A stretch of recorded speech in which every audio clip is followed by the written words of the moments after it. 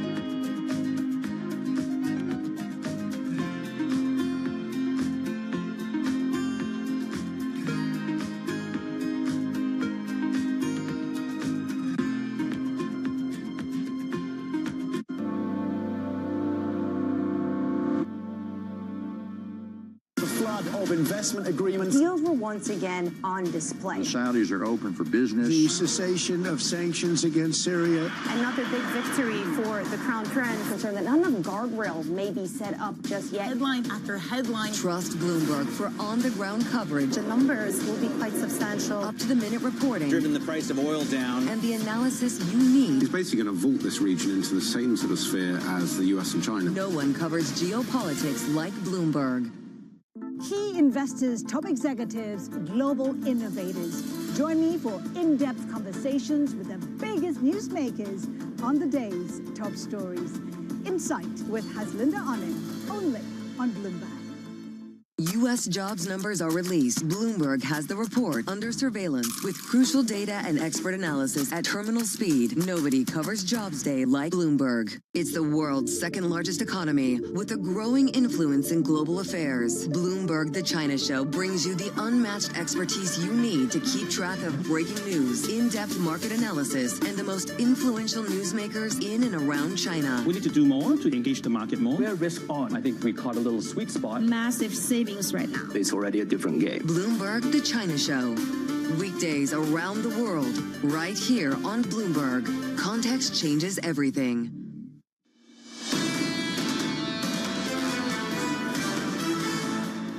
The open about 60 minutes away. Equity futures pulling back by 0.2% on the S&P. On the Nasdaq 100 down by a third. On the Russell, softer by 0.4%. As we count you down to the opening bell with your morning movers, here's Yahira. Hey, Yahira. Hi, John. We start with Tesla down 6% in the pre-market after Elon Musk launched his new political party. And the way Dan Ives put it to us earlier is that this move lower is on the prospect that this could sharpen the divide between Musk and Trump, and it could lead to Trump blocking Musk's autonomous driving plans, and also this idea that Musk is too distracted by politics at a time when Tesla needs his leadership.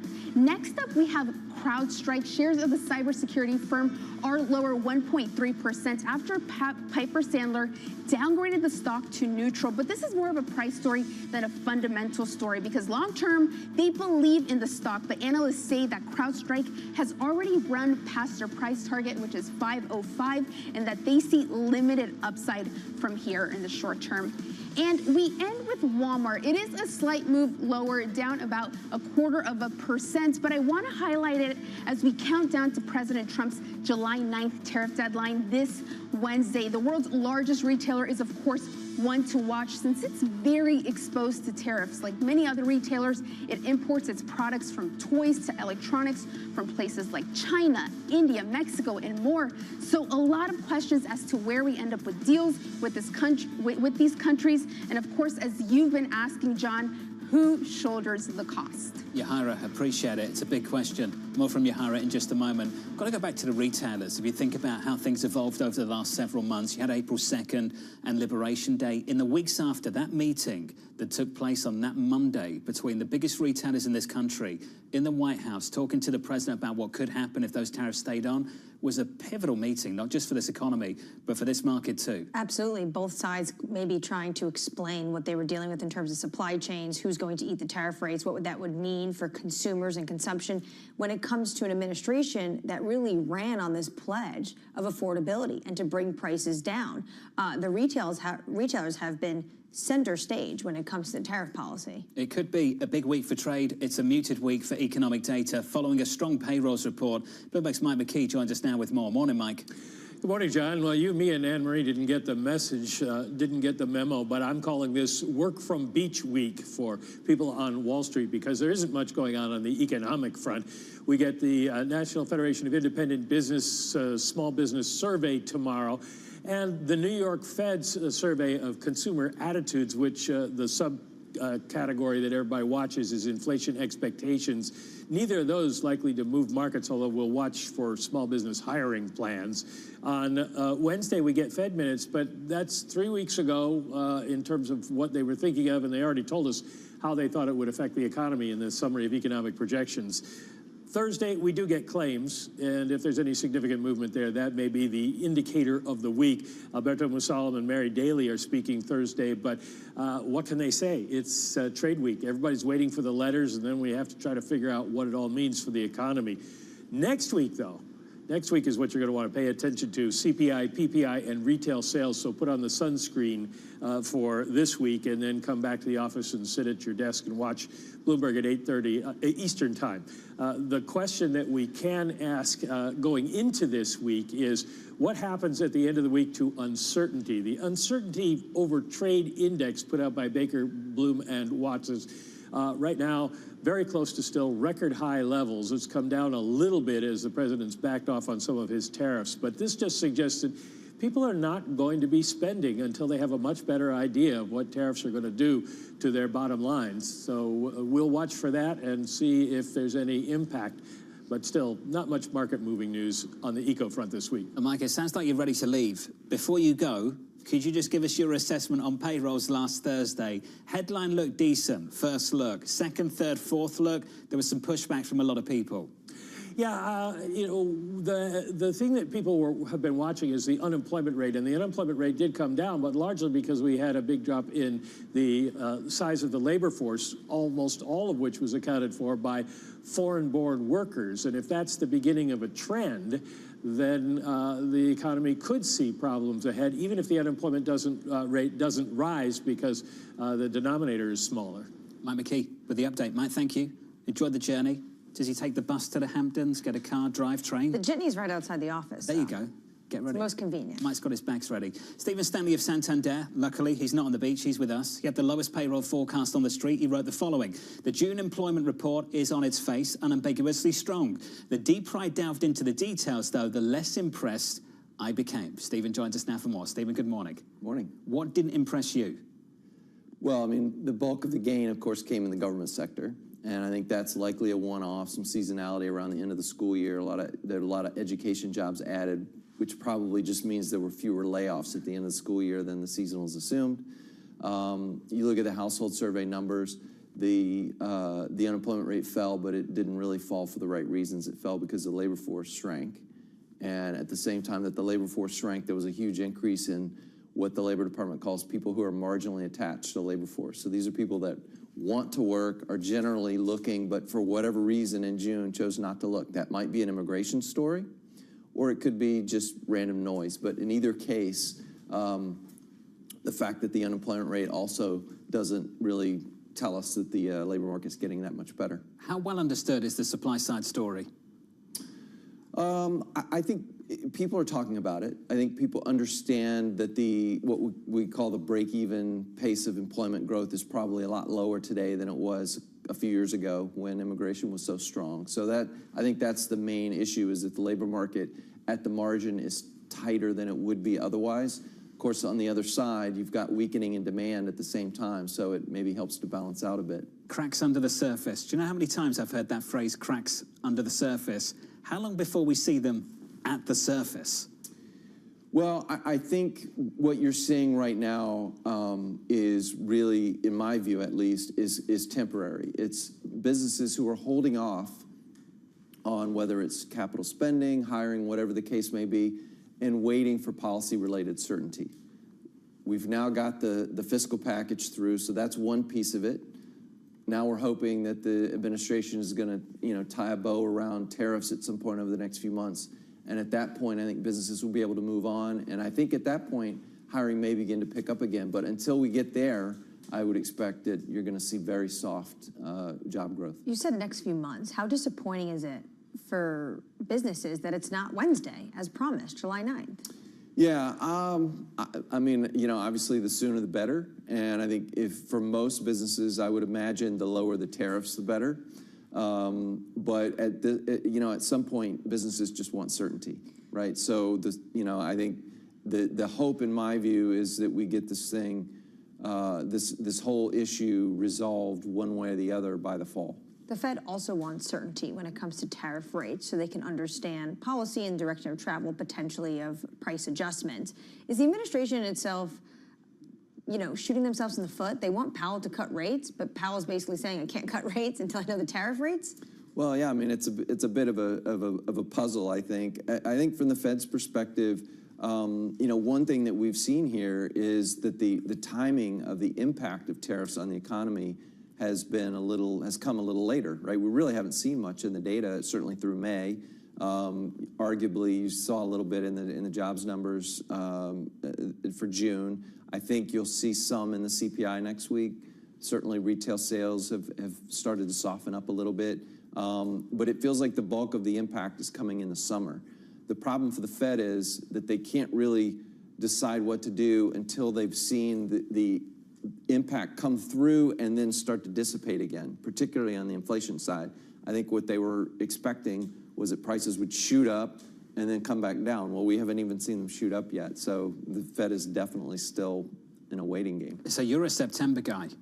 Are you a September guy with risk skewed towards maybe later cuts? Yes, because if the inflation story drags out longer, I think the Fed waits a little longer. That's all, and the Fed's been very explicit about that. That all hinges on the economy hanging in there, right? Powell has said we have the luxury of waiting because the labor market is still solid, the economy is still solid. Obviously, if the economy starts to fall apart, that's a totally different story. Do you think he does have that luxury?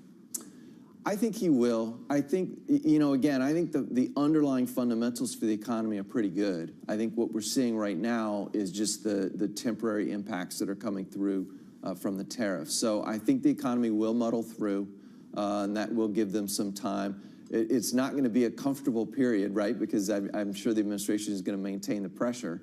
But, so far, the Fed seems perfectly willing to wait. Well, to that final point, the outlook that you describe as you describe it, I'm just envisioning this Federal Reserve on a collision course with this White House. How do you think that's going to turn out in the next several months? Are we going to have that shadow Fed chair, and does that complicate things for you looking out to 26? Well, I think the selection of the next Fed chair is definitely going to be a pivotal moment for the markets. Right now, we're all focused on tariffs in the short run, but once, again, presuming that gets resolved over the next few months, it feels like the next Fed chair is the next big thing for the markets. And the question in my mind is really, does the administration choose someone that the markets view as independent and credible, or do they pick someone that is perceived as just going to do the president's bidding? And that, I think, is going to be, if he does that, I think it will be a problem. If he does that, what's the market reaction? Well, we've already seen little signs of trouble in the long end of the Treasury market. On the fiscal situation, if the markets are concerned that the Fed is not going to, is going to do the job on inflation potentially, that it feels like to me that's what you're going to see. You're going to see higher long-term yields, and it's probably not good for risk in general either. I'm not going to ask you for names, but what are the defining characteristics of someone who is credible and someone who isn't? I think it's two. One is what you would always say, which is qualifications, right? Someone that has, the economic chops, the policy experience, perhaps. And then the second one is going to be, do they have the appropriate distance from the White House, or are they viewed as a yes person? Stephen Stanley of Santander. I think we're all thinking about those names right now, and who's who. Definitely. So I think, obviously, it's those that are on the inside, like his NEC director, Kevin Hassett.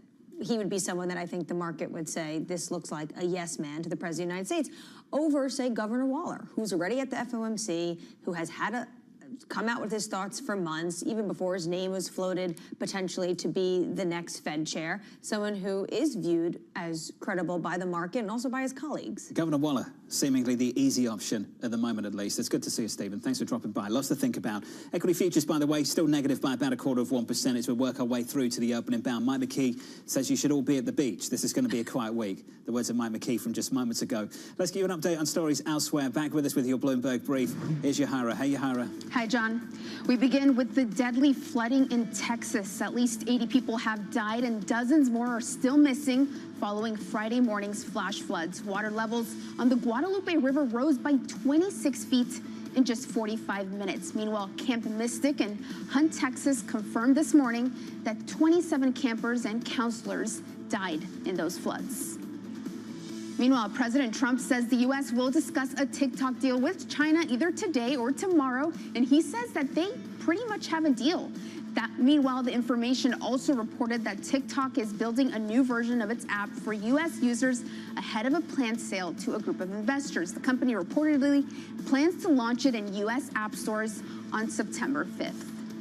And as we've been talking about all morning, Elon Musk says he has formed a new America party after President Trump signed his tax cut and spending bill into law that the former First Buddy repeatedly denounced. Musk made the announcement in a post on X after 65% of respondents to a poll on the platform backed the idea. That's one way to make decisions. That's your Bloomberg Brief. John? Yahara, thank you. Thanks for this morning. Appreciate it. Up next on the program, we'll set you up for the week ahead, a quiet week ahead, as we approach a self-imposed tariff deadline of July 9th, a deadline that's already sliding. Plus, we'll catch up with Kathy Jones and Charles Schwab as traders push out rate cut bets. Live from New York, you're watching Bloomberg TV.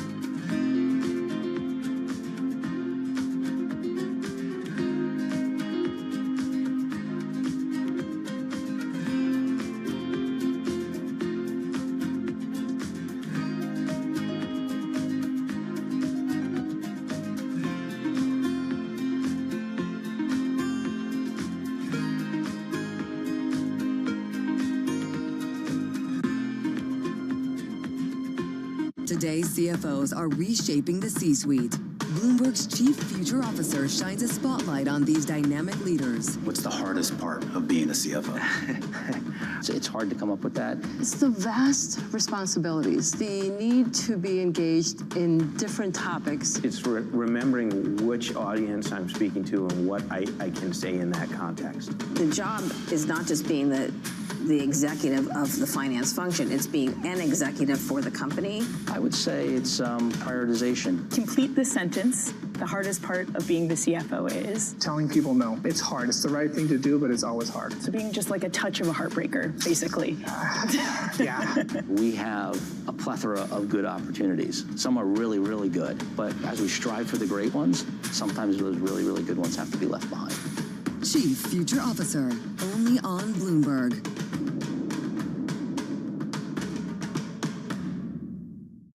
Africa, a region rife with potential for growth and opportunities, but not without its challenges. Bloomberg highlights the biggest stories, interviewing key players, and reporting on the issues impacting the region. Join us as we get to the heart of African business, politics, and economics, and ask the question, what's next? I'm Jennifer Zabasaja, and this is Next Africa. New episodes every month, only on Bloomberg. At a time when policy in Washington is driving Wall Street, we draw a distinction between the rhetoric and the action, bringing you market-moving guests and original reporting. This is Bloomberg Surveillance. Bloomberg loves earnings. I know it's like your Super Bowl, right? I can't wait. It's like opening presents in the morning. All right, it will be exciting. Nobody covers earnings like Bloomberg.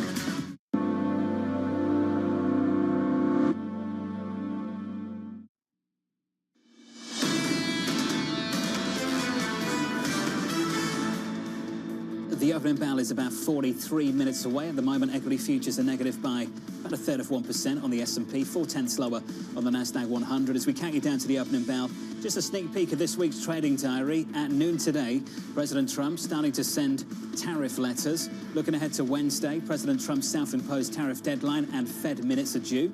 Thursday, Delta Airlines earnings plus another round of jobless claims. As we count you down to noon, 3 hours to go until those tariff letters go out. Bloomberg's Tyler Kendall joins us now from the White House with more. Morning, Tyler. Yeah, hey, John. As you said it, we're in the 3-hour countdown to 12 p.m. Eastern, where President Trump says he's going to start to send these letters out. He said we could expect anywhere from 12 to 15 countries to receive them. And our understanding is the letters are going to go out today, but the levies aren't going to be collected until August 1st, perhaps suggesting that there's some room for negotiating here for those countries that, as the administration says, puts their best offer on the table. And I'd point you to 2 quick developments that happened this morning. One is that President Trump threatened an additional 10% tariff on any country that aligns with BRICS after their summit over the weekend. And President Trump says they put forward anti-American policies. So that's one angle to watch here, particularly when it comes to India. And then the second, of course, as you well know, is that we got confirmation this morning that the European Union's Ursula von der Leyen held a phone call with President Trump over the weekend. It does appear to be a reversal in favor, really, for the EU, which had been at the back of the negotiating line. Tyler Kendall with the latest. Tyler, thank you. Outside the White House, more from Tyler later on today. Looking ahead to that self-imposed tariff deadline, Kathy Jones of Charles Schwab has this to say. The tariff bump in prices is still on the horizon as the administration settles on deals that will lift import costs. We expect most of the increase to get passed along to consumers. Kathy joins us now for more. Kathy, welcome to the program. Just want to pick up on that last line. Why do you expect that most of the increase will get passed along to consumers? Well, for larger companies, even though there might be some room to absorb some of it in margins, there's still enough demand in the economy that they could probably pass those along. Traditionally, that is what importers have done. They've passed along the any sort of excess cost from tariffs onto consumers, and I would expect them to do the same. And then if you're a small or medium-sized business with a smaller margin, profit margin, you're almost forced to do it, even even if it hurts your business, because you can't do business unprofitably for very long. So I think we should reasonably expect most of it to get passed along. Kathy, if you believe it could lead to an increase in costs and prices, do you also believe it could lead to a slowdown in economic growth? And if that's the case, how would you push those views through this bond market this morning? Yeah, that's the tough part. So many of these policies have sort of opposing forces. So on the one hand, yes, it boosts prices at least one time, if not for longer term, but also slows growth, right? Because some of the companies that are paying these tariffs won't be able to absorb the costs, or their consumers won't be able to pay the costs, and we'll get a drop in demand. So I think it has been the question all year, what comes first, the tariff price increase or the slowdown in growth?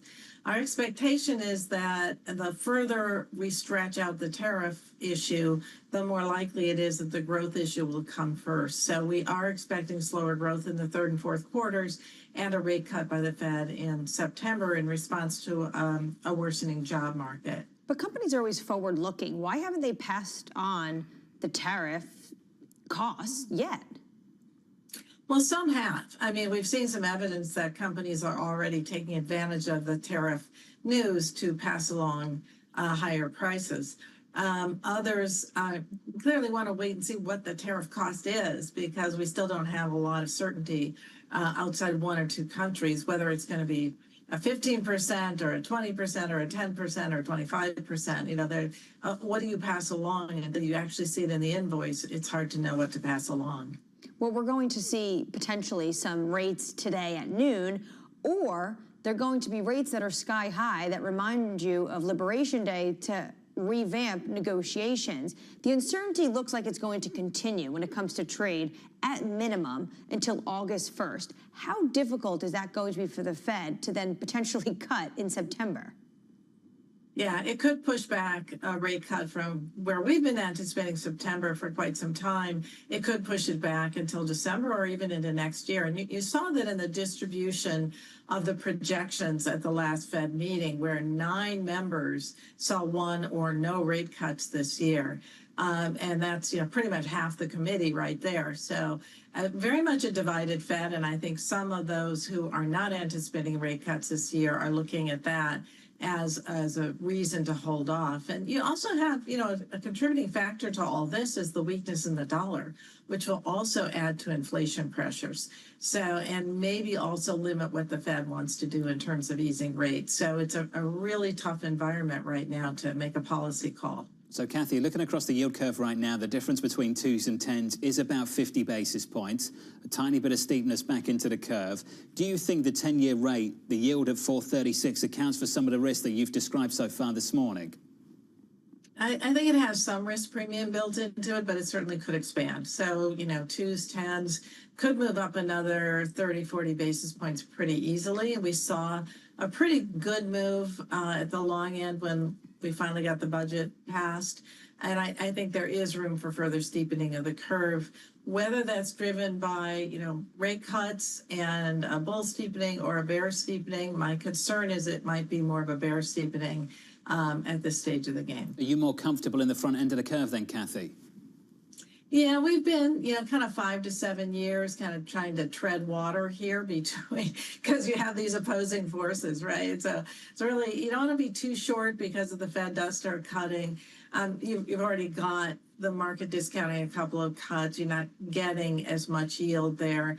But we don't want to go too long yet until we actually see the economy slow down. And then I think we'd be comfortable extending. So we're kind of in the 5 to 7 year area. You're not alone, Kathy. I've heard that a million times over the past few weeks. Kathy Jones there of Schwab. A lot of people in fixed income think the belly of the curve right now seems to be the sweet spot. At the front end of the curve, the very front end on a 2-year at the moment, we're down by about a single basis point. The 2-year yield is about 3.87. On 10s at the moment, yields up by a single basis point, about 4.36.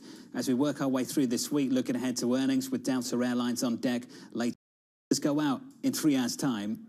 Who are those letters going to? And what are they exactly dictating? Is it just a new tariff rate, or potentially is the president announcing a deal like he did with Vietnam? And then you go back and ask the Vietnamese what went on, and they said, actually, we still are in discussions to get some more concrete proposals.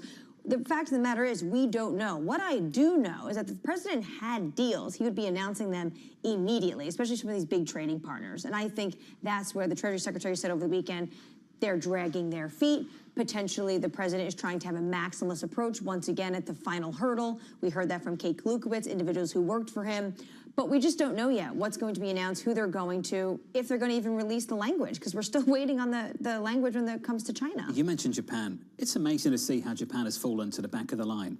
When a few months ago, a lot of people might have said they're at the very front of the line. All of a sudden, they've replaced Europe. Just like that. Because politics is local, and they have a domestic politics issue because they have an election coming up. And you heard the Prime Minister yesterday on local television saying we were going to, quote, stand firm, stay firm when it comes to these trade negotiations. But it's getting at the heart of really sensitive political issues inside Japan when it comes to the auto sector, when it comes to things like rice. This is what the Trump administration is trying to get the United States, more of their exports into Japan. And when you're up against domestic politics, you're going to have to say, okay, we can maybe do a trade deal with you. We need to get over this election cycle. It's nice to have a quiet start to the week. This week is going to heat up in a few hours' time, potentially, as the president sends out those letters in 3 hours and 4 minutes' time. Equity futures at the moment pulling back by about 1/3 of 1%. The opening bell about 34 minutes away. Coming up tomorrow, we'll be catching up with Ed Yardeni of Yardeni Research, Kelsey Barrow of JP Morgan Asset Management, ARK Invest CEO Kathy Wood, and Amanda Lynham of BlackRock. From New York City, I hope you had a peaceful July 4th weekend. Thank you very much for choosing Bloomberg TV. This was Bloomberg Surveillance.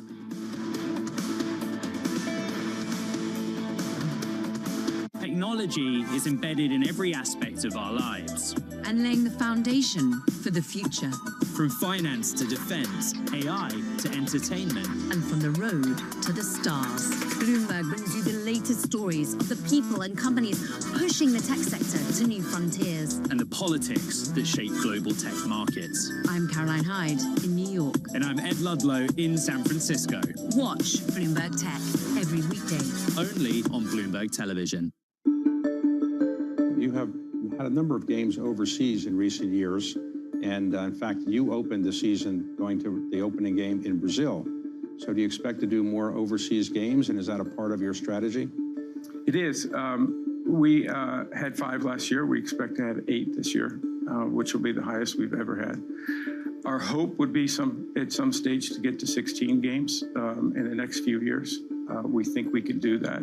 I think it's an indication of the popularity of our game. Every time we take our game to a new market, Brazil's a great example of it, the fans go crazy for it. They sold out the tickets in less than 90 minutes. People had a wonderful time. It was the talk of the town. And I think it will be the basis and the sort of the match that lights the excitement and the popularity of the game in that market, as well as what we're doing around the world. So we're very excited by it. It's just one element of that strategy. You need to have television. You need to have activity and participation in the sport, and flag football is a big part of that. So all of those factors, I think, are going to be what we think will be a very successful formula to be a global sport. Do you ever envision having a team that's based overseas in Mexico City or in London? Listen, we've talked an awful lot about it, and I think there are markets that could, without question, support an NFL franchise. Welcome back to the circuit. This time, we're taking you to the frontier. Do we have a camera, or do we don't want to lose you, Emily, in all of this? Stargate, put that name down in your books. What we're undergoing right now is sort of the largest infrastructure bill in human history. To meet the people rewriting the rules of code and culture. How do you personally grapple with the pace of it all? It does feel like it's going very fast. When did you realize, oh my gosh, my life is never going to be the same? The day I got engaged, I was like, whoa, what have I bitten off here? Where the future gets real. How confident are you that AI's promise will outweigh the perils? I'm not confident. So the tech companies are lying or fudging. And a little weird. What's the point of this? What is the point of any of this? Tune into Season 3 of The Circuit with me, Emily Chang, Thursdays at 6 p.m. Eastern on Bloomberg Originals and Bloomberg TV. Bringing you up-to-the-minute economic news whenever and wherever it happens. I'm Jennifer Zabasaja in Cape Town, South Africa, and this is Bloomberg. Good Monday morning. Futures are down with 30 minutes to go until the start of the cash trade. I'm Matt Miller. And I'm Katie Greifeld. Bloomberg Open Interest starts right now.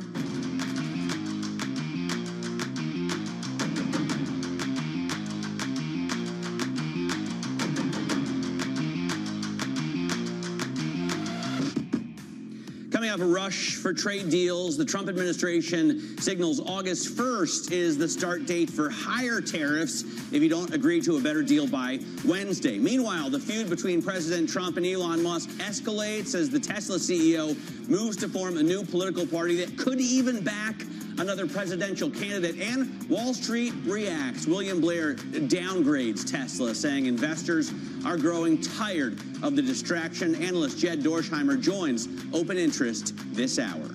Let's take a look at the reaction in the market right now, because the stock slumping as Elon Musk dives back into politics. You also had Wedbush analyst Dan Ives calling Musk's move exactly the opposite of what investors want. And you take a look at the shares down 6.4% pre-market. This stock was already down about 22% year to date heading into Thursday's close. We'll see if more analysts downgrade the stock, because even if it's exactly the opposite, I don't think Dan Ives has Tesla as a sell right now. CoreWeave is off after confirming an all-stock transaction to buy Core Scientific for $9 billion. And obviously, if it's an all-stock deal, you're going to see a red arrow on the acquirer. It is, however, interesting and questionable why you see Core Scientific down 17% on this deal. Katie? To that soon, but let's turn back to this morning's top story, and that is that countries around the world are working to reach trade deals with the U.S. ahead of this Wednesday's tariff deadline. President Trump sounding optimistic on negotiations that continued over the holiday weekend. I think we'll have most countries done by July 9th, yeah. Either a letter or a deal. But they go into effect on August 1st. Tariffs go into effect August 1st, but the president is setting the rates and the deals right now. For more on the tariffs and the talks, we're joined by Bloomberg senior economics writer Sean Donnan in Washington, D.C. So they're kind of rearranging the goalposts here, Sean, but I guess the message is the same. If you don't have an agreement with the president, who's just won a huge victory with the big, beautiful bill and has stock markets at an all-time high, he's going to put some big tariffs on you August 1st. Look, it's another Monday morning in America, and lots more questions about where trade policy is heading, right? We have had this indication from the president that by noon today, there will be letters going out. There may be some deals announced. That seems like it will give us some clarity, at least. But we should remember that we've been here before. For weeks now, the administration has been saying that deals are imminent, that they will be announcing them in the next week or two, and we've been waiting and seeing. We've really only seen one kind of firm deal with the UK, a ceasefire with China, and a deal that was announced on social media by the president with Vietnam that the Vietnamese followed up by saying they still have some talking to do. So, lots of questions. The next few days are going to be interesting.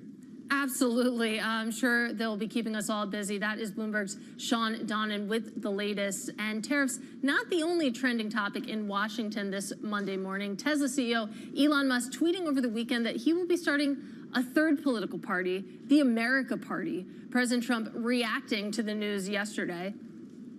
It's always been a two-party system, and I think starting a third party just adds to confusion. It really seems to have been developed for two parties. Third parties have never worked. So he can have fun with it, but I think it's ridiculous. We head to the White House for more now with Bloomberg Washington correspondent Tyler Kendall.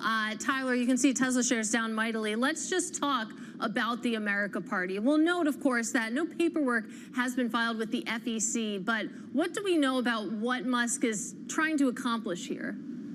Right, exactly, Katie. This really is just the latest sort of twist intensifying what has been a mounting feud between, of course, the two former allies. Now, you said it there, we kind of sparse on details. He hasn't formally filed the paperwork that would be required to do so, but it has been interesting to see how Musk has sort of painted some of his goals as being going after some key House and Senate seats as sort of the directive, the mission here, considering that Congress has such slim margins. He feels that that could really help affect legislation going forward. And I can tell you that we pulled the stats. There are 33 seats up for re-election in 2026 when it comes to the Senate. 13 of those are Democrats, 20 are Republicans. So Republicans are going to be much more on the defense going into the 2026 midterm cycle. And perhaps that could be part of why we see this White House really come out and criticize Elon Musk over the decision. President Trump there, you heard him saying that Elon Musk has gone off the rails. So we're still waiting, of course, for some additional details going forward. But it was interesting, Katie and Matt, to see when Elon Musk did announce this, because he did tie it directly to legislation. Of course, he has been blasting the one big beautiful bill, and his announcement was one day after President Trump signed that reconciliation package into law. All right, Tyler, thanks very much. Bloomberg's Tyler Kendall there talking about the deepening rift between Elon Musk and President Trump. Tesla shares, meanwhile, are plunging pre-market as Musk continues to focus on politics and not necessarily his EV company. Wedbush analyst Dan Ives joined Bloomberg earlier, voicing his concern. I believe you've now hit a point. I think the board's going to have to get involved because this is now over. I think there's a line in the sand that he's now starting to cross, and that's the frustration. As someone that's a huge supporter of Tesla, autonomous, the golden age ahead, you cannot kind of go down this path. For more on the stock reaction, we're joined by Bloomberg Tech co-host Carolyn Hyde, and it would be remiss if we didn't at least comment on his shirt and jacket. I know it's a waste of time, but like you can't go from that clip. You're not numb to it yet? I love it. Either of those pieces in isolation would probably be okay, but together, I love it. We talk about your fashion just as much, don't you worry. Thank you. All right, let's get back to Tesla, because Elon Musk promised us, right, Michelle Hussein, in a face-to-face interview or screen-to-face interview that he was done with political spending. And yet, we see the market sell off because this is exactly the opposite of what the Tesla investor wants right now. We've got William Blair analysts going as far as to actually downgrade the stock on the back of this, because this comes in a whole wall of worry when it comes to Tesla. Yes, you're worried about the distraction, worried about the focus now on politics rather than robo-taxi rollout.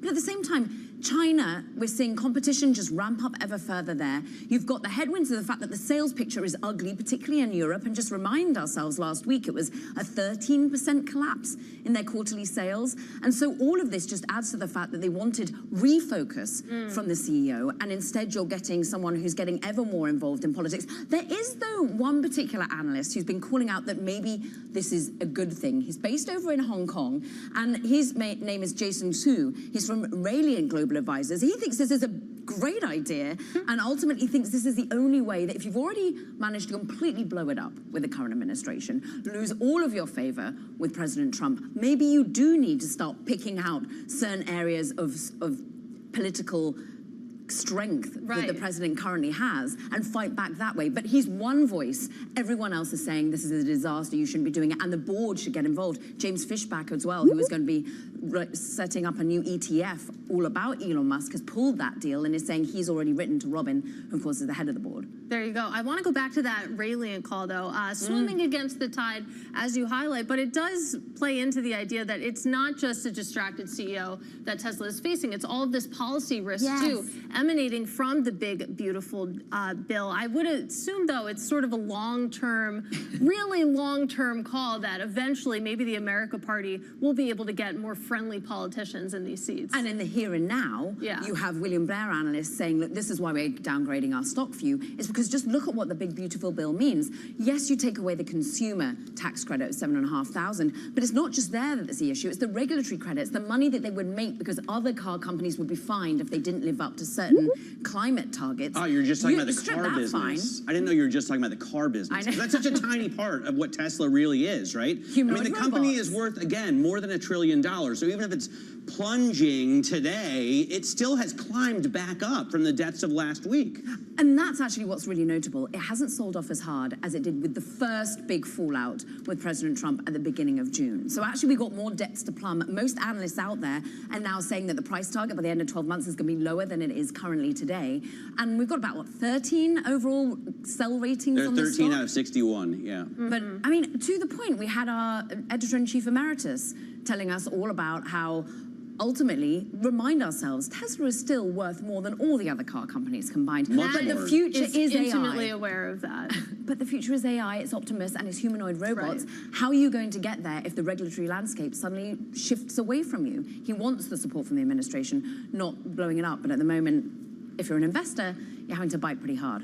I will say, maybe the business, the EV business, it's not a small part of the business, it's a small part of the market cap, though. It's a small part of the stock story, right? Because, to your point, every single car maker in the entire world, including, Ferrari, is worth far less added together than the market cap of Tesla. So this stock story is about humanoid robots. It's about somehow taxis. I don't get that. And it's about betting on Elon. It's about betting on Elon. Are you going to bet that he can win the political story as well as the business and entrepreneurial story? That's the key question. All right, we look forward to the coverage on your program. Caroline Hyde, co-host Bloomberg Tech, that kicks off at 11 a.m., one you don't want to miss. Coming up, William Blair downgrades Tesla. We'll speak to the analyst, Jed Dorsheimer, the group's head of the energy and power technology sector next. This is Open Interest.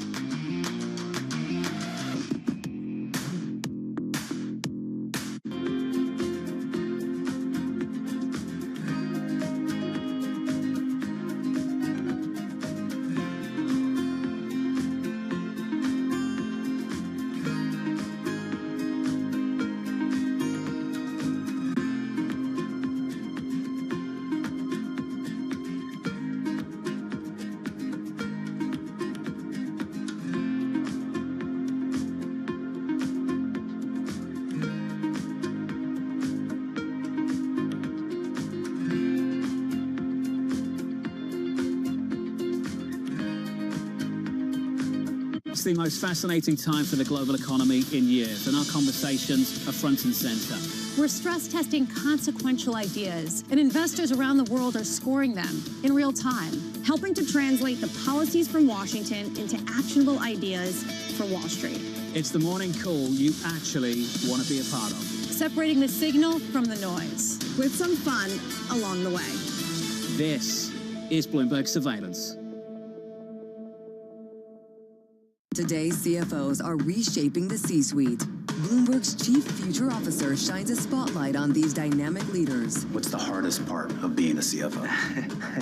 It's hard to come up with that. It's the vast responsibilities, the need to be engaged in different topics. It's remembering which audience I'm speaking to and what I can say in that context. The job is not just being the the executive of the finance function. It's being an executive for the company. I would say it's prioritization. Complete the sentence. The hardest part of being the CFO is telling people no. It's hard. It's the right thing to do, but it's always hard. So being just like a touch of a heartbreaker, basically.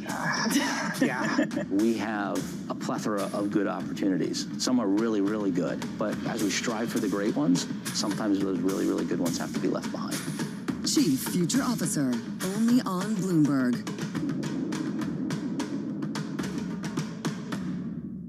It's a multi-trillion-dollar industry. We'll show you what's happening in ETFs like no one else. ETF IQ, only on Bloomberg. Good morning. Good morning. This is Bloomberg Surveillance. Welcome back to the opening trade. Watch Bloomberg Tech. This is the Asia Trade. This is Wall Street Week. Welcome to Balance of Power. This is Bloomberg Television.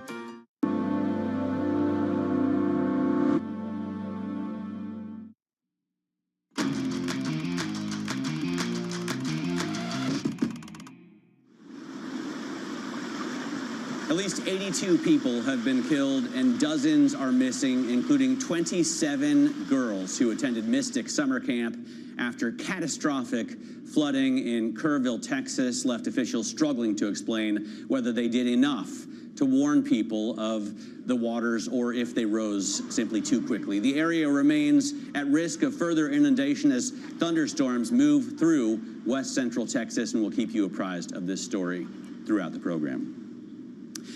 Apple is appealing a $580 million fine from the EU, calling it unprecedented. The European Commission said that the fine was due to Apple's anti-steering policies, and the amount of the fine was determined by the gravity and duration of Apple's non-compliance. You can see the shares moving slightly lower in the pre-market. And William Blair has downgraded Tesla shares to a market perform, thanks to headwinds stemming from President Trump's big, beautiful bill and the fallout from Elon Musk's politics bid. Analyst Jed Dorsheimer writes, quote, investors are growing tired of the distraction at a point when the business needs Musk's attention the most. Katie? Joining us now, I'm pleased to say we have the analyst behind that call, Jed Dorsheimer. He is William Blair Group, Head of Energy and Power Technologies. Great to have you with us, Jed. As I see it, there's two big headwinds here. You have a distracted CEO, and then you have very real policy concerns when it comes to the Big Beautiful Bill. You write recently that the Big Beautiful Bill might be too much for Tesla shares. Tell us why. Thanks, Katie. By the way, first off, you're catching me at the end of vacation, so I feel inferior looking at Dan Ives' jacket. You look great. To upgrade my wardrobe. So, listen, I think you've got two things going on. As you guys said in the previous segment, there's not a lot of focus on the core auto side of the business, even though it is the vast majority. And I think we have previously talked about the focus on robotaxi and humanoid robots and see these longer term opportunities. What has changed, though, is while the $7,500 tax credit was well known, telegraphed, probably in the market already, the regulatory CAFE fine reduction was not. And that is about $2.8 billion of profits for Tesla. So what investors are going to have to do is they're going to have to hold their nose and stomach more margin hits and a reset of street models, in our opinion, lower to accommodate sort of getting to that promised land of these newer opportunities like robotaxi or humanoid robots, et cetera. And we think that that's just too difficult with a 1-2 punch between the $7,500 tax credit and the CAFE or the basically taking those EV credits to zero. Jed, let me first say that I, too, am a big fan of Tommy Bahama. And secondly, ask how much of this, trillion-dollar company is the car business? I mean, do you look at it that way? Because as we talk about all the time, the valuation is just insane for a car maker or almost any other company on the planet. So how much of the car business matters? Yeah, so let me frame it in terms of shares, just so that viewers might be able to get a better handle. I think, if you took a look at a, back of the envelope, sort of sum of the parts, using a 10 times EV to sales on just the auto business gets you about $40 to $50 per share. On the energy business, probably another $30 per share. And so that means the remaining value would be on these other, robo-taxi, robots, potential for value in terms of dojo, et cetera. All of that non-auto side.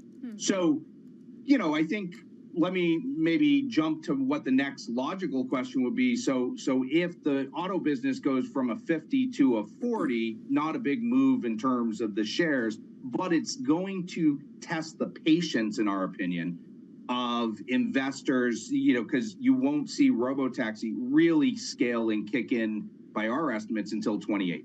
Yeah, and you can see that patience being tested this morning with shares down 6.7% pre-market. I don't actually think we've talked about Dan Ives' wardrobe enough, so let's actually take a listen to what he had to say on Bloomberg TV earlier this morning.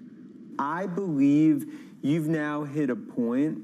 I think the board's going to have to get involved because this is now over. I think there's a line in the sand that he's now starting to cross, and that's the frustration. As someone that's a huge supporter of Tesla, autonomous, the golden age ahead, you cannot kind of go down this path.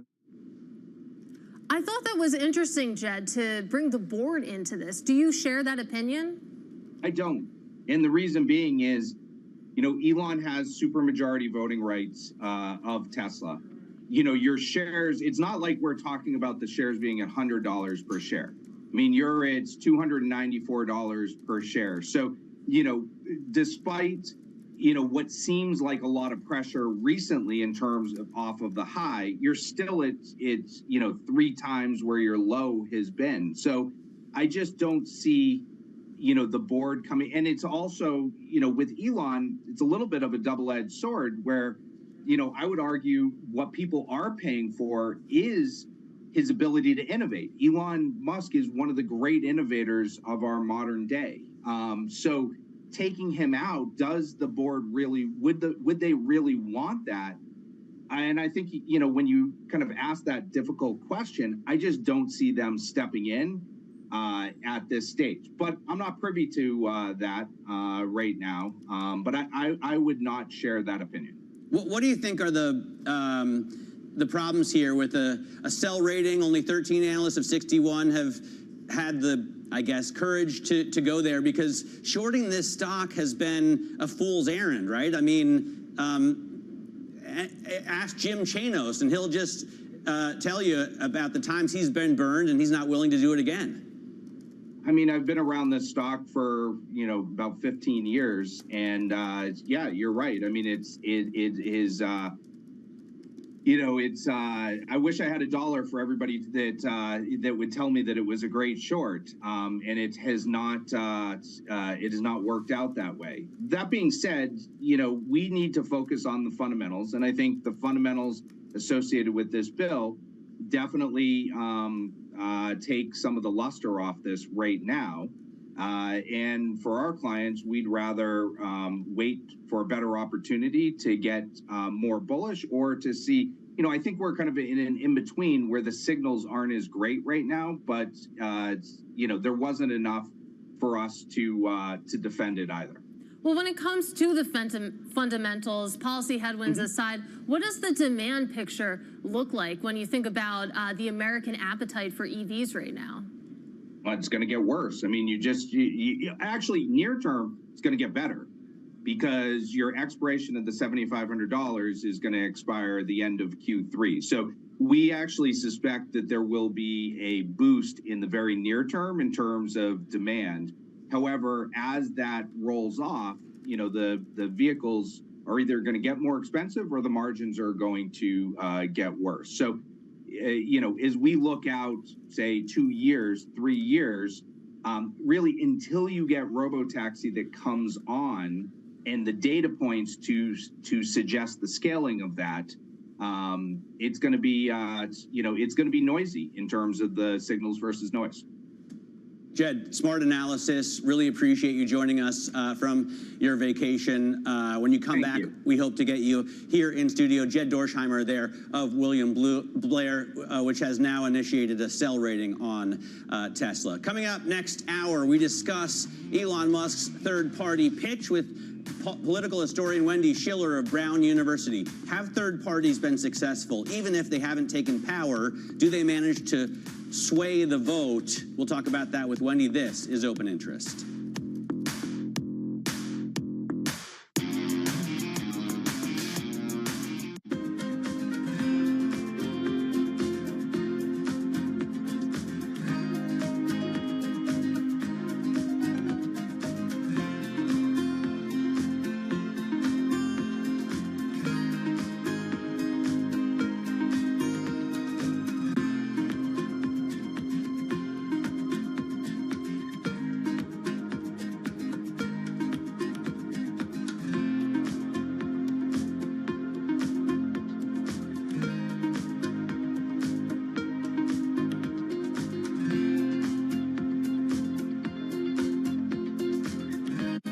Of investment agreements. Deals were once again on display. The Saudis are open for business. The cessation of sanctions against Syria. Another big victory for the Crown Prince. Concerned that not enough guardrails may be set up just yet. Headline after headline. Trust Bloomberg for on-the-ground coverage. The numbers will be quite substantial. Up-to-the-minute reporting. Driven the price of oil down. And the analysis you need. He's basically going to vault this region into the same sort of sphere as the US and China. No one covers geopolitics like Bloomberg.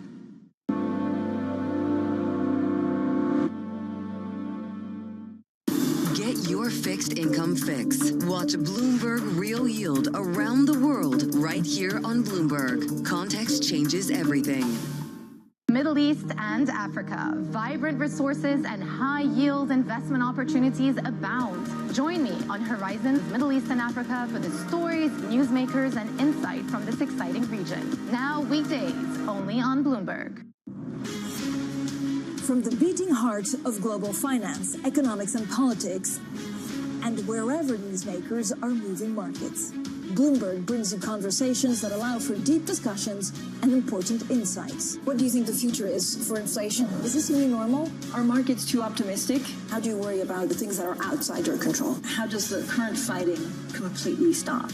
I'm Francine Lacqua, and this is The Pulse, every weekday only on Bloomberg. From the world of politics to the world of business, Joe Matthew and Kaylee Lines deliver news, insight, and analysis live 2 times a day, every trading day. Balance of Power at 1 and 5 Eastern, only on Bloomberg.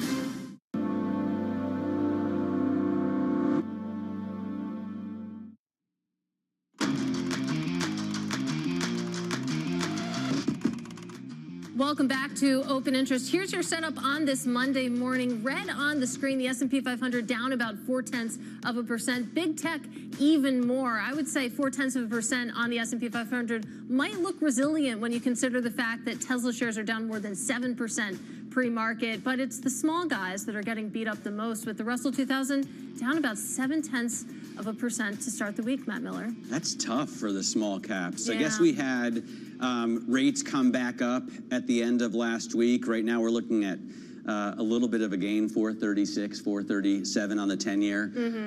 We have, though, really, I think, after the passage of the big, beautiful bill, a signal that Republicans are going to do whatever Donald Trump wants them to do. And he's free now to put even higher tariffs on our trading partners. You know who is not doing whatever Donald Trump wants is Elon Musk. That ties into Tesla, which we're going to talk about even more. We're going to get into CoreWeave as well and Core Scientific. A lot more coming up, including the opening bell. And coming up next, we'll walk you through the action with Lori Calvasina of RBC next. This is Bloomberg.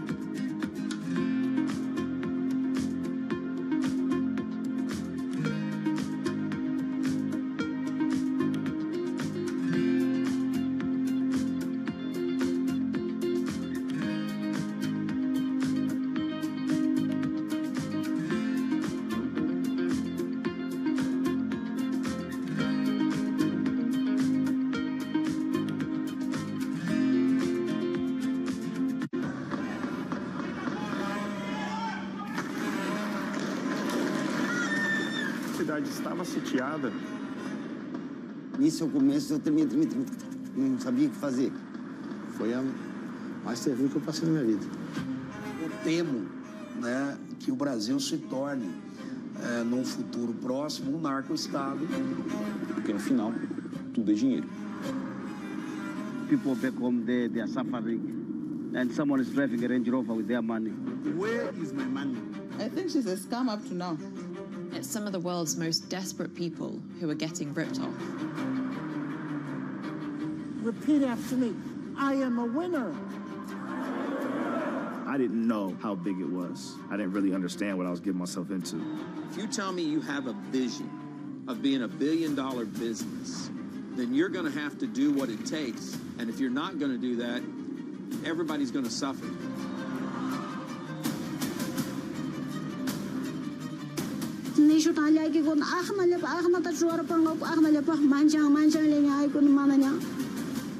Una batalla a muerte.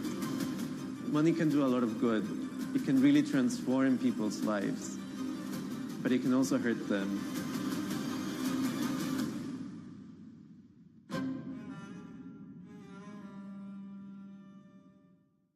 Making money isn't about drowning in emotions. It's about understanding what's actually happening. Markets are the best way to glean signal from noise, and that is what we try to do every morning. This is Bloomberg Surveillance. U.S. jobs numbers are released. Bloomberg has the report under surveillance with crucial data and expert analysis at terminal speed. Nobody covers Jobs Day like Bloomberg.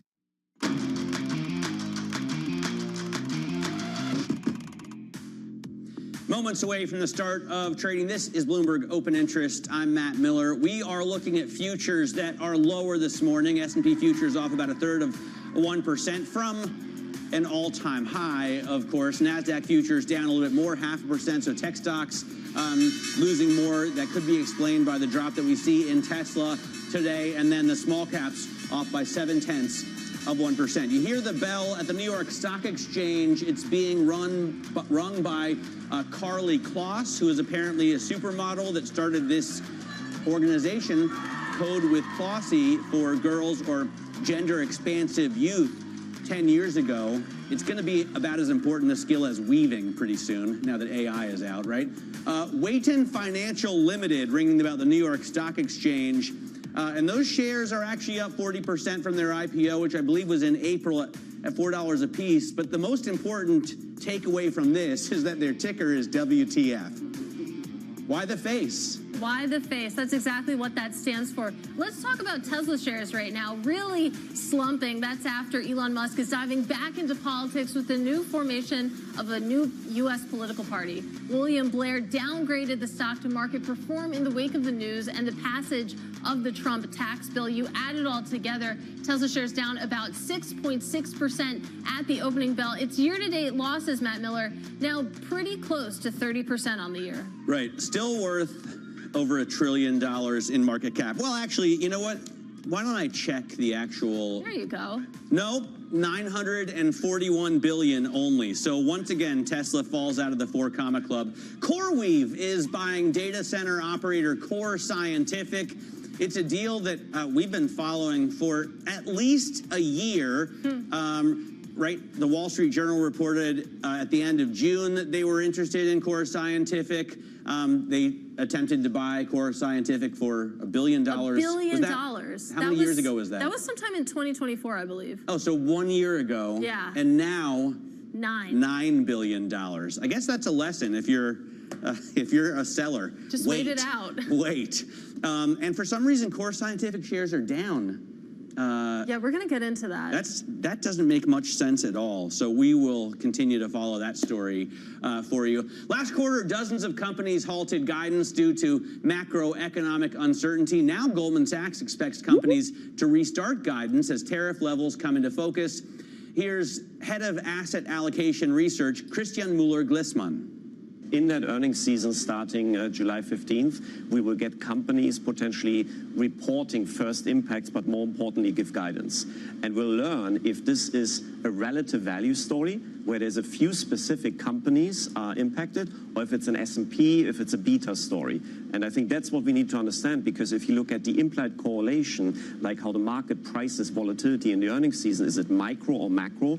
The implied correlation that's priced is very low. So the market actually thinks it's going to be a micro story that's very specific companies, but it's not going to be a big macro factor. Let's bring in RBC Capital Markets Head of U.S. Equity Strategy, Lori Calvasina. Lori, what do you think about what we're going to see from Donald Trump? They've now sort of pushed the what do you call the forks? The field goal, the goalposts back to August 1st. But it does look like Trump is free to do a little bit more of what he wants, since he's done so well with the big, beautiful bill and the stock market. Yeah, look, as I've talked to investors, kind of late June, the first couple days of July, I don't want to say complacency, because that's not the right word, but I think investors had really in their minds kind of moved on beyond tariffs. And so I was hearing things like, I had one investor say to me, tariffs are deflationary. That was not the sort of base case, but I heard a number of people say, look, tariffs aren't showing up in the inflation data. Their companies are not passing this on. They're figuring it out. And, my colleagues and I at RBC, we've all along thought that the impacts of tariffs were going to be felt a little bit later on. And, there's sort of a really interesting inventory debate out there. How much pre-tariff inventory are companies sitting on? When are they going to run through that?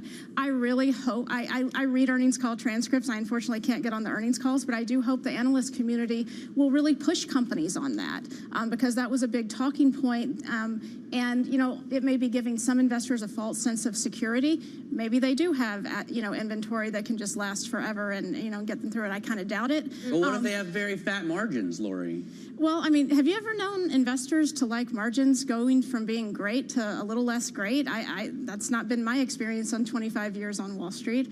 And, the point is somebody's going to have to pay the tariffs. Is it going to be the companies absorbing it through margins and then, earnings are not as hot as they could have been? Or are you going to see it show up in inflation, potentially reverberate in consumer spending?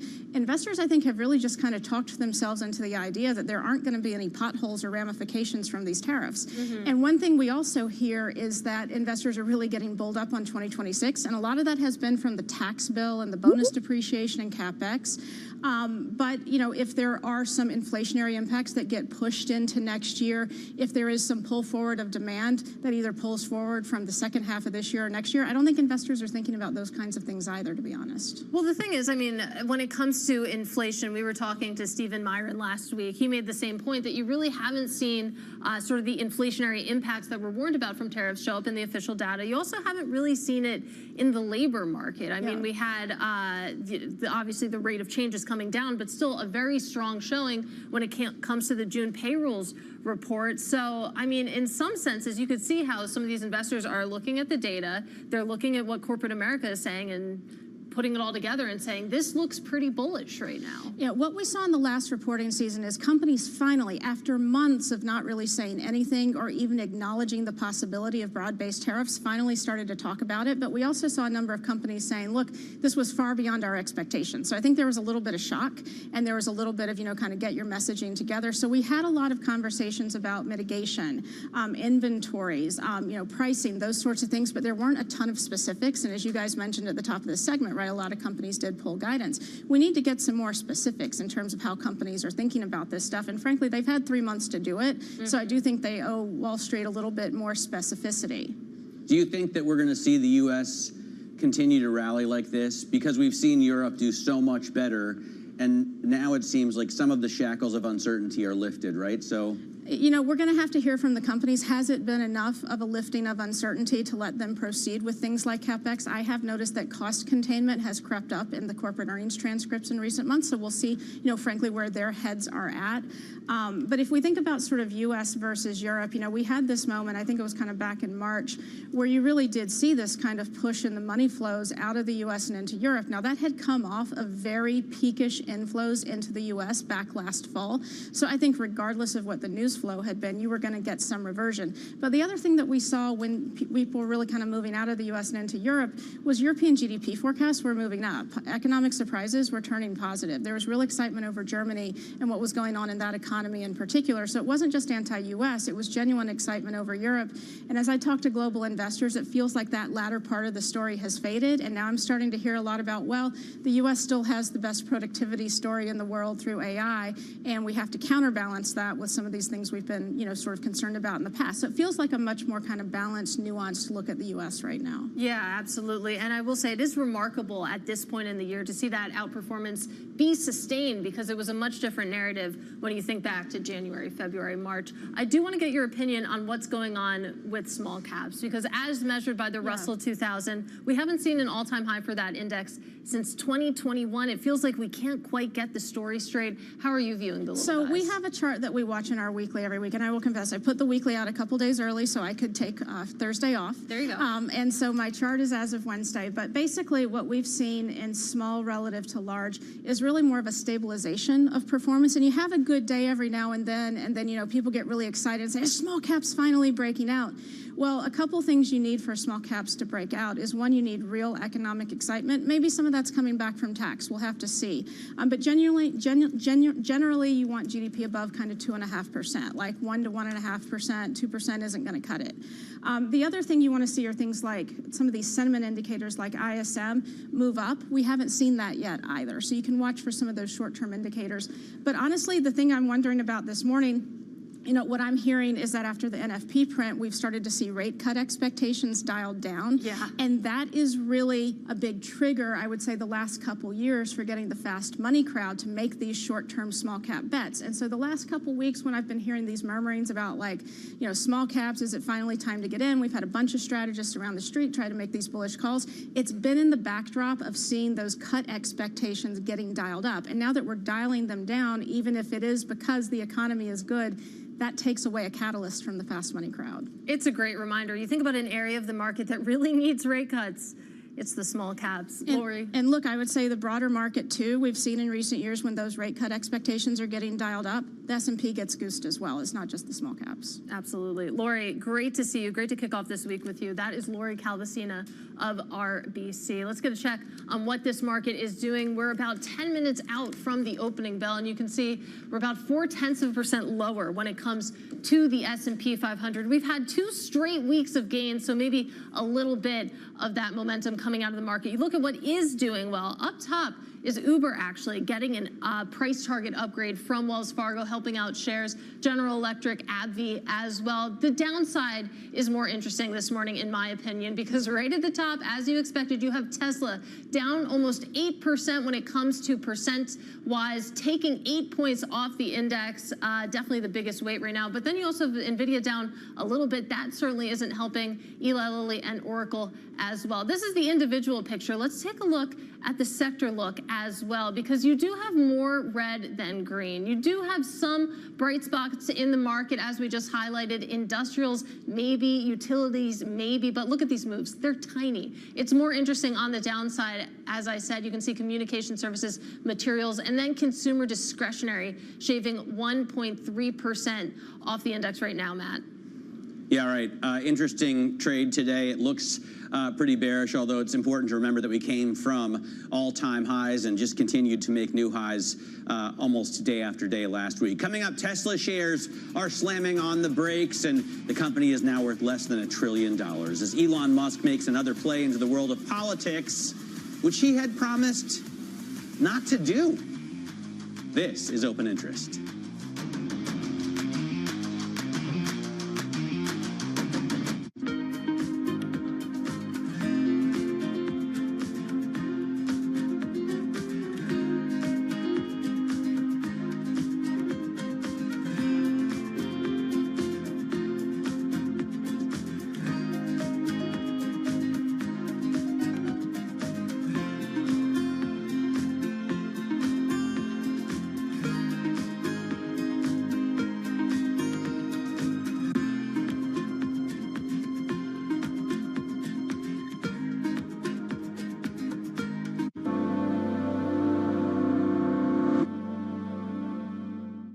Bloomberg's global financial correspondent, I get to meet the people shaping the way money flows around the world. And I want to bring you with me.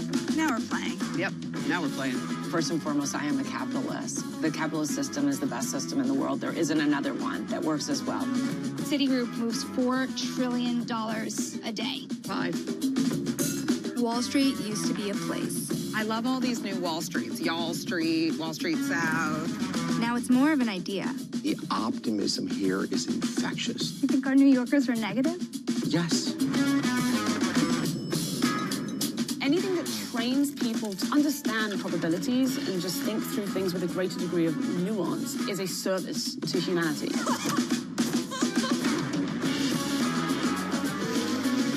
I hope you survived the day. I did. It was a busy day.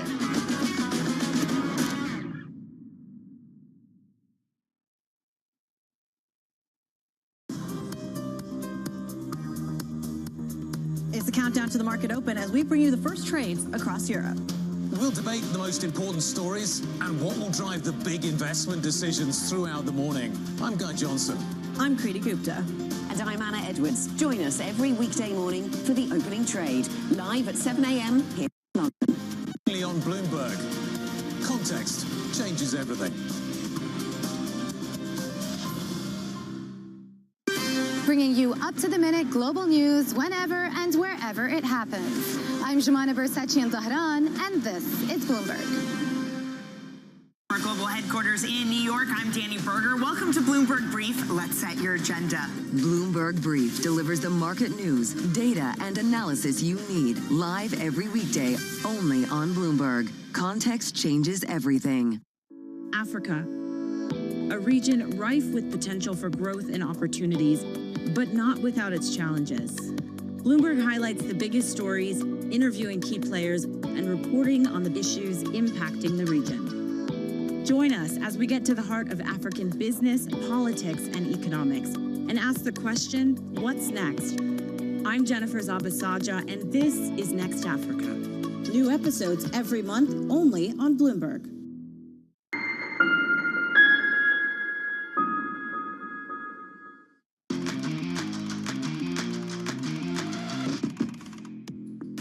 Welcome back to Open Interest. It's time now for our top calls. Some of the analyst action in focus this morning. And first up, we have Wells Fargo getting double downgraded over at Raymond James. The firm remains bullish on growth, but says that earnings upside is already reflected in the valuation. Shares down only slightly this morning. Remember, they report next Tuesday. Next up, we have CrowdStrike getting cut over at Piper Sandler on limited upside. The analyst says that investors should not be adding shares right now, and in fact, they're getting offloaded to the tune of 2.4% on the downside. And we end with Goldman Sachs initiating coverage of MGM with a sell rating thanks to a volatile Las Vegas market. Caesars Entertainment, on the other hand, getting buy rating, Matt Miller. Yeah, I think that is a pretty fascinating call that MGM... It's a bit of a pair trade, right? Yeah, exactly. Yeah. That's the first thing I thought of when Jamie sent around those upgrades and downgrades. More bad news for Tesla shares. The stock is down as Elon Musk dives back into politics. His latest move fueling concerns from many analysts. A downgrade from William Blair. Analyst Jed Dorsheimer gave us his advice for investors earlier this hour. So what investors are going to have to do is they're going to have to hold their nose and stomach more margin hits and a reset of street models, in our opinion, lower to accommodate sort of getting to that promised land of these newer opportunities like robotaxi or humanoid robots, et cetera.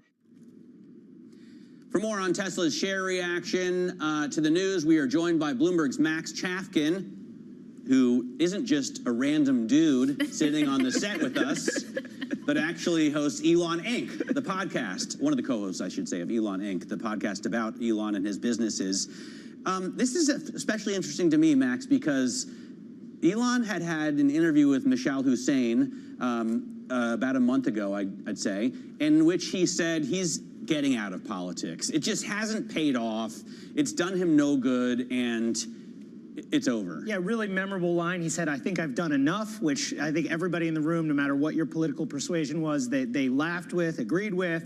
You know what? He is not necessarily the most reliable guy, even when he's talking about himself. And I think when you looked at what he was doing around those comments, even, you know, his continued political engagement, it was always somewhat questionable that he was actually going to go back to his companies 24/7. It's sort of hard to understand how you unpress the Trump button once you've pressed it. And I think he's actually found maybe the only way, which is to start what feels like now is going to be a long-running feud with the president of the United States, you know, famously vindictive. You know, this is really, really tough for Tesla investors. And I think, you know, you really at this point have to sort of squint to see any kind of political strategy as well for Elon Musk. Well, that's the thing. When you think about Tesla, I mean, okay, it's under $1 trillion in market cap, but it's pretty dang close. But shares are down 28% year to date. We know this is the biggest source of Elon Musk's wealth. Is there a certain pain threshold where he actually is forced to step back from politics because it's too destructive? I mean, forced by who? By his own net worth? I think that is. Net worth. I think that is not going to happen anytime soon. I mean, I think there's a question of maybe he will get tired of, you know, being made fun of on Twitter or the kind of, you know, emotional embarrassment or whatever, some kind of psychological causes. He's got a lot of money, and it's true that he doesn't have that he's not necessarily cash rich, that his companies are intertwined. But you know, Tesla, as you say, is still worth a tremendous amount of money, especially relative to other car companies. I mean, it could fall a long way, I think, before Elon Musk changes tune. I think the question is, does the Tesla board, which Elon Musk has kind of controlled for much of his tenure as Tesla CEO, you know, does the Tesla board try to do something to rein him in? And if they do, what would it be? By the way, we have a viewer writing in saying if he drops to second richest, I reckon he calms down. Reckon because the viewer's clearly British. Right. Unnamed viewer, but whoever you are. Look, he's worth $361 billion. The second richest man is Mark Zuckerberg at 253. So he'd have to lose over $100 billion to get there. That doesn't seem likely. Why is Tesla worth so much when it's really his other companies like SpaceX or X? These are, you know, the AI and the rocket companies are outside of the Tesla umbrella. Do investors lump those in when they're buying Tesla? Well, it's hard to say because those other companies are all privately held. And so they're, you know, the market dynamics are a little bit different. We did see, you know, during Elon Musk's kind of honeymoon period with Donald Trump, when he was at Mar-a-Lago dancing, when he was like part of the family, and you had all these kind of Tesla investors writing these really optimistic kind of analyst notes about the way that somehow Trump was going to like magically legalize robo-taxis or something that was going to send Tesla's valuation soaring. You saw those other companies also raising money, also at inflated valuations. So I think there is a factor where Musk's success or his perceived success affects the performance of those other companies, but it's not necessarily direct. Now, I will say, SpaceX in particular, I mean, it's a defense contractor. Despite the growth of Starlink, it still really depends on that relationship with the U.S. government. So it is very vulnerable to these kind of political wins. I have to think that people at high levels of that company this is going to be something that they have to manage as well. I mean, that on the other hand, that company does have a strong chief operating officer in Gwen Shotwell. So maybe it has a little bit more resilience, maybe even a little bit of a buffer between Elon Musk's Twitter feed and the business operations. All right, Max, we got to leave it there. Really looking forward to listening to the next episode of your podcast. That is Max Chapkin. And for more coverage of Elon Musk, be sure to listen to the weekly Elon Inc. podcast from Bloomberg Business Week. You can hear more from Max and more of our Bloomberg News reporters. Now, coming up, AIM&A. Jeez Louise, it's heating up. CoreWeave has agreed to buy Core Scientific for roughly $9 billion. Details next.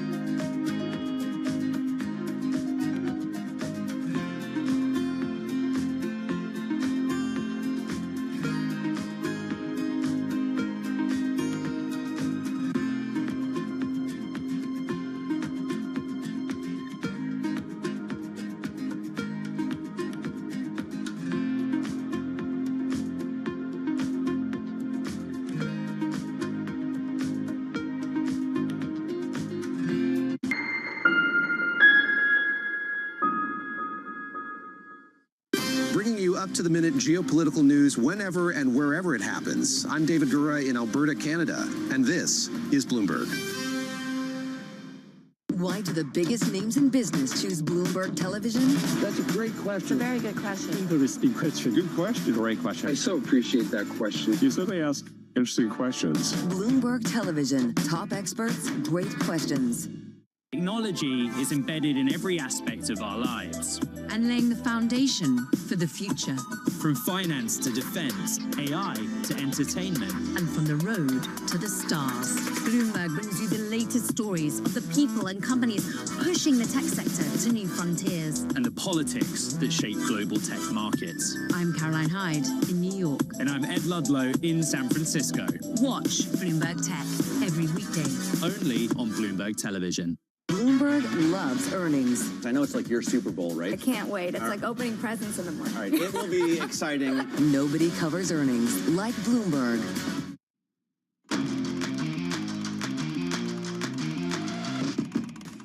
Welcome back to Open Interest. Core Scientific shares are down in a big way after CoreWeave agreed to buy the data center operation for roughly $9 billion. Bloomberg's Leanna Baker, who leads our deals coverage, joins us now for more. And I want to start with why the target company, Core Scientific, is down 19%. You don't often see that. Sure, but if you look at how the deal's structured, it's an all-stock deal, so it's hard for Core Scientific shareholders to understand what actually is the value of the deal. While it's $9 billion today, we don't know what it'll be tomorrow or when the deal closes. CoreWeave is a very volatile stock. Since its IPO, it's up a lot, but we'll see where it ends up. But I think that is a reason for such a big spread. Why has CoreWeave been, seems like, consistently courting Core Scientific? Because last year they offered $1 billion. Wall Street Journal reported this deal was in talks last month. Now they're doing a $9 billion deal, or at least it was before their shares went down. Why are they so desperate to get Core Scientific? These companies really know each other well, and CoreWeave is actually Core Scientific's biggest customer. So they're, really, entwined. And for CoreWeave, this is a way for them to save money down the road. There's $10 billion in future lease agreements between these companies that essentially, get cut with this deal. So it's really a way to, save money for CoreWeave. And Core Scientific also has an interesting history. It went public through a SPAC, then it went bankrupt, then they held talks at $1 billion. Now it's $9 billion. So it's just a really fascinating story of two companies, finally deciding to get together after sort of a long courtship. They also have very similar names, so we might as well just smush them together there. Talk to us about what this means for the landscape overall. AI M&A. I said it right this time. It feels like there's been a lot of it lately. Anything related to AI is very hot right now, but it's sort of also the evolution of Bitcoin mining, because Core Scientific and CoreWeave sort of used to be focused on that space, which, saw some swings, but now it's all about AI. CoreWeave is a big partner for Microsoft. So if these hyperscalers want to have access to these GPUs from NVIDIA, they're going to rely on suppliers like CoreWeave to make that happen. We only have 30 seconds left, but Joe in the control room says the Yankees are a disaster. They won yesterday, so I never thought they would win another game, but here they're back. So, you never know. We're back. They're doing a lot better than the Mets, even if they're even if they're underperforming them currently in the Subway Series, right? The Blue Jays went ahead of them in their, conference, but we'll see. It's a long season. All right, Leanna Baker is, she runs our M&A coverage, and she's also the resident Yankees supporter in the office. Coming up in the next hour, JP Morgan global market strategist Jordan Jackson sees an opportunity in small caps. Here we go.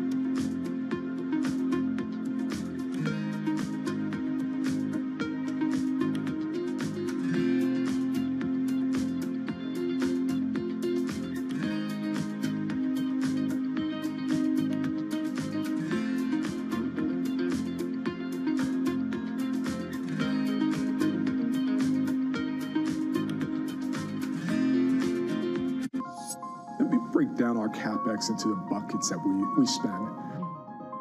Big part of it is to expand our reach of fiber. You cannot wait until there is certainty to build that. These have long lead times that require you to have conviction about where demand is going. Another bucket is, as more people are on our network, we also have to add more coverage and capacity. It's almost like a variable expense.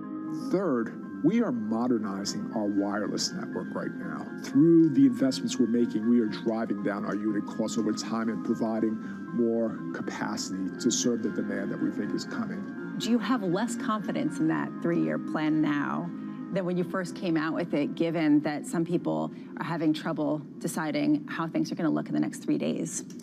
No, I really don't. I look at the nature of our business. It doesn't matter the economic cycle. This is a critical goods or service, and we have every confidence demand for it will remain. Will it be harder in a more challenged economic environment if that ends up being the case? Of course, but remember, we are investing at record levels. Slight moderations of that would allow us to deliver a lot more incremental cash to the bottom line. So I have every confidence we're going to be able to deliver our guidance. At a time when policy in Washington is driving Wall Street, we draw a distinction between the rhetoric and the action, bringing you market-moving guests and original reporting. This is Bloomberg Surveillance. Bringing you up-to-the-minute economic news whenever and wherever it happens. I'm Francine Lacroix, the ECB Foreign in Central Portugal, and this is Bloomberg.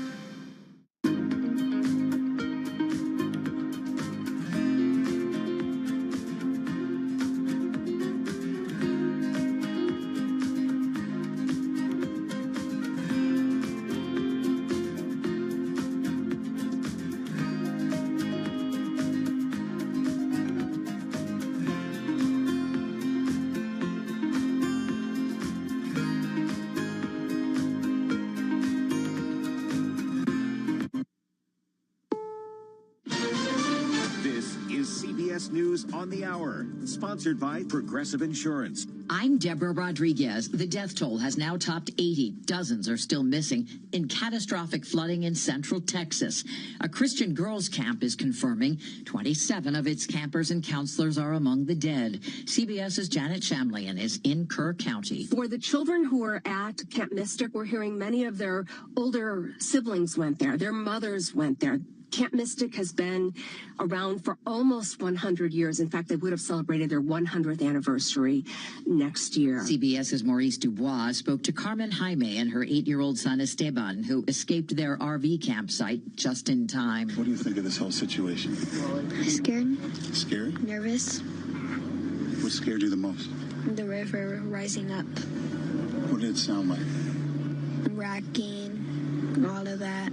Like tree branches falling off, like chairs flying, barbecue pits, everything. Do you think we were going to make it out on time? Probably not, but we safely did. National Weather Service has issued a new flash flood warning for south central Texas. President Trump's deadline for agreements with U.S. trading partners is Wednesday. He says the administration is close to inking new deals. For those who choose not to, he'll notify them in writing of new higher tariffs to come August 1st. CBS's Natalie Brand. The president announcing on social media that these letters will be going out by noon today. He also verbally said that about 12 to 15 letters will be sent out. The president is expected to press Israeli Prime Minister Netanyahu on a new ceasefire deal in Gaza when the two men meet at the White House today. CBS's Courtney Keeley. President Trump, I think, is optimistic because of what he's claiming is a complete victory in Iran with those U.S. airstrikes and then a subsequent peace deal. Iran really went to a ceasefire very quickly. Not really a peace deal, but a ceasefire. Amazon Prime Days get underway tomorrow. Adobe Analytics' Vivek Pandya. This year, the Prime event is going to be 4 days instead of the usual 2 days. We're anticipating about $23.8 billion in spend because of these additional 2 days. It was steamy at New York City's Rockaway Beach over the holiday weekend. Public safety officials ordered swimmers out of the water several times because of shark sightings. I feel like it's a risk you always take, but, you know, when they say there's sharks in the water, then, yeah, I'm definitely not going in. City and state officials credit stepped-up use of drone technology for so many sightings over the weekend.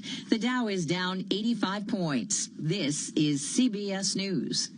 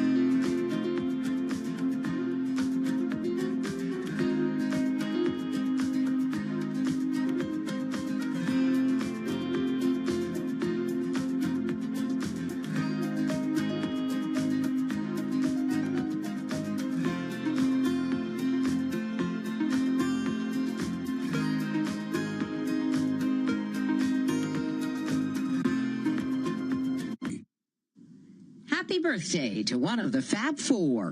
His vocals could be uneven, but boy, he could keep the beat. Beatles drummer Ringo Starr is 85 today. Former bandmate Paul McCartney sent birthday best wishes with a photo of the pair taken by McCartney's late wife, Linda. Ringo himself shared his birthday wish, asking fans around the world to pause at noon their time to spread, quote, peace and love. Vicky Barker, CBS News, London. Dinosaurs ruled at the box office. Despite meh reviews, Jurassic World Rebirth roared to a $147 million debut in North America over the holiday weekend. The film is part of a summer box office comeback that began with a Minecraft movie back in April. Deborah Rodriguez, CBS News. This is Bloomberg Intelligence with Paul Sweeney. The real outperformance has been the U.S. corporate high yield. These are two big-time blue-chip companies. One person's chaos is another person's animal spirits. Breaking market headlines and corporate news from across the globe. Our view is that the economy is slowing down. There is the possibility of a death spiral. Both quantum computing and AI are going to power the future. People are just buying everything with tech. Bloomberg Intelligence with Paul Sweeney on Bloomberg Radio, YouTube, and Bloomberg Originals. Good Monday morning from the Bloomberg Interactive Broker Studio in New York City. To our worldwide audience, we are streaming live on YouTube as well, so check us out over there. Lisa Mateo sitting in for the next 2 hours. Lisa, thanks so much for helping out here. You got it.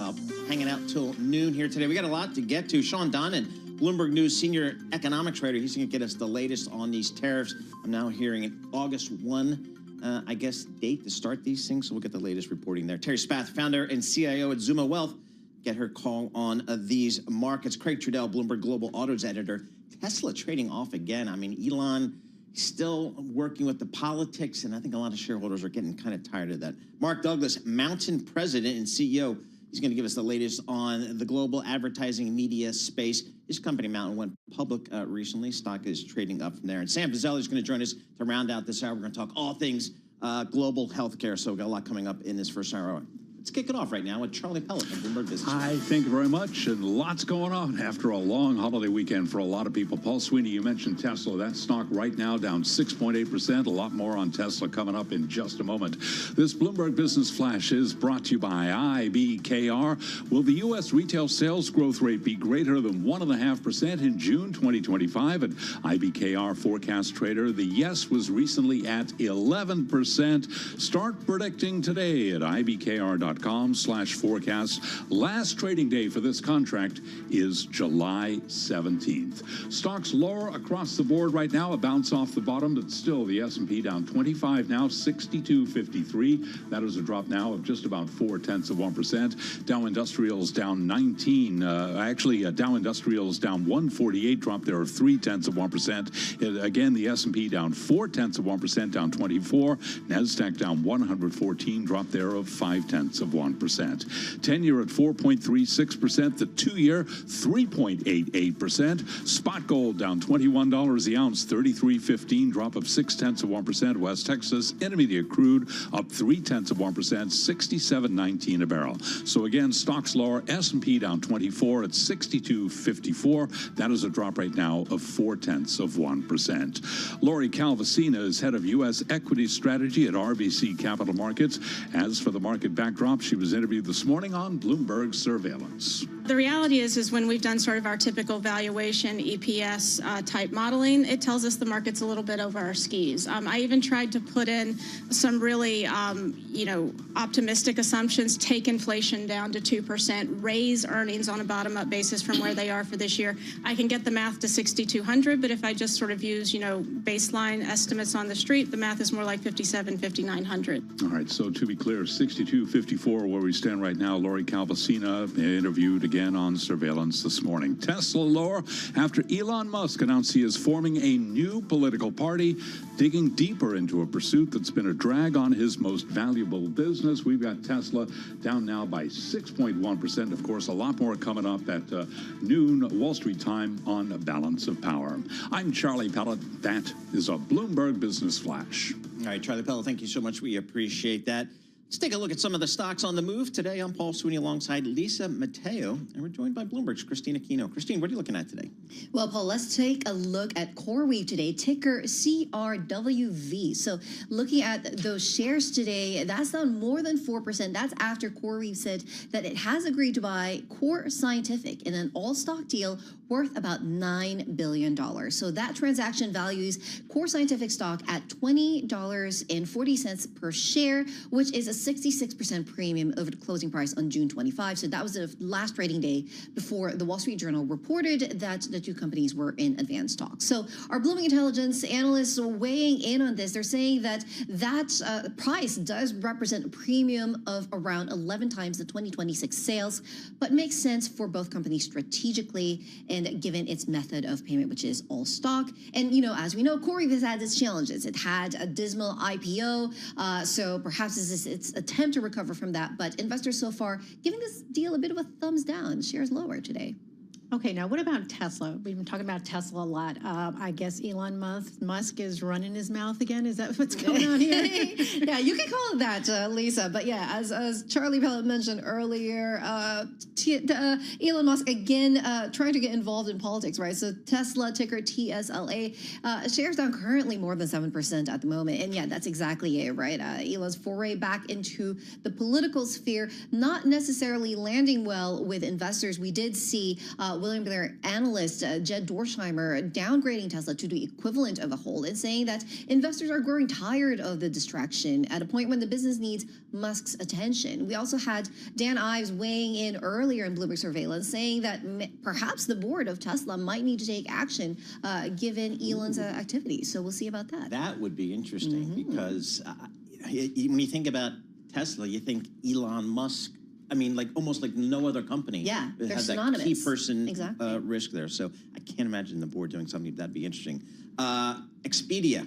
Yeah, let's look at Expedia, ticker EXPE. Those shares up just about 1% at the moment because we did get its price target raised to $178 from $149 previously at Wells Fargo. So that's about in line with its current price. It is reporting results on the 8th of August, so a little while to go. Okay. But, investors, analysts looking forward to that. Bloomberg Intelligence saying that its business-to-consumer segment is under pressure due to significant exposure to the softening U.S. travel market. So we'll see what those the results reveal in August. All right, Christine, thank you so much. We appreciate it. Christine Aquino, Bloomberg News, covering all the markets for us.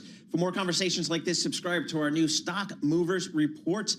Listen for 5-minute audio reports on the biggest winners and losers in the stock market. Subscribe to Stock Movers on Apple Podcasts, Spotify, or anywhere you listen. Trade, tariffs, it's coming fast and furious. This is going to be a busy week. Letters are going out, and negotiations are being had as we speak. Sean Donnan, it's his job to follow all this stuff. He's a senior economics writer for Bloomberg News. He's down there in Washington, D.C. Sean, can you give us a sense of what we should expect maybe by the end of this week? I don't know. Well, look, I can give you a sense of what we've been told to expect, and whether we actually get that or not is going to be the big question for the week. The president has said that at high noon today, letters will be going out to countries laying out the tariffs that the U.S. will impose on them come August 1st. He's also said that he wants to announce a few more deals in the next day or two. That's before the July 9th expiry of this 90-day tariff pause that he announced after markets went into a bit of turmoil after his original Liberation Day tariffs were unveiled. But, you know, he's also extended the deadline until August 1st. So a lot of countries may decide to kind of take a step back and say, okay, well, we got a few more weeks to negotiate. So, look, this was setting up as a big week. It's also setting up as a week that's going to lead to a lot more uncertainty, which is a pretty familiar word by now. Yeah, most definitely. Sean, what can you tell us about these letters that are apparently going out this afternoon? What's the tone of the letters? Look, I think Treasury Secretary Scott Bessent has said you are welcome to trade with America. Here is the tariff rate you will pay. Give us a call if you want to talk about getting to a lower rate. I mean, that's pretty strong language that we've heard from senior administration officials that, and, you know, President Trump has said he wants to get these tariffs in place and, you know, wants to let them do their work. He's both interested in seeing what happens in terms of reshoring manufacturing, which is, of course, a big goal, but he's also made clear that he's pretty excited about the tariff revenues that are coming in. All right, Sean, let's say I'm a country out there and I go to my inbox and there it is. There's the big, beautiful letter from the administration. Can I, in fact, pick up the call and start negotiating, trying to get a better deal? Is that something that I should expect to do? Look, I think a lot of this is going to be pretty expected or it's going to be a repeat of what we saw after Liberation Day. Remember, President Trump on April 2nd stood up. He had that big foam core board full of tariff levels, and that's what countries knew. And the invitation then was to give him a call and negotiate. And we've seen some of that. We've seen talks take place. So I'm not sure if much is going to change if you're sitting in another capital right now. We also have to remember that there's a court decision that's hanging out there that's been appealed that threw out a lot of these tariffs. A lot of countries may wait and see how that plays out as well. Now, Sean, yesterday we got some news. President Trump said he's going to put an additional 10% tariff on any country aligning themselves with the quote, anti-American policies of BRIC. So I haven't heard the BRIC term in 20 years. Exactly. You kind of have to go back to it. And then you're sitting there thinking, well, what does this mean? He didn't say, you know, what's considered anti-American. He didn't say, you know, any details about what that means. Are there any details about it? No, the short answer is no. There are no details. But this is a repeat of a threat that President Trump has made before. He's essentially said, if you sign up with the BRICS countries' plans to create an alternative currency to the dollar, we're going to make you pay for it. It's a kind of defense of the dollar. That was the justification in the past. So I'm guessing it's something similar. But, you know, we don't know how that 10% relates to tariffs on the actual BRIC countries, for example, China, which now faces a minimum tariff of around 30%. You know, Sean, I mean, as a senior economics writer, I'm wondering, are you seeing slowdown in the economy as people just wait to see what the tariff situation is? Is any of the data showing that? Look, I think we're starting to see, you know, a few weeks ago, everyone was talking about the soft data, right? The survey data showing consumer sentiment take a hit. But we are starting to see it manifest in the actual hard data, as economists call it. You know, Thursday's job report, sorry, I forgot about the holiday on Friday there, but Thursday's job report was, you know, a little softer than a lot of people expected. There wasn't a lot of private sector job creation in there, and a lot of people were pointing to the impact of tariffs and uncertainty around those tariffs as one of the causes of that. We've heard this over and over again from lots of businesses. They're just kind of sitting on their hands, waiting to see where the lay of the land is going to be after these tariffs before they make any big investment decisions or before they make any big hiring decisions. So, you know, we're starting to see a drag on the economy, and that's exactly what Jay Powell and folks at the Federal Reserve have said. We're going to see higher prices, although those may be subtly higher prices. We're also going to see slower growth as a result of these tariffs. That's a pretty universal view among economists, except for those who work for President Trump. All right, we'll see. We'll see if it shows up in the hard data going forward. A lot of folks are saying, hey, wait till the fall. That might be the time. Sean Donnan, senior economics writer at Bloomberg News, joining us from our Washington, D.C. bureau, trying to get the latest here on tariffs. That is certainly the theme for this week, at least, as letters go out. And we start thinking about an August 1st implementation date is what the president is suggesting. We'll have more coming up. This is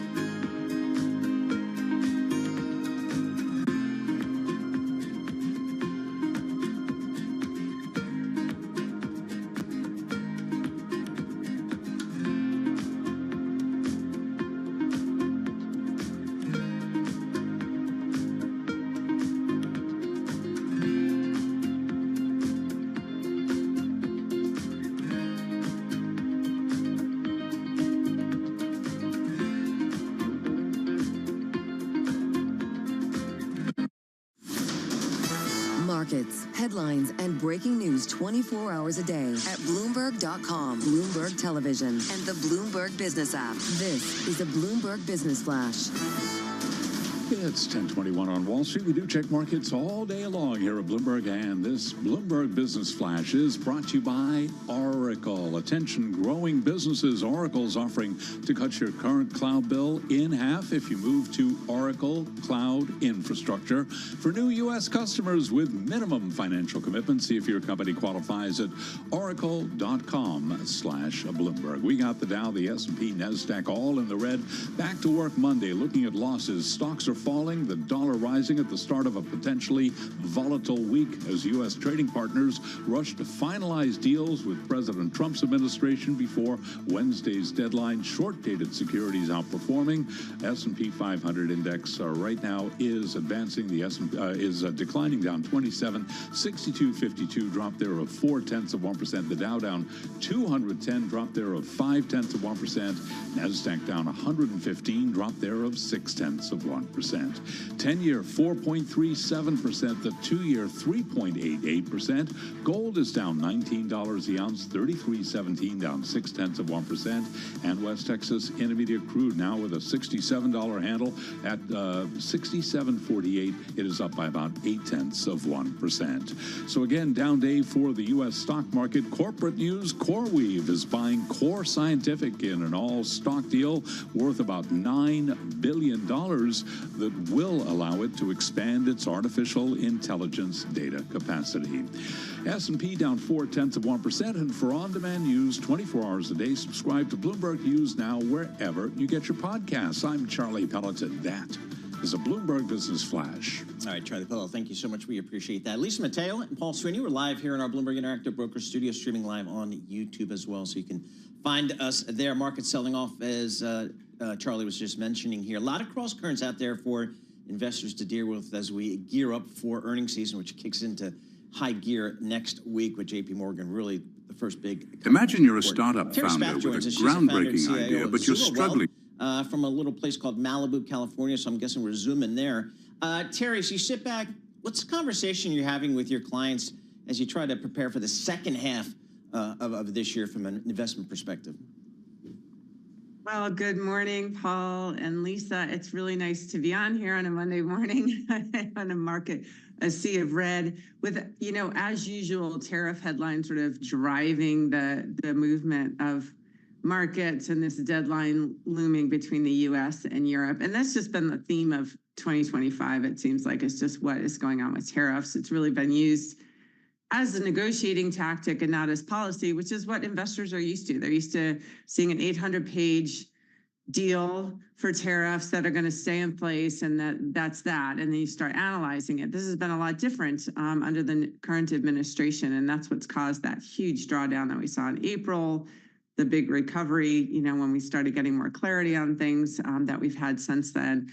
So, we're pretty constructive going into the second half. We think this, a lot of the confusion and uncertainty that we have seen in tariffs, while it hasn't gone away, there's been more clarity around that. So while there's still risks out there, I mean, you pointed out the biggest one just later this week, so what's still going on between the US and Europe, that's going to keep pushing things around, making things red like on a day like today. But we think the overall trend is to the upside, both for U.S. stocks, for U.S. bonds, not for the dollar. But that's the direction that we've got portfolios positioned in and what we're looking forward to for the next half of 2025. Terry, let's go to the tax law. How do you see the message of that kind of translating and affecting the stock market in general? You mean about tariffs specifically? Correct. I mean, I think the bull case for us is like this.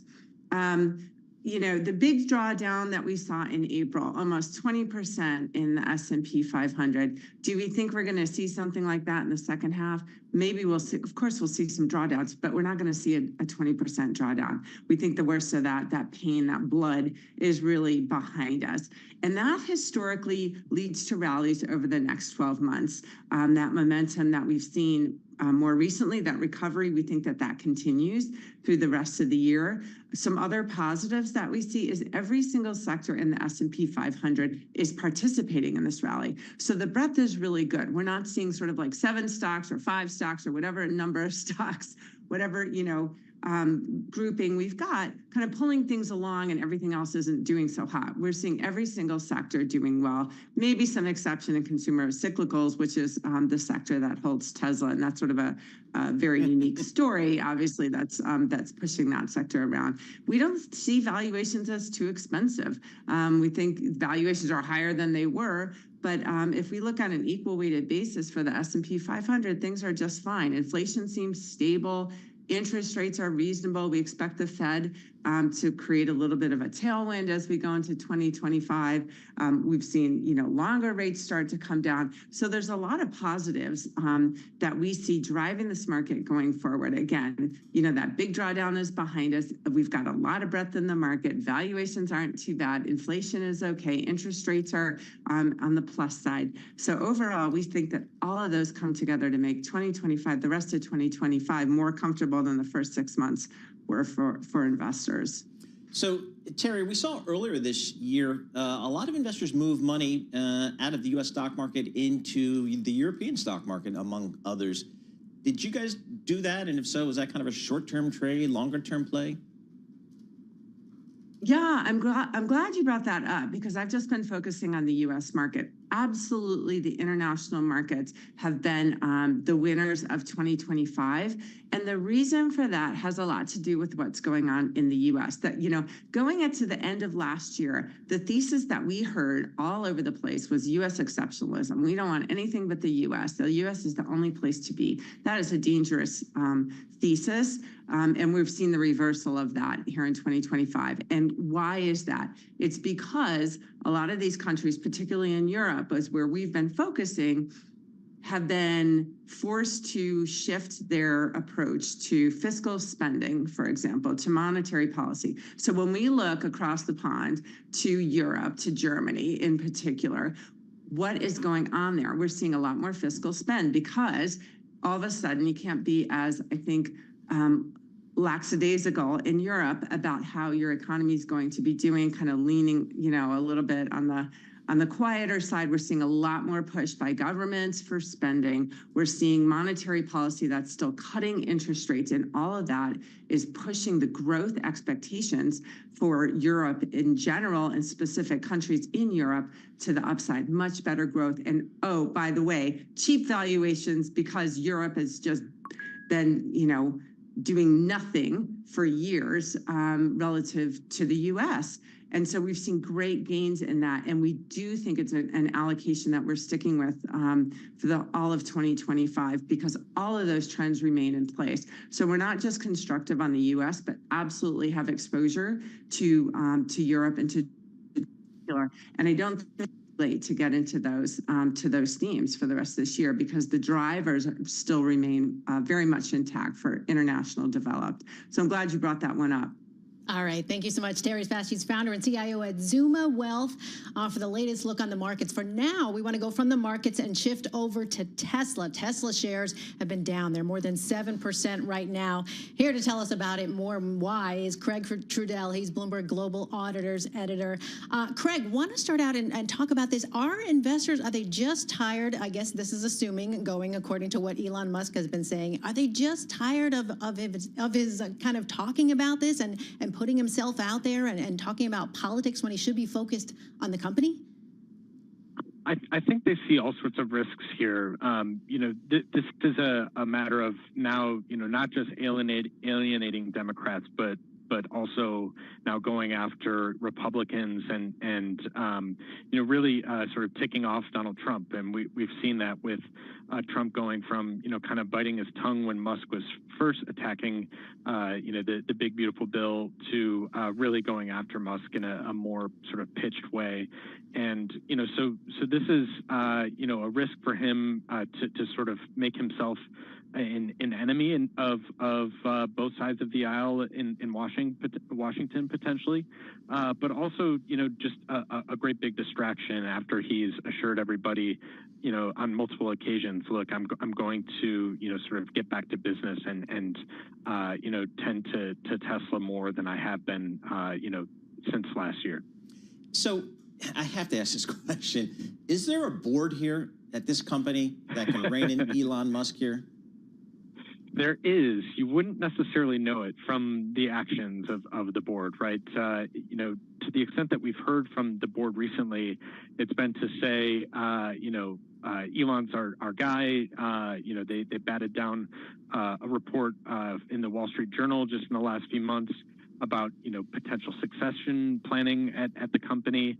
I think the sort of read of that, a close read of that story, it wasn't necessarily the case that what the journal was saying was that they are, you know, were actively looking to replace Musk. It was potentially more of a matter of, you know, sort of doing the job that you would expect a board to do. I should sort of, you know, give them credit in that regard, that at least they're preparing for, you know, the potential of needing to look for a next CEO. But, you know, Musk is very much in control of this company, and that was something that, you know, the Delaware Chancery Court judge who threw out his pay package, you know, really emphasized in her ruling last year when she said, you know, he's very much in control of this company and its board, and, you know, on those grounds, you know, threw out his compensation package, which has created, you know, another mess. And you know, I think this, you know, political endeavors, you know, only complicates the board's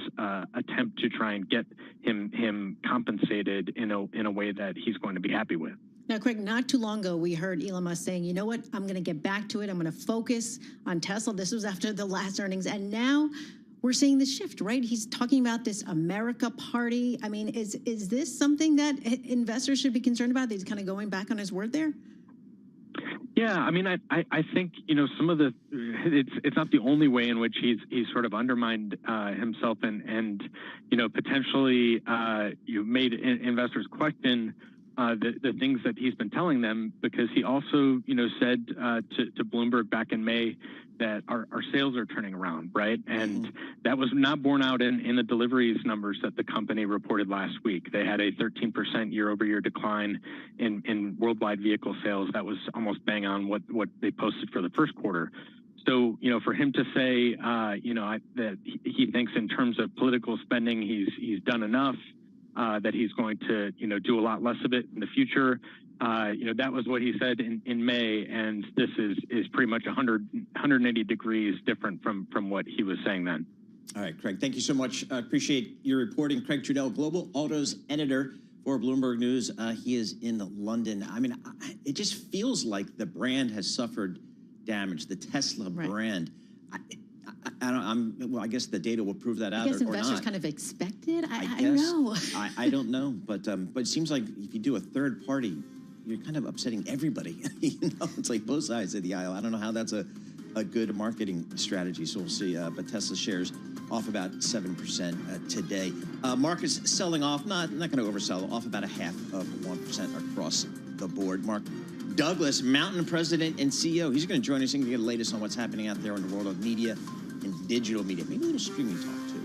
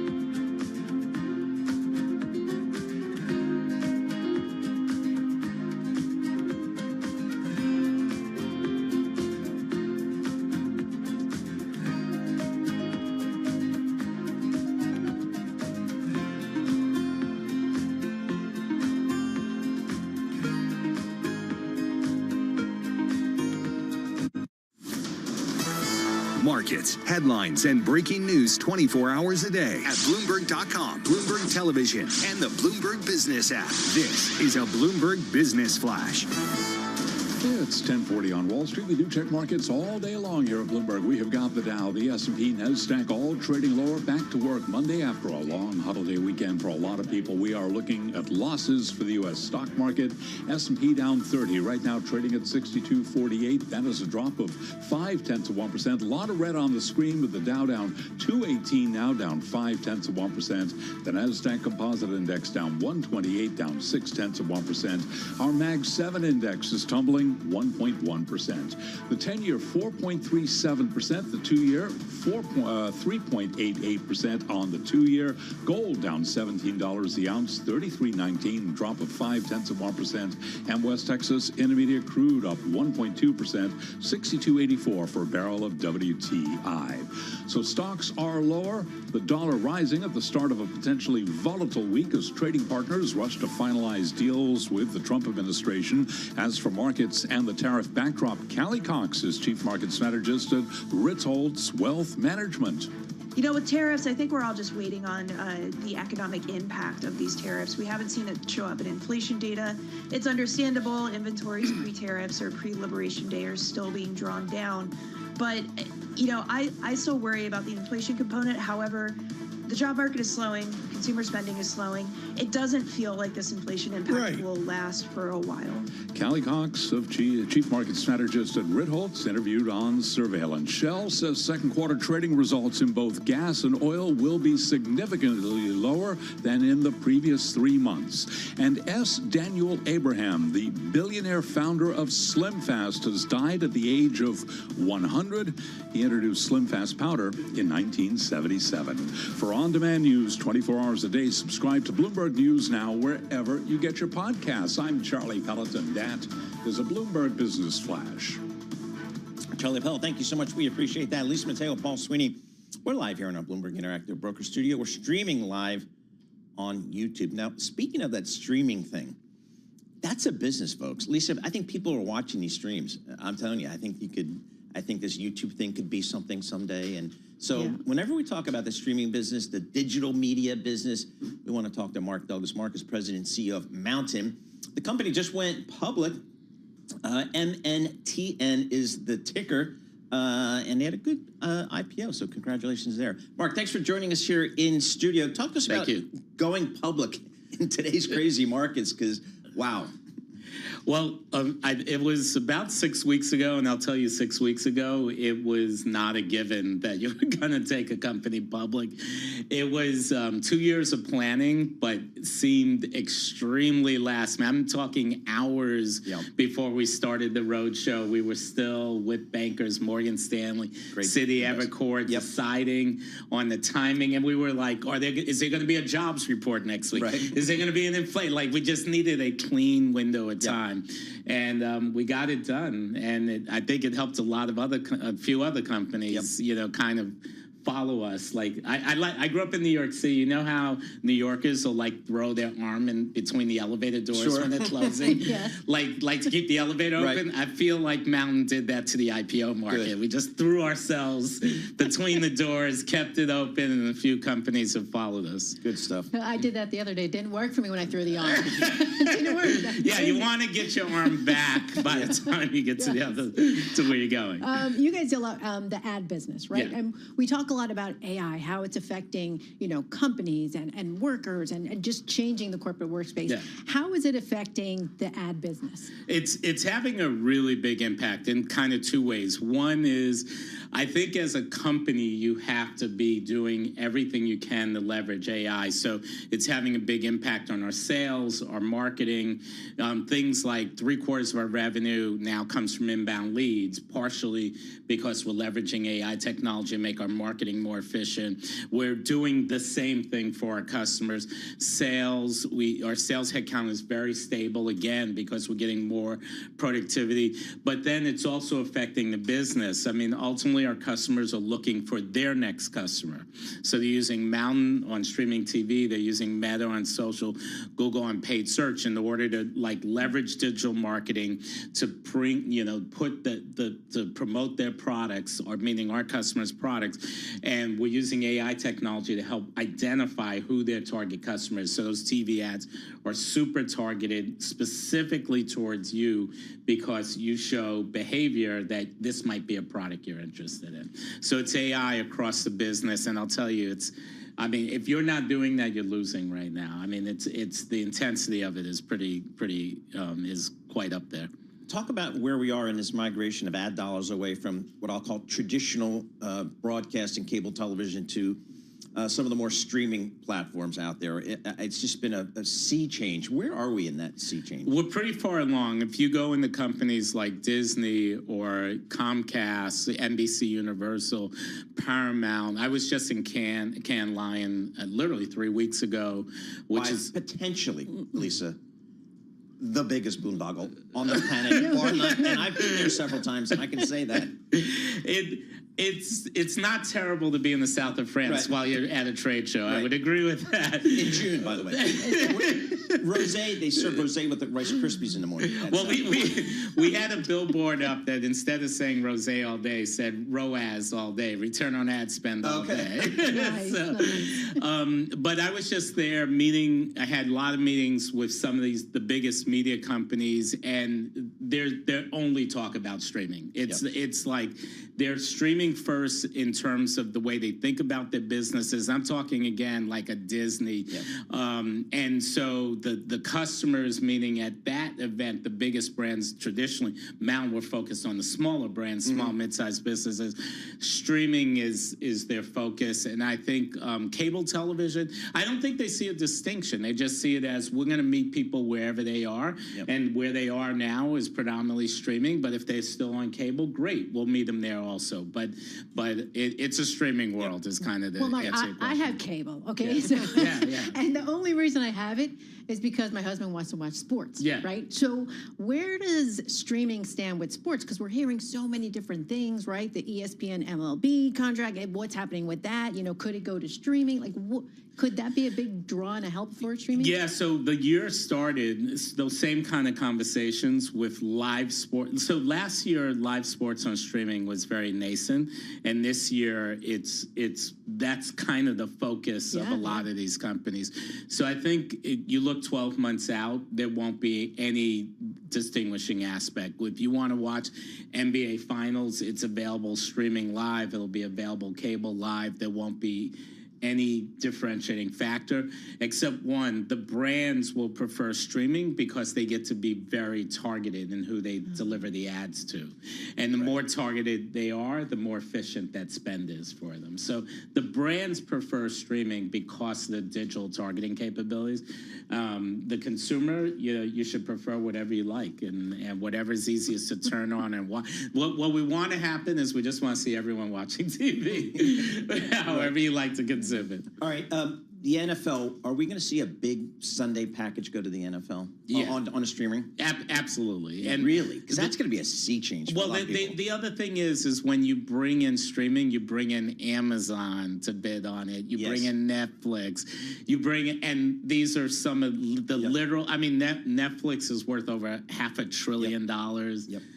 I don't know Amazon's current market cap. I assume it's way up there. And so if you want the highest level of competition as a media company, you're going to go streaming because that's where that money is. Yeah, I'm just going to Netflix. Another great year. Does Disney, just 30 seconds left, is Disney the #2 streamer out there? And is there room for 3, 4, 5, 6? The Disney, I do perceive, I think both data and perception is #2 behind Netflix. By the way, if you talk to them, they're not like happy and settled in at #2. They're definitely going for #1. I think there's room for a 3 and a 4, but there's clearly going to be a big consolidation for who takes that spot. Yep, absolutely. All right, Mark, thanks for once again joining us here in our Bloomberg Interactive Broker Studio. studio Mark Douglas, President and CEO of Mountain Digital Advertising Technology firm. They're working with a lot of the global video platforms. That's how I can say it. You can't just say they work with TV. They work with global video platforms, and that's kind of the future there. Stock, they recently went public. MNTN is the ticker, so check that out as well. Coming up, we're going to check in with Sam Fazeli, Bloomberg Intelligence, talk all things healthcare. This is Bloomberg.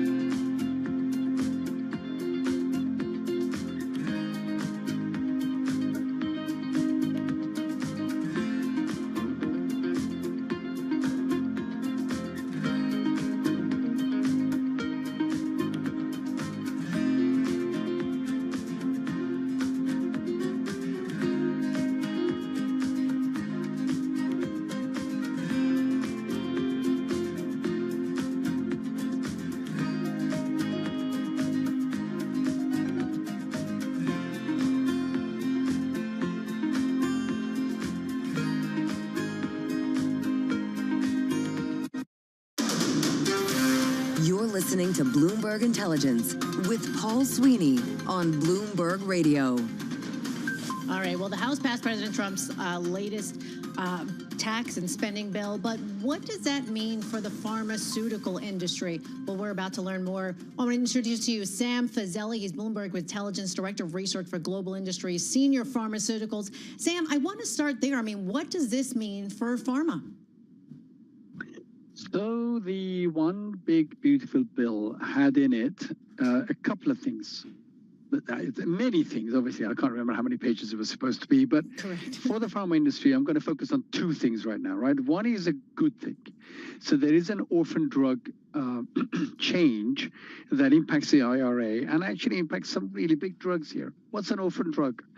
When you develop a drug for a patient population that less than 200,000 in the US, you're called an orphan drug. You get a special exemption. It really helps you in terms of your duration of time that it can be on the market, etc., irrespective of your patent expiry. It was all set up to help companies develop drugs for these underserved markets. 200,000, okay, it's not small. It's not big, but it's not that small. So it helped. One of the big drugs that had this was Keytruda, which is the biggest selling drug at the minute, and that's for cancer from Merck. So when IRA came along, it said what we're going to do is say your drug 2014 approval for Keytruda under orphan drug, great. If you're an orphan drug, you don't fall into IRA, the renegotiation of price and all that. But as soon as you get another indication, then that clock starts from the original date of approval. So if you had a drug, orphan drug in 2014, and you get some other indication in 2022, they date back the clock counting to 2014. That was terrible. It really means that nobody would want to do multi-indication tests, etc. So that's been changed. Once an orphan drug is, you can keep that date. And so what does that mean for Keytruda, for Merck? 1 extra year before price negotiations by Medicare. And that's a $20–30 billion drug selling something like 50% of its revenues in the US. That's a huge win for the industry. Sam, I'm looking at some of the bigger names, the Merck down 18%, and some of these other names, the big pharma companies, Bristol Myers down 17%. Is the market, what's that reflect? It's just uncertainty around trade, around tariffs? All of it. So on the one hand, we've got this positive. On the other hand, we have two big things hanging over the pharma industry in general. One is the tariffs, sectoral tariffs that are still being discussed. We don't know yet. This is to try and incentivize companies to bring their products to a manufacturing to the U.S. if they want to sell in the U.S. market, etc. If we did hear that perhaps in the trade deal with Switzerland, they're giving a special dispensation for the Swiss pharma companies, Roche and Novartis, and their share prices were up. But we don't know. We haven't seen this trade deal yet. And then you've got the most favored nation, which is the one that's particularly draconian, and that is to say that whatever price you want to charge in the US, it's got to be closer to the lower end of companies with a similar GDP or something in the West. So that really is where I think the biggest problem is. We haven't heard anything, but that's still under discussion and under consideration. Might be another 6 to 9 months before we hear anything. Sam, another big, I guess, component of this administration's policy has been cutting funding, or maybe threatening to cut funding for research universities. And I have long experience with Duke University, which is a huge medical center and research area here. What's your industry saying about those potential cuts? Yeah, the industry itself is relatively quiet, Paul, because what they don't want to do is I don't know what the right phrase is here, shake the tiger's cage or whatever, rattle the whole set here. But in reality, there is I think what I heard, the last number was a 12% increase in applications to some of the top universities in Europe versus what they were last year from the US. So that's folks that would have gone to or wanted to go to Harvard. They're now looking at Oxford, Cambridge, Sciences Po, etc. These very brilliant universities across Europe. So there's that issue. But remember, in the OBBB, there's also another area where there is a cut to Medicaid spending. That's 11 million Medicaid covered folks that lose it. That will also have repercussions for pharma companies, healthcare in general. And of course, you go to a hospital, you don't have insurance, they're going to treat you. Who's going to pay for that? It's going to go on your premium. That's a tax on you.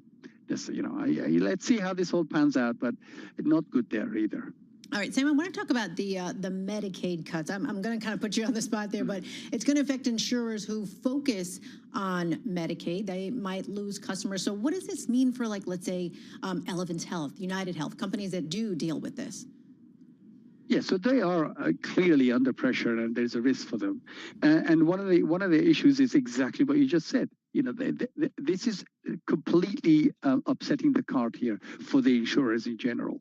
The point is, I'm not convinced that they will necessarily lose out. I mean, we have dedicated expert analysts who cover the sector, etc. But usually what's going to happen is that if they're not making money elsewhere, they're going to try and raise premiums somewhere else, which is what I said to start with. That there will be a way that they'll get through this, but clearly uncertainty in the near term. There's that word again, uncertainty. We hear it so many times throughout the day across so many different industries. Sam Fazeli, thanks so much for your time. Always appreciate checking in with you. Sam Fazeli, he's a director of research for global industries, senior pharmaceuticals, and senior wine analyst for Bloomberg Intelligence, based over there in London. But again, uncertainty, Lisa, for here's another industry, healthcare.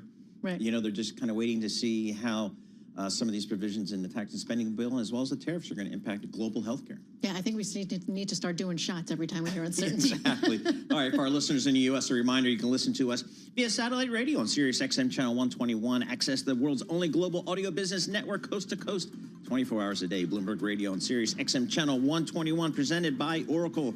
More Bloomberg Intelligence coming up right now.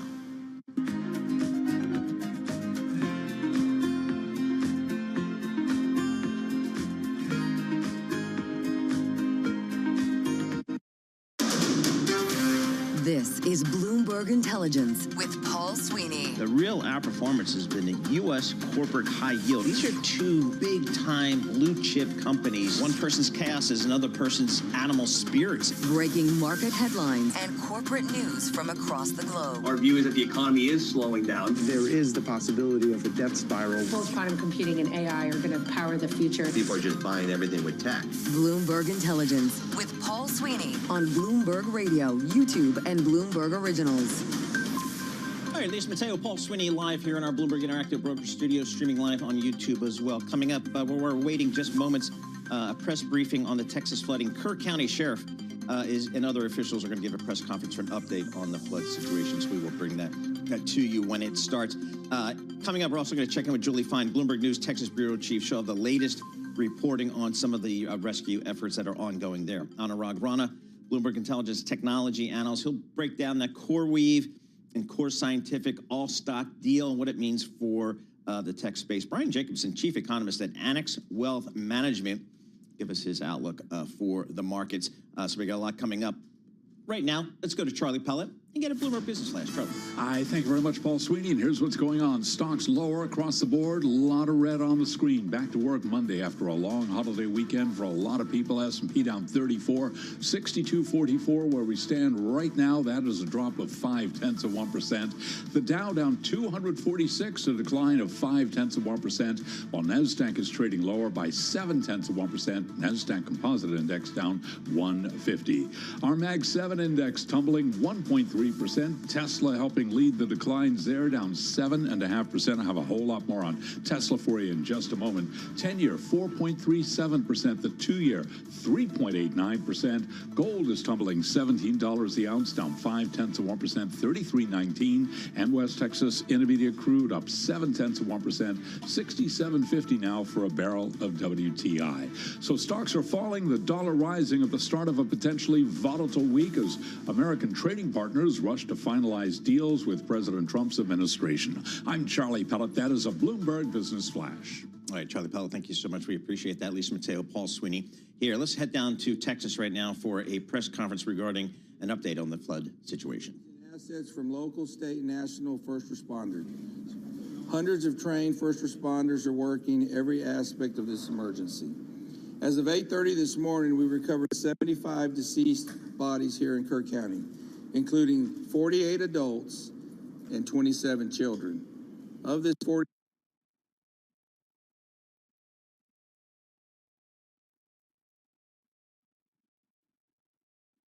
So it looks like we're having some audio visual difficulties coming out of Texas, and that's certainly no surprise. Let's go back and see if we get better. This is Texas uniting the coming up. families remain our top priority here on this operation. Please note that Highway 39 of an Old Ingram Loop remains closed to the public. Other than those who live in that area would not be allowed out there. I will now turn it over to Senator Cruz. City Manager Dalton Rice. Good morning, Dalton Rice, the city manager for the city of Kerrville. As everybody knows, we are working in conjunction with the city under a unified command response and again, a lot of devastation. Our hearts go out to the families and the victims. We want to continue to work together as a community. We love the media support on this to be able to communicate that message, communicate family, communicate togetherness, and we really appreciate all the support and helping us be able to do that. Search and rescue, as the sheriff said, search and rescue operations will continue today from Hunt in North. We're having some Zoom issues coming out of this feed out of Texas, so we'll keep you in the loop there, but we're having a number of officials. Kerr County Sheriff Larry Letha made some comments, and now the city manager is speaking to give an update on let's head back down there, see if we can get some better reception. So we are still currently in the primary search phase, which is the rapid one. They are running it, we have different segments that are gridded out. Each one of those segments are taking anywhere between an hour to 3 hours, up to 2 kilometers for each segment. So what that means is they're running into a lot of technical challenges with terrain, with water, even potentially, with weather, in the rising fields. We've talked about this before. Volunteers stay out of the way, because if we start getting weather reports and all the other complications that are out there, we then have to pull off of those search and rescue missions to be able to communicate to those volunteers to get off, to make sure that they don't become victims themselves. Those operations involve 19 different local and state agencies, in addition to conducting primary and secondary searches. They will be conducting welfare checks on areas in North Kerr County impacted by power outages. And when we say search and rescue operations, that is boat, walking, on the ground, dogs, drones. Again, keep personal drones out of the air, helicopters. We do have other assets that are continuing the search as well. As of present, KPUB, which is the Kerrville Public Utility Board, is reporting continued power outages between Hunt and Ingram along the South Fork of the Guadalupe River in Hunt.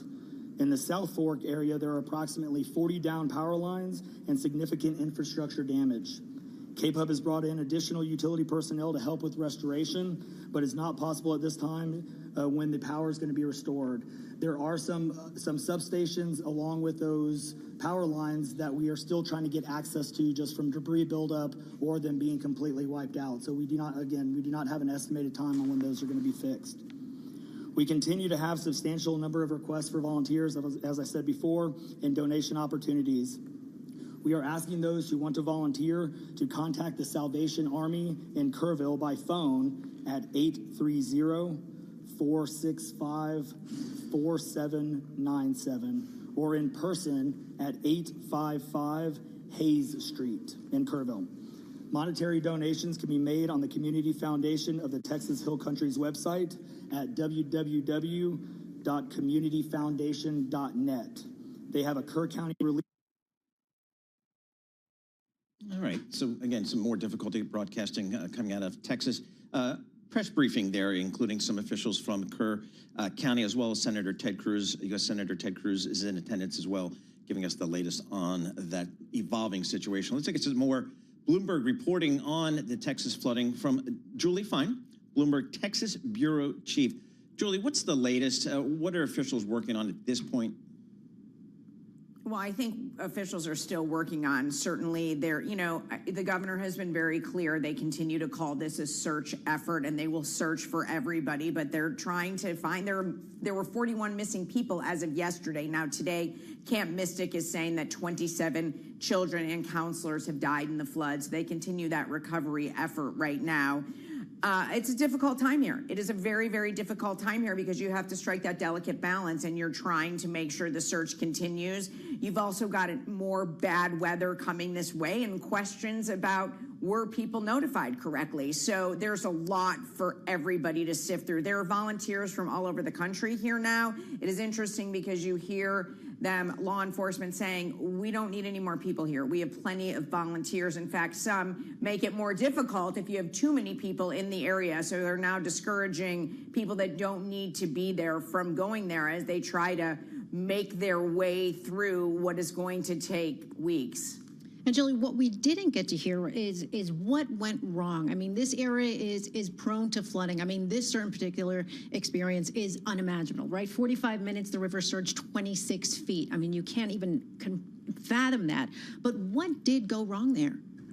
I think that's going to be a question that local officials are going to have to break down for a long time. The National Weather Service has gone through they've gone through and showed all of the warnings that went out. The question is, did people get them? You can warn all day long, A, if your alerts are turned off, or B, if there's no Wi-Fi, there's no cell coverage in the area because of the weather, that can obviously affect if people are able to get those warnings. You're looking at a summer camp. Children, of course, are not walking around with their cell phones at 2 o'clock in the morning. Now, the city will have to look through whether their warning system, did they have the proper alerts? Do they have sirens? There's a lot of things that they are going to have to figure out. I will tell you, as somebody that's lived here for 12 years, weather in this area is unpredictable.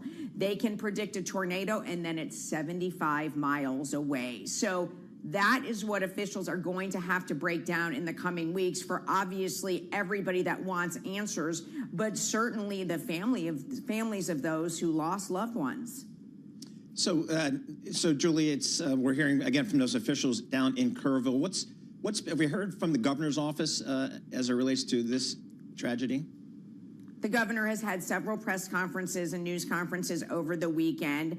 Homeland Secretary Kristi Noem was here as well. They assessed the damage. They toured it. I believe that was on Saturday. The governor was there on Friday night. So yes, we've had state officials here. John Cornyn was there. Ted Cruz, as you said, is there today in Kerrville. So yes, we have heard from the governor on this. He's going through everything as well. We've heard from emergency services. They have looked through, they have gone through. President of the United States said the National Weather Service did its job. So there will be a lot of questions in breaking down how this happened. And of course, you mentioned this, more rain on the way too. I mean, you also have rain in the Carolinas. That made landfall early Sunday near Myrtle Beach.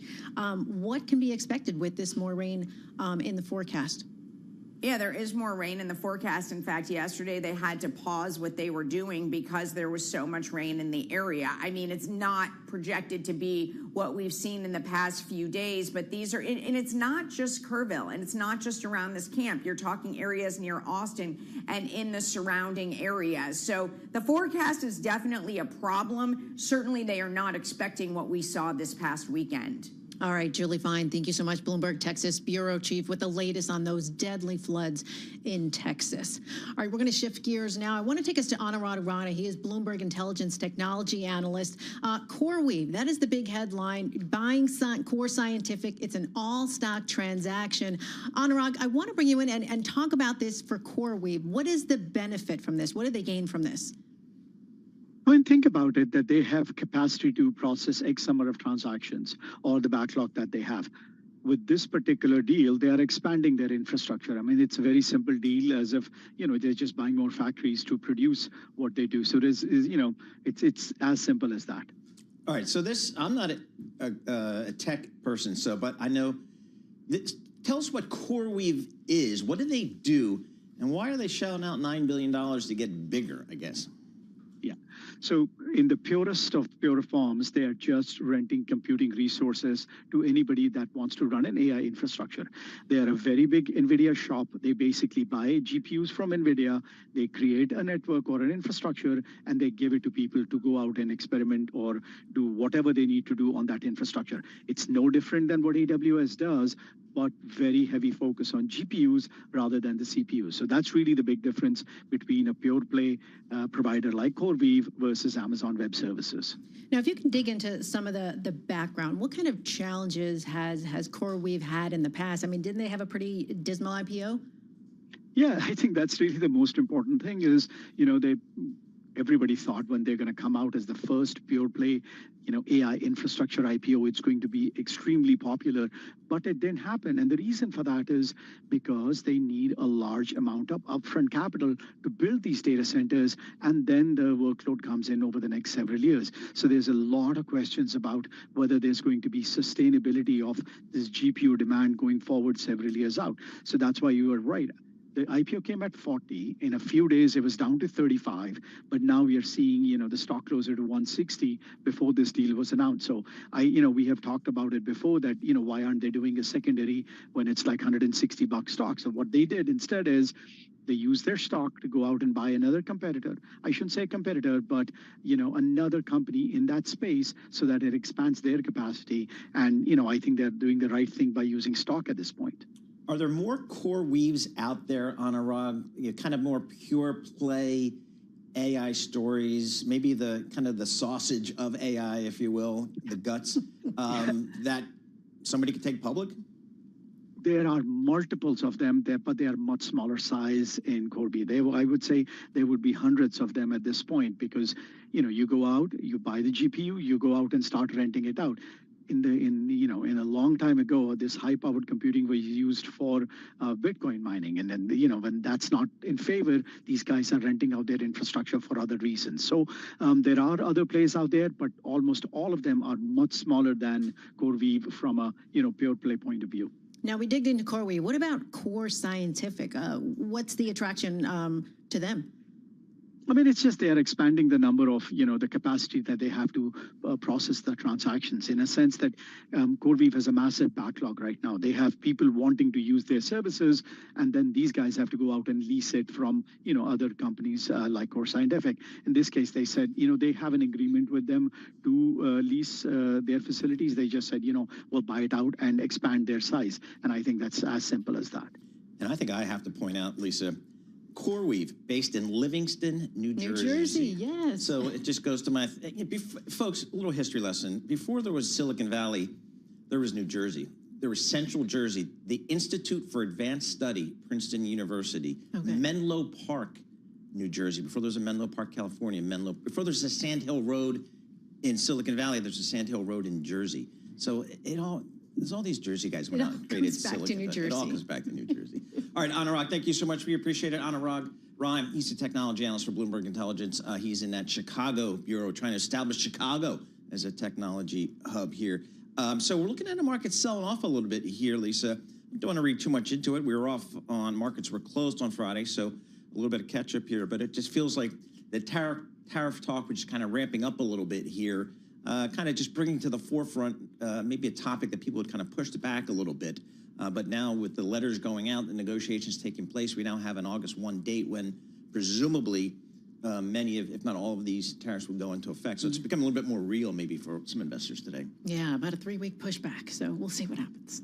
All right, so looking at the markets again here, S&P 500 off, let's call it 38 points. That's 0.6% here. The NASDAQ off 140 points, 0.7%. I quote the Dow for John Farrell because he hates it. Let's call it an even 300 points down, about 6 to 0.7%. Tom Keene VIX, 17.72. So a little bit of a lift in the VIX. The Bloomberg Dollar Index getting a little life here today. We've been talking about the dollar being down kind of 10% from its high this year, trying to get a little bit of stabilization there. On the yield space, 10-year Treasury up 3 basis points, 4.38% on your 10-year. You look at the 2-year, let's call it 3.90. So we've got about 48 basis points of steepening in the yield curve. Lisa Abramowitz, she tells me that's important, so I'll go with her on that. She's our bond expert here. WTI crude oil finding a little bit of a bounce here, up about 40 cents, $67.40. And gold pulling back just a little bit, but still $3,300 handle for gold. And for Matt Miller at Westchester, off 280 points, 108,000 per token. So some movement, preserving value there. I mean, Bitcoin, you talk all you want about it, but it's a risk-on asset, risky asset, and when the markets are moving higher, it moves higher, and likewise, when markets turn down, it turns down as well. So we'll keep an eye on that. We're gonna have more coming up. Mandeep Singh, the Bloomberg Intelligence Senior Tech Analyst on TikTok, latest there. Brian Jacobson, Chief Economist at Annex Wealth Management, on his thoughts on these markets. All that coming up. This is Bloomberg.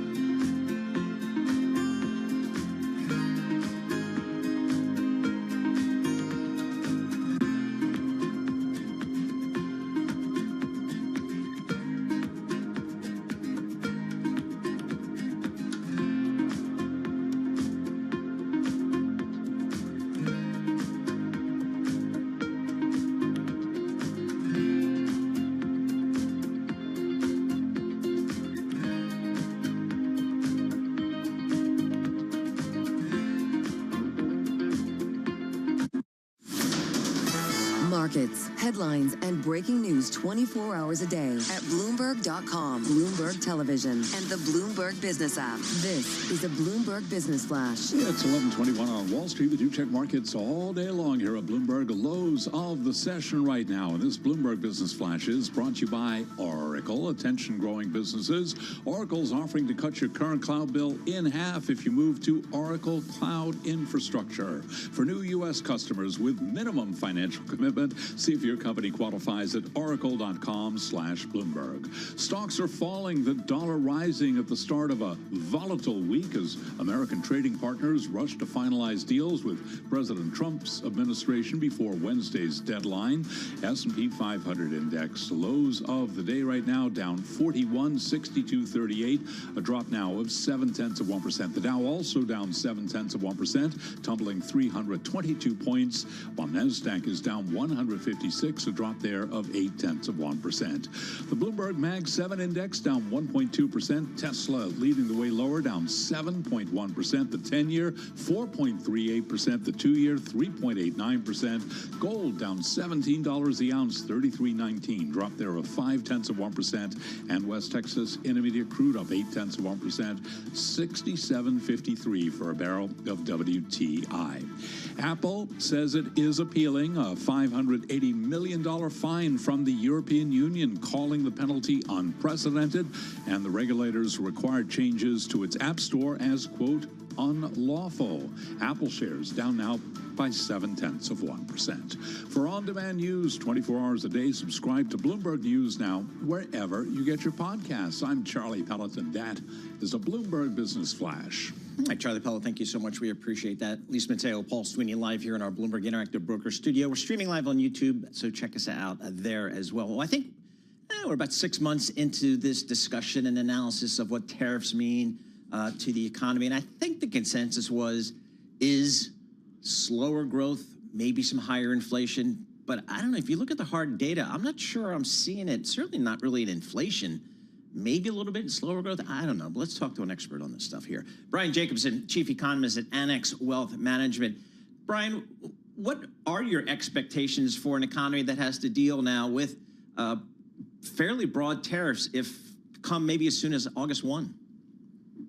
Yeah, that's a great question. And I think that we can look back as to what happened during the first Trump administration. Everybody got excited with the initial passage of the Tax Cuts and Jobs Act, right? So that gave a lot of tax relief to smaller businesses. And so what he gave with one hand, he unfortunately took with the other in terms of the trade war with China. Now we have that, but a little bit more amplified, especially in terms of the tariffs. We got the extension of the Tax Cuts and Jobs Act, plus a few additional sweeteners in there. Some things that I think we can legitimately be really excited about in terms of the prospect for growth, like 100% R&D expensing, incentives for doing the bonus depreciation for property, plant, and equipment. So those are all good things, but we do have that tariff overhang. Now, I think maybe what the market is looking at today is trying to figure out what are those letters going to say, because we don't have a lot of clarity on it. We can only guess. Maybe the UK kind of serves as like how low President Trump is willing to go with tariffs, the 10%. And then Vietnam maybe serves as what the ceiling could look like, which is 20%. So if we're somewhere between 10 and 20% kind of across the board, I think people will be able to adjust to that. It's just, you know, the waiting is the hardest part. So then the question is, how should investors prepare for this potential tariff impact? Well, I think one of the best ways to prepare for it is just to almost kind of like close your eyes and just ride through it, because we'll get the volatility. But ultimately, I do think we will settle into that range of between 10 and 20% tariffs, which I would prefer zero tariffs just because I don't like paying taxes. I don't know many people who do. But in terms of the economic effects, what we're probably going to see is not a lot of inflation from it at the consumer level. More of the quote unquote inflation is perhaps at the cost and at the producer level, which means it really does boil down to which companies are able to manage their costs, whether that's from leaning on suppliers or finding additional efficiencies, or perhaps even taking advantage of these new R&D expensing and the bonus depreciation to offset some of the tariffs to maintain their profits. So, Brian, given that backdrop here, how do you think the Fed is viewing the world today, and how do you think they're going to behave for the remainder of the year? That's one of the things that I noticed is that the Fed, Chair Powell, he has really talked always about being data dependent, which we always interpreted as being they're going to be late, but they're not going to be too late to changing rates. Now they're much more looking at data that's going to come out. They've sort of switched to more looking through the windshield as opposed to through the rear view mirror.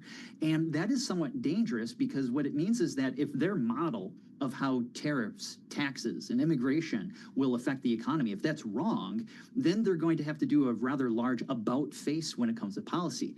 I think a lot of the evidence is to suggest we're not going to see a huge amount of consumer price inflation. Most of the tariff effect is going to be on the producer or on the profit side of things, which then is a real downer for growth. And so as a result, they're not likely to do anything in July, but come September, enough evidence is likely going to accumulate to suggest that maybe they need to do another supersized cut, just like they did when they kicked off the rate cutting cycle. Now, Brian, I want to get into some different trends. So I'm drinking my coffee this weekend, and I come across this article, right? It says, forget about the Mag 7. Investors now learning to love the unprofitable 858, like those in the Russell 3000. So what's your take on this? I mean, are meme stocks, money-losing companies, are those back in the spotlight? Yeah, the way that we're looking at it on our investment committee here is that we still do believe in like the data center build out, artificial intelligence and technology, but it is about kind of widening that lens, right? Not just being narrowly focused on the chip makers and the data center operators, but widening that lens. And the market has done that to an extent where it included like utilities as far as being almost like AI adjacent, that type of trade. But what are the companies that are actually able to show some return on the invested capital here, right? So it kind of gets back to doing the fundamental analysis. What's the return on invested capital? We're going to likely see a huge amount of invested capital deployed over the next few years as people do take advantage of these new tax code provisions. And some of that money isn't really going to be spent all that wisely. So I hate to say it, but it does boil down to being more of a stock picker's market. People always say that, but I think that, maybe this time it'll actually be true. Brian, while we have you here, what's your view of the consumer here? And does the tax and spending bill that President Trump just signed, does that help or hurt the consumer? Do we have any sense yet? Yeah, it does both, right? It hurts some and it helps others. I think that in terms of, let's say, the Medicaid and SNAP provisions, that's more of a longer term effect, I think, in terms of the effects that might have on consumers. But there are some things for tax year 2025 that can actually benefit consumers to relieve some of the pressure that especially lower income individuals might be under. You have the enhanced standard deduction. You have the expanded standard deduction for seniors. You have no tax on tips, no tax on overtime. You have an enhanced child tax care credit. So I think that number of provisions, at least on the margin, relieves some of the pressure on lower end consumers, and really avoiding $400 billion tax increase, I think was generally a good idea. All right, Brian Jacobson, Chief Economist at Annex Wealth Management. Thank you so much for your time this morning.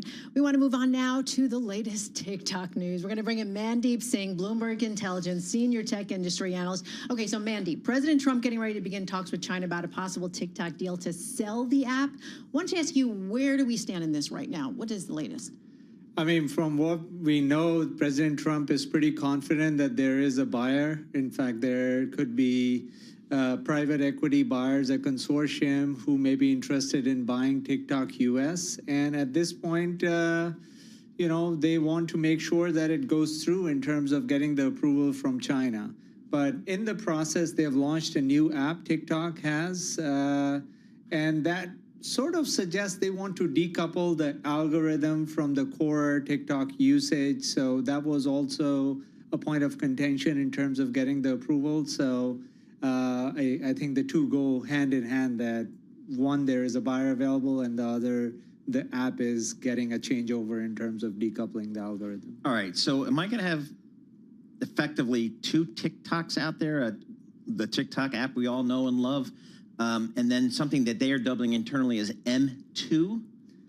So now there's going to be two effective TikTok apps out there for all these people? Yes, and look, with apps, there's always like a date when the first app will obviously be phased out. and folks won't have access to it. I mean, remember what happened during the ban?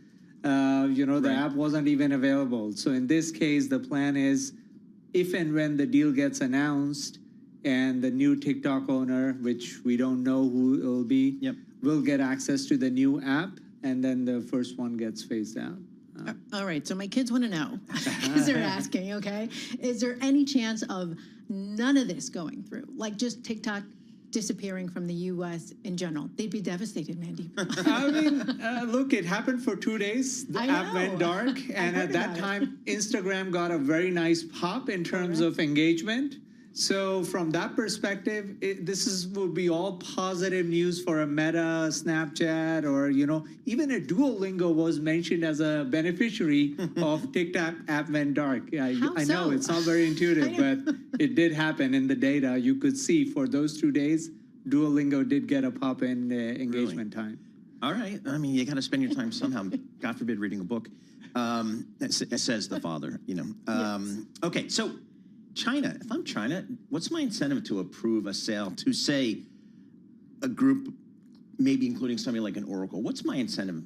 The incentive is it's the president of the United States who is negotiating the deal, and this is part of a much bigger conversation when it comes to China tariffs and everything that they are negotiating. So TikTok deal to me is part of that bigger negotiation now. And President Trump is obviously keen to have a deal for the TikTok US. He doesn't want the app to be banned. And as part of that, he wants some concessions on the tariff front. So to me, this is part of a much bigger negotiation.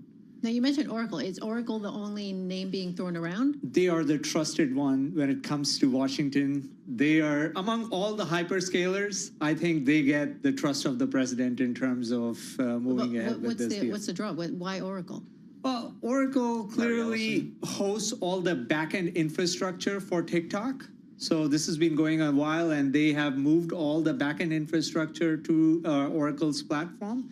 And they clearly have some sort of synergy when it comes to hosting the app, making sure nothing gets saved in Chinese data centers and none of the data gets transferred there. So I think they're in the best position to do that. 30 seconds. Any sense of timing when this could happen? It sounded like President Trump is confident about this happening over the course of the next 90 days, because remember, he extended the ban by another 90 days. So you can do that. That would be my guess. All right, Mandeep, thank you so much. Appreciate that. Mandeep Singh, Senior Tech Industry Analyst. I can't imagine he's on TikTok, but you never know. Bloomberg Intelligence joining us here in our Bloomberg Interactive Broker Studio. Lisa, are you a TikToker? I am not, but actually, I take that back. I am, because I have to follow my kids to make sure I got to spy on them, Right. so I have to join in. All right. I don't know. I mean, it's big for the 170 million U.S. users. Yeah, That Charlie is Pellet huge. swears by I it. know. Exactly. He's all over that stuff. All right, coming up, we're going to have some more smart discussion. BNEF, we're talking energy, we're talking electric vehicles, nuclear, all that good stuff. That's coming up. This is Bloomberg.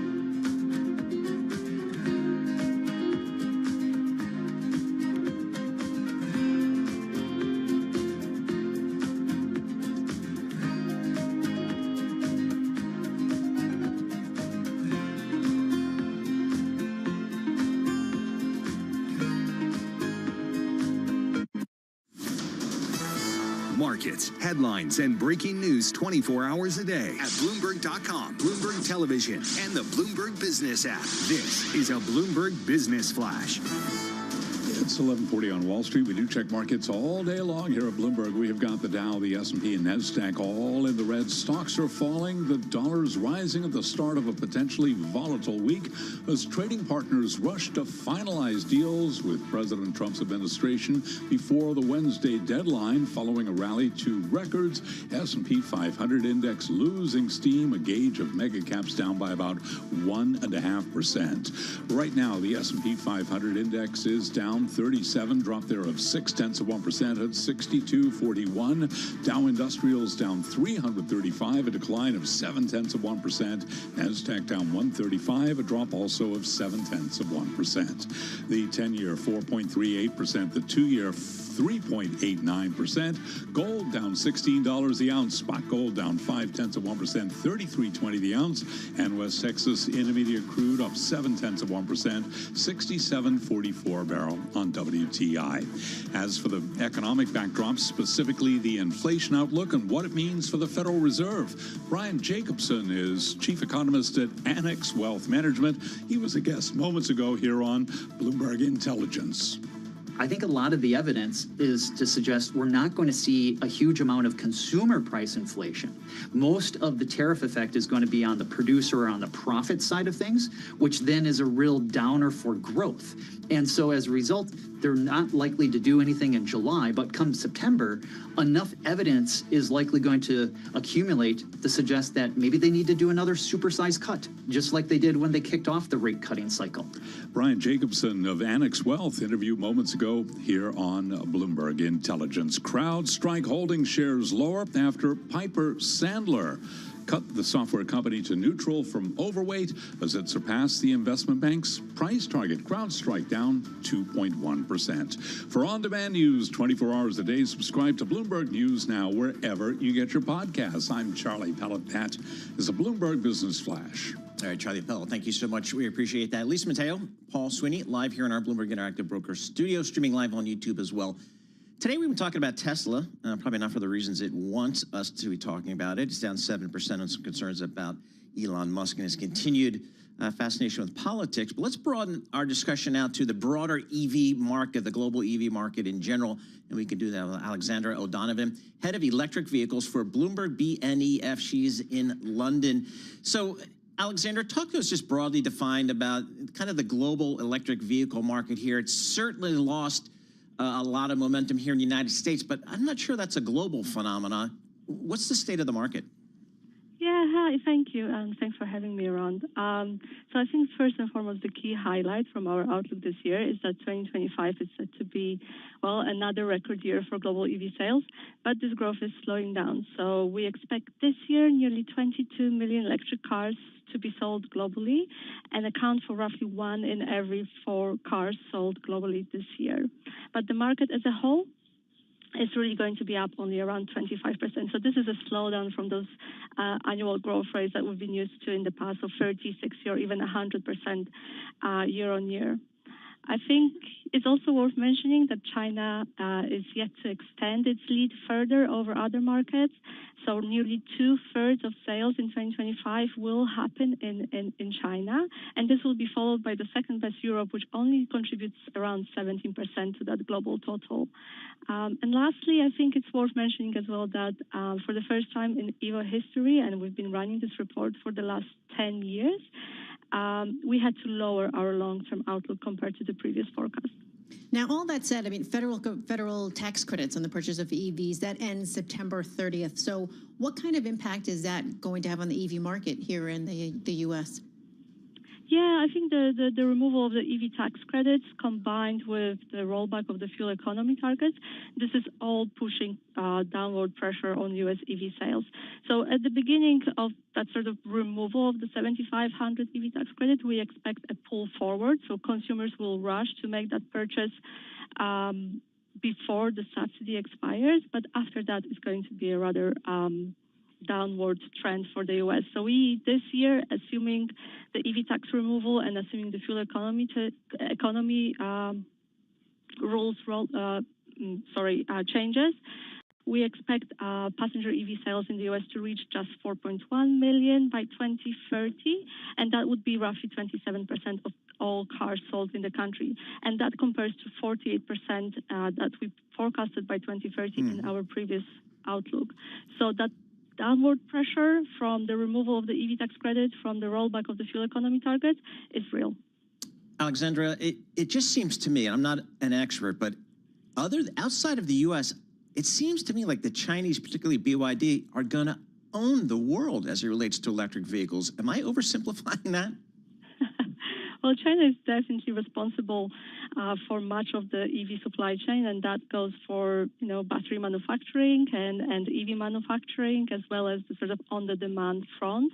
But growth is not happening only in China. So those lower cost, better technology, China-made EVs are also helping spur EV sales growth in more of the emerging EV markets like Thailand or Brazil. Also, sales in Europe are also set to grow. So it's not only a China story, but China is a dominant story in the EV sort of demand outlook these days. Now, you've been covering this market for a very long time. Is there anything that surprised you in the findings from this year? I mean, you, the expert, anything that kind of set you back a little bit? Well, I don't think it's so surprising, but I have already mentioned that is that growth in the emerging EV markets. So that includes Thailand, which is now, for example, higher in EV adoption than the US. It's also Brazil, which is ahead of Japan. So I don't think we can no longer say that electrification is, will start in those mature economies and slowly trickle down to the emerging markets. I think it's worth mentioning that Thailand, that Brazil are one of the most price-sensitive car markets in the world, and that suggests that electrification is really no longer limited to or reserved for the premium upper-end vehicles, so that electrification can and is successfully done more for the mass market cars as well. Talk to us about just the cost of production here. One of the advantages of, I know, some of the Chinese vehicles is that they're pretty good quality at a lower cost. Talk to us about just the cost of EVs. When are they going to get to a level when I don't have to pay a material premium versus, an internal combustion engine? Yeah, so currently China is the only country where we can see that on average electric cars are cheaper to buy than combustion vehicles. But battery prices are falling really, really quickly. And what that means is that in most markets, in most segments, those battery prices are, slowly becoming low enough to allow that upfront price parity to be reached also in other, even those more price-sensitive markets and other segments. So, we see that happening in the U.S. around 2027, 2028 for some of those vehicle segments. In Europe, it can happen even sooner. The more price-sensitive markets sort of get there a bit later. But still, it's within the next couple of years that, in theory, electric vehicles should be cheaper to buy than combustion vehicles. And again, that's down to falling battery prices. These are falling quite rapidly. And last question, what about charging technologies? I mean, that's one of kind of the biggest things that people talk about when they have EVs is it fast enough? Are there enough charging stations? Where do we stand there? Yeah, I think, usually the story around charging infrastructure is that there isn't enough, but our numbers suggest something different. So I think a lot of those fast charging networks, publicly available fast charging networks in many markets are growing really fast. Some of them are doubling every year. So charging infrastructure is coming. It's also, the charging times at those chargers are now shorter than ever and it's easier to compete with refueling times. So the experience for the consumers is improving, and those charging stations are being built. Some markets are moving faster than others, but overall, I think we're moving away from thinking about the charging infrastructure as in there isn't enough. It's more about reliability, the cost of charging right now. These are the main topics. Alexandra, thanks so much for joining us. Appreciate the update, Alexandra O'Donovan, head of electric vehicles at Bloomberg BNEF. She is in our lovely London headquarters, which is a spectacular building in the city of London. Again, the latest there. So growth is still there for EVs globally. The growth rate is slowing, and they're saying the U.S. as a market that has particularly slowing trends, and that it has to do with a lot of different trends out there, including incentives that may be going away or are going away. We'll have more coming up. This is Bloomberg.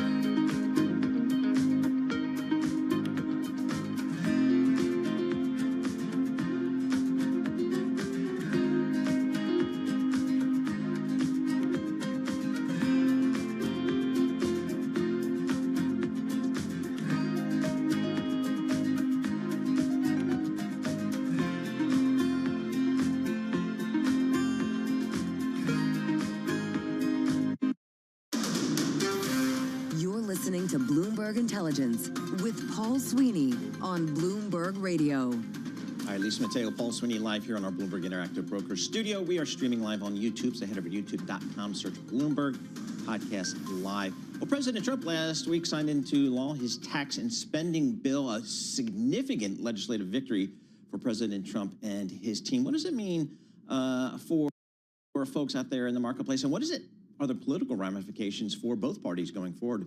We check in with Wendy Schiller. She's an Allison S. Ressler Professor of Political Science at Brown University. So, Wendy, this is a big win for the president. What does it mean, U.S. folks? Hi, Paul. Hi, Lisa. Well, there's a lot of what you call good stuff in this tax bill for Americans who are used to lower tax rates from the first Trump tax bill, but also some new additions, an increase in the child care tax credit, for example. If you're over 65, a short-term increase in the amount of money you can deduct. Certainly state and local tax deductions, things that are important, I think, to New Yorkers in particular, that will gradually rise for a couple of years before it comes back down again, theoretically. I'm suspicious that will actually ever come down again. But nonetheless, the Republicans put enough things in this bill that affect the majority of American voters in a positive way that they think they're going to get credit for it.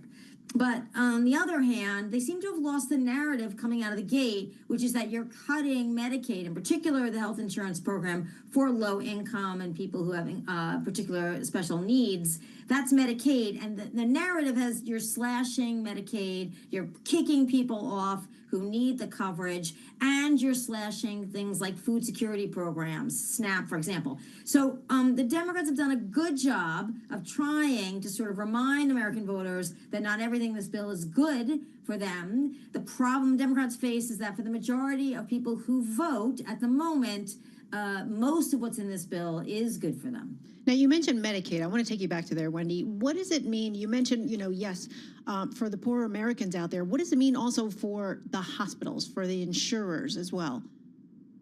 Right, and we don't want to think of poor Americans as a small percentage. I think it's something like 70 million people. Sure. And there are all sorts of ways, as everything in bureaucracy happens, where you find ways to get more money from the federal government to subsidize the costs that you're paying out at the state level. And that's what states have done by taxing providers of care that are covered under Medicaid and then paying them more money for those services, but then getting some of that money back through taxation. So the Republicans said this is a grift. You're sort of ripping us off, and we want to change it. The problem is the states still have to come up with that money to keep these hospitals afloat, particularly rural hospitals or hospitals in very poor communities. And this will put pressure on state budgets starting now. It's not as if these cuts don't really go into effect till the end of 2026, beyond the 26 midterms. Everyone should make sure they pay attention to that maneuver. But states have to balance a budget, and they're going to have to account for that starting this coming spring next year for 2026. So we will feel these cuts at the state level in every state well before they technically go into effect. Do we have any kind of plan or thoughts of a plan from the Democratic Party about how to position this bill and from a political perspective? Because if there is one, I haven't really seen it. Well, the challenge for the Democrats so far in the second Trump administration has been, let's warn people how bad things are, but they have to get bad for the vast majority of Americans. The problem for the Trump administration right now is the vast majority of Americans in polling, or not the vast majority, but the majority say we're underwater. In other words, the economy is not doing well, and we're going in the wrong direction. And those numbers have shifted upwards in the negative direction. So one party will be trying to say, hey, we kept your tax cuts, you'll have more money in your pocket. The other party is saying, well, it still costs a fortune to get a mortgage, costs a fortune to get a car. By the way, the Trump administration included a tax deduction for the interest on a new car that supposedly should help car buying. So you think about these things and they're dueling messages. And the problem is for both parties that the American public seems cranky. They seem unhappy and cranky and not pleased with either side. So it's hard to get the messaging advantage when people just are so irritated they want to tune you out completely. Now, one of the things President Trump had in his campaign promise was to eliminate taxes on things like Social Security, tips, overtime. Does this bill address that?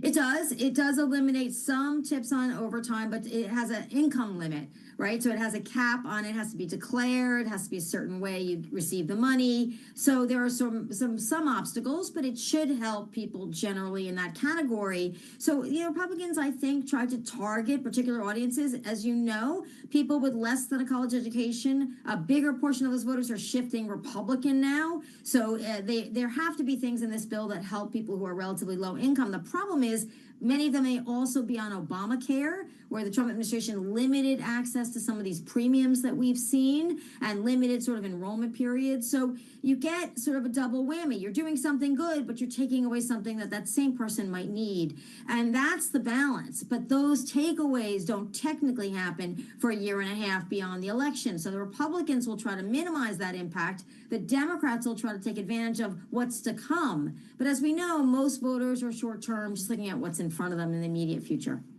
All right, Wendy, lots to go through there, lots coming out of Washington, D.C. Now it seems with that tax bill in the rearview mirror, it's all about tariffs yet again. Wendy Schiller, Allison S. Ressler, professor of political science at Brown University, joining us via Zoom from Providence, Rhode Island.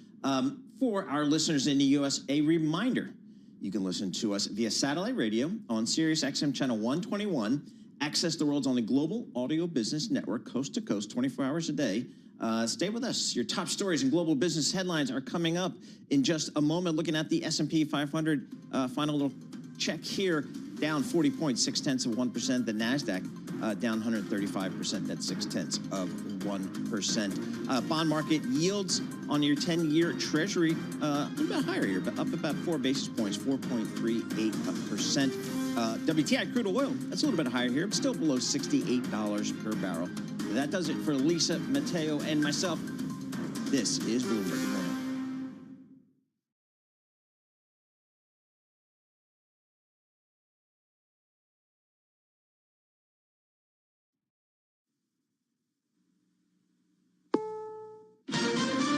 This is CBS News on the Hour, sponsored by ZipRecruiter.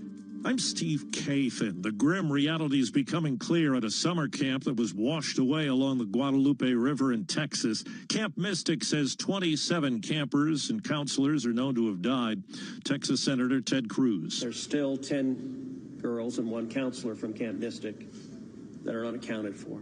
And the pain and agony of not knowing your child's whereabouts, it's the worst thing imagined. CBS's Jason Allen on the aftermath at that camp. This was just covered in mud and tree branches, and this is a camp that just sits right up on the banks of the Guadalupe River. This would have been a very difficult spot for them to find any sort of higher ground to run to. Officials say the flooding has claimed more than 80 lives. Now to the White House, CBS's Nancy Cordes reports on the latest trade pressure being applied. The president saying about 12 to 15 letters are going to go out to countries beginning today, putting them on notice that if they don't start to finalize their deals with the United States, they are going to be hit with much higher tariffs starting in just 3 weeks. The Treasury Secretary indicates several trade frameworks will be announced in the next 24 hours.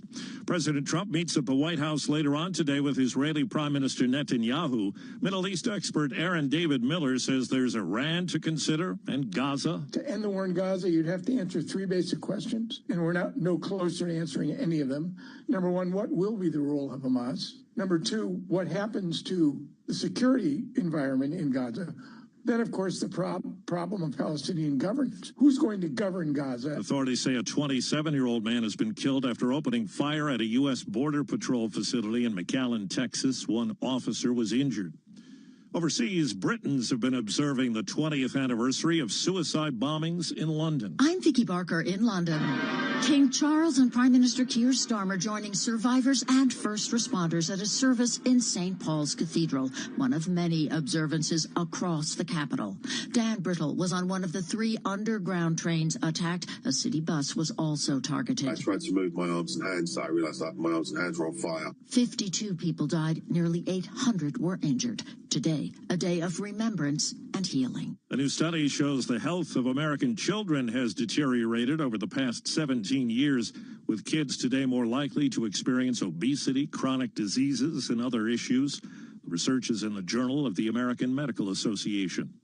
Wall Street, right now the Dow is down 310 points. The S&P is down 35. This is CBS News.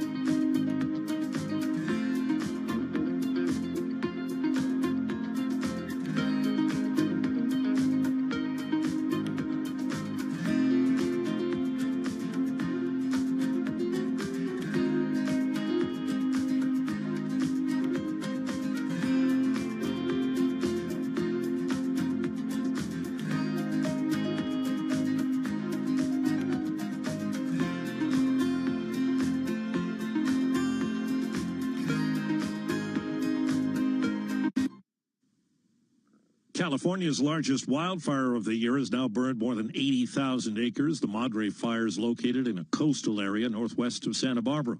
And CBS's Elise Preston tells us. Today marks 6 months since devastating wildfires tore through the Pacific Palisades in Altadena, California. 22 lives were lost and nearly 11,000 structures burned. To date, Los Angeles County officials report an estimated 76,000 survivors have received help on the road to recovery. Meanwhile, the state's insurance commissioner has launched an investigation into State Farm over how it's handled claims. The company says it's cooperating with the state. Elise Preston, CBS News, Los Angeles. At the movies, Jurassic World Rebirth roared its way to the top of the holiday weekend box office, earning $91 million in North America, $318 million globally. Steve Kathan, CBS News.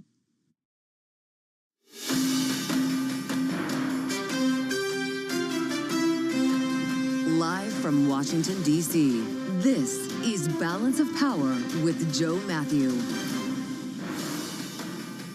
The letters are in the mail, or so they say. Welcome to the Monday edition of Balance of Power as the Trump administration targets this hour to send official letters to countries around the globe declaring new tariffs on their goods. This all ahead, of course, the president's tariff deadline on Wednesday. We're going to get the latest on this straight from the White House, from Bloomberg's Tyler Kendall, straight ahead. And we'll get up to date on the tragedy in Texas and the response from the federal government when we talk to Bloomberg's Julie Fine, our Texas bureau chief. New polling out from Ipsos on the president's big, beautiful bill, now law. When Cliff Young joins us from Ipsos, we'll have analysis ahead from Ashley Davis at S3 Group and from our political panel. Bloomberg Politics contributors Rick Davis and Jeannie Shanzano are with us as we come off the holiday weekend and try to unpack a lot of news. Wall Street is heading lower this first trading session of the week, and that's where we start as always. Let's get to the markets right now with Charlie Pellet at World Headquarters in New York. What's going on, Charlie? Right now we are lower across the board. Joe Matthew, indeed, back to work Monday, and we got a Monday sell-off here. Lots of moving parts, lots of news, and yes, we got you covered here at Bloomberg. With the S&P down 35 right now, 62.43. That is a drop of 0.6%. Stocks are falling, the dollar higher, at the start of a potentially volatile week as trading partners rush to finalize deals with President Trump's administration before Wednesday's deadline. And we'll have a whole lot more coming up on Balance of Power. The Dow right now down 325, down 0.7%. NASDAQ lower by 120, a decline there of 0.6%. The Mag 7 index down 1.1%, being led lower by Tesla. Tesla tumbling 6.1%. The 10-year 4.38%. The 2-year 3.89%. Gold down $15 the ounce, down 0.5%. And West Texas Intermediate crude up 0.9%, 67.61 for a barrel of WTI. The Tesla story, the big market story today, falling after Elon Musk announces he is forming a new political party, digging deeper into a pursuit that has been a drag on his most valuable business. CEO announced over the weekend he'll take on Republicans and Democrats with the America Party that will focus on House and Senate seats for the next 12 months. Dan Ives is with Wedbush Securities on surveillance this morning. He was asked, how much of a problem is this for Tesla shareholders? It's a huge problem. I mean, like, it's what we've been talking about, here in the show, for months, that you went from Trump administration, Doge, BFFs.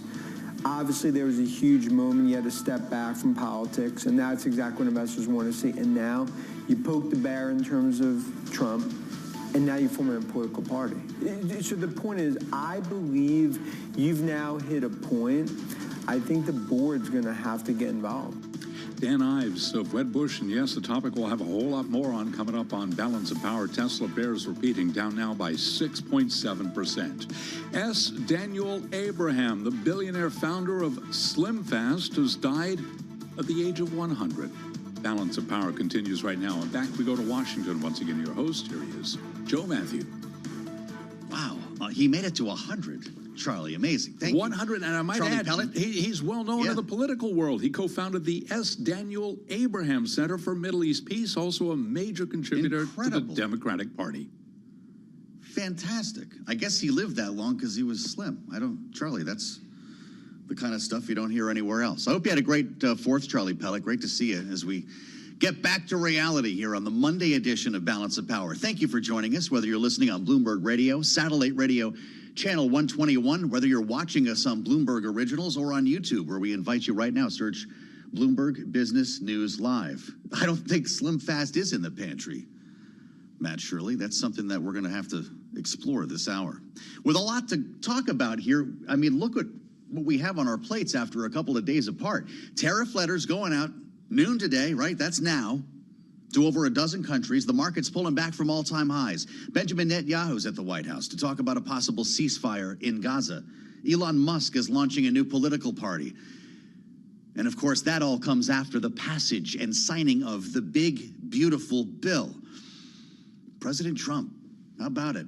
On the South Lawn, standing there on the balcony with the First Lady, watching B-2 bombers fly over his head as part of a 4th of July signing ceremony in a bill that barely passed the House and the Senate, never mind the House all over again.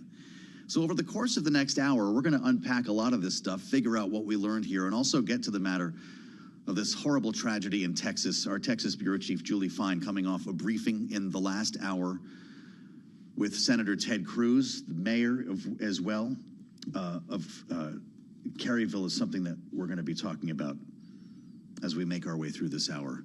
Cliff Young from Ipsos is here. We'll have some new polling data and a lot of great analysis coming up from the likes of Ashley Davis and our signature panel, Rick Davis and Jeannie Shanzano. So let's get to it here. It's the 7th of July. That means we are 2 days away from the big deadline, the tariff deadline on the 9th of July. Remember, 90 deals in 90 days? We don't have 90. We don't even have 9. In fact, we don't even have a single comprehensive trade agreement, but frameworks that have been put together with the likes of the UK. We had another one from Vietnam last week. Not a lot of details around that. And we could have more announced. So let's just get right to it now. Tyler Kendall, who's been working straight through the holiday, is still on the North Lawn at the White House, reporting for Bloomberg, and has the latest. Tyler, have the letters gone out in the mail or what? Yeah, hey, Joe. Well, our eyes are really trained on President Trump's Truth Social feed to see if we get any sort of update on whether or not these letters will be going out, since President Trump said we could expect the first round to during the 12 p.m. Eastern hour, which just happens to coincide with the fastest show in politics. Now, of course, President Trump had outlined that we could expect 12 to 15 countries to get these expected letters. But we should keep in mind that while the letters are coming in the coming days, we're not expecting the levies to actually enacted for at least 3 weeks' time. The administration has put forward that there would actually be some room for negotiation here, and that the tariffs wouldn't actually start to be collected until August 1st. And we had the Treasury Secretary Scott Bessent over the weekend in an interview, for example, saying that the administration's playbook here is apply some maximum pressure. Those were his words. They're hoping that they're going to put out these letters, and then some of our trading partners are going to put their best offer on the table. Now, there is so much we could dive into, but I will quickly point you to the fact that our analysts analysts at Bloomberg Economics are pointing to 3 different scenarios that we could see play out throughout the week, really. One, or perhaps some framework agreements are announced. Think Vietnam, for example, when President Trump announced the other week a 20% levy, but we still had their negotiators in Washington over the weekend because there's so many details that need to be ironed out. The second would be those countries that are negotiating in good faith, according to the administration, and they would get that extension. But Joe, the last bucket, the last scenario that we could see is that some of these countries are given a tariff rate, and that's what it remains. And likely we're tracking, those are going to be those smaller countries, the smaller trading partners that are facing that 10% tariff and aren't really doing much negotiating with the U.S. because they expect that baseline isn't going to go away.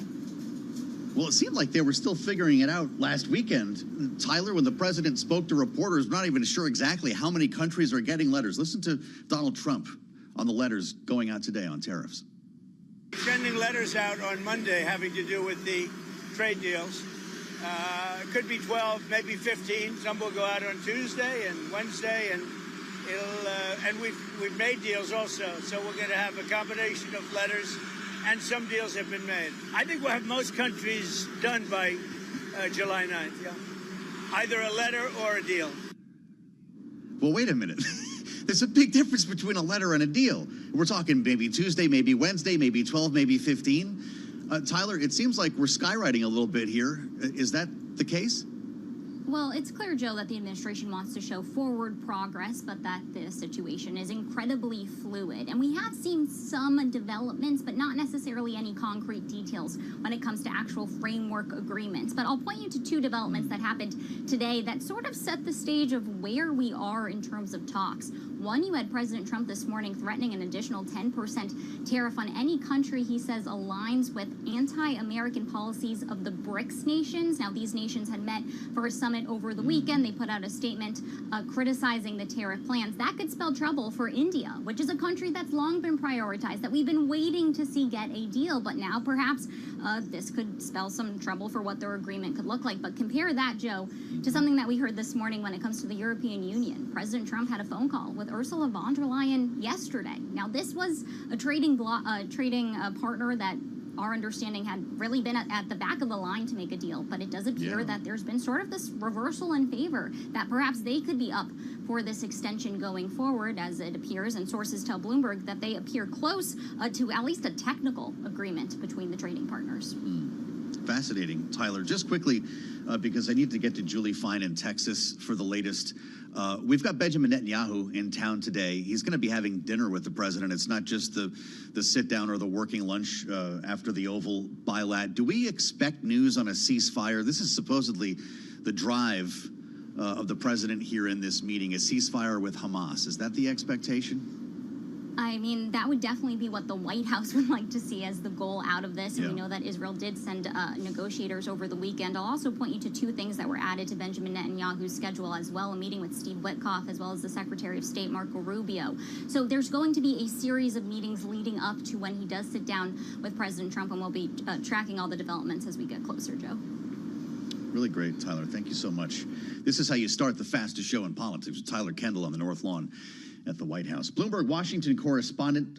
We'll be back with Tyler a little bit later in the broadcast as we learn a bit more about what's going on here. I'd like to know about the first letter in the mail here, at least at some point. Joe Herring is the mayor of Caryville, Texas, and appeared in a briefing a bit earlier today as we turn to another major important developing story that you likely were reading about and hearing about over the weekend. Terrible tragedy following severe flooding, flash flooding in Texas.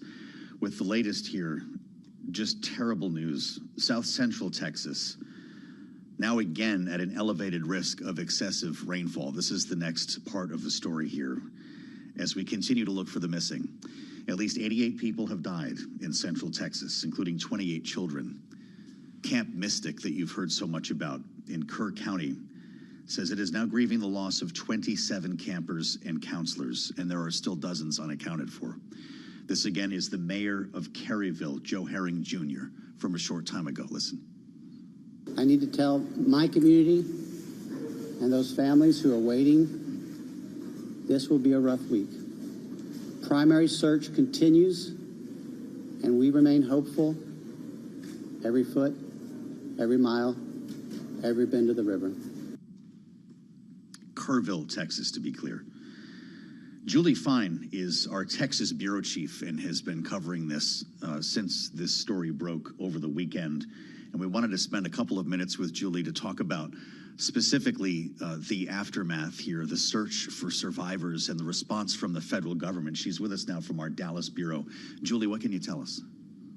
Well, I can tell you that search is ongoing. Governor Abbott this weekend was asked several times, are you calling it recovery now? And he insisted it's still search, and they will do whatever they can to find all of the people that are missing in Texas. There are still 10 campers and 1 counselor missing at this hour, and there are still many more unaccounted for in the state of Texas. This rescue continues. There have been so many volunteers, Joe, coming here. They're actually asking volunteers to stay out of the area because it is still dangerous. We are still expecting bad weather, and there is so much work ahead in this area, Joe.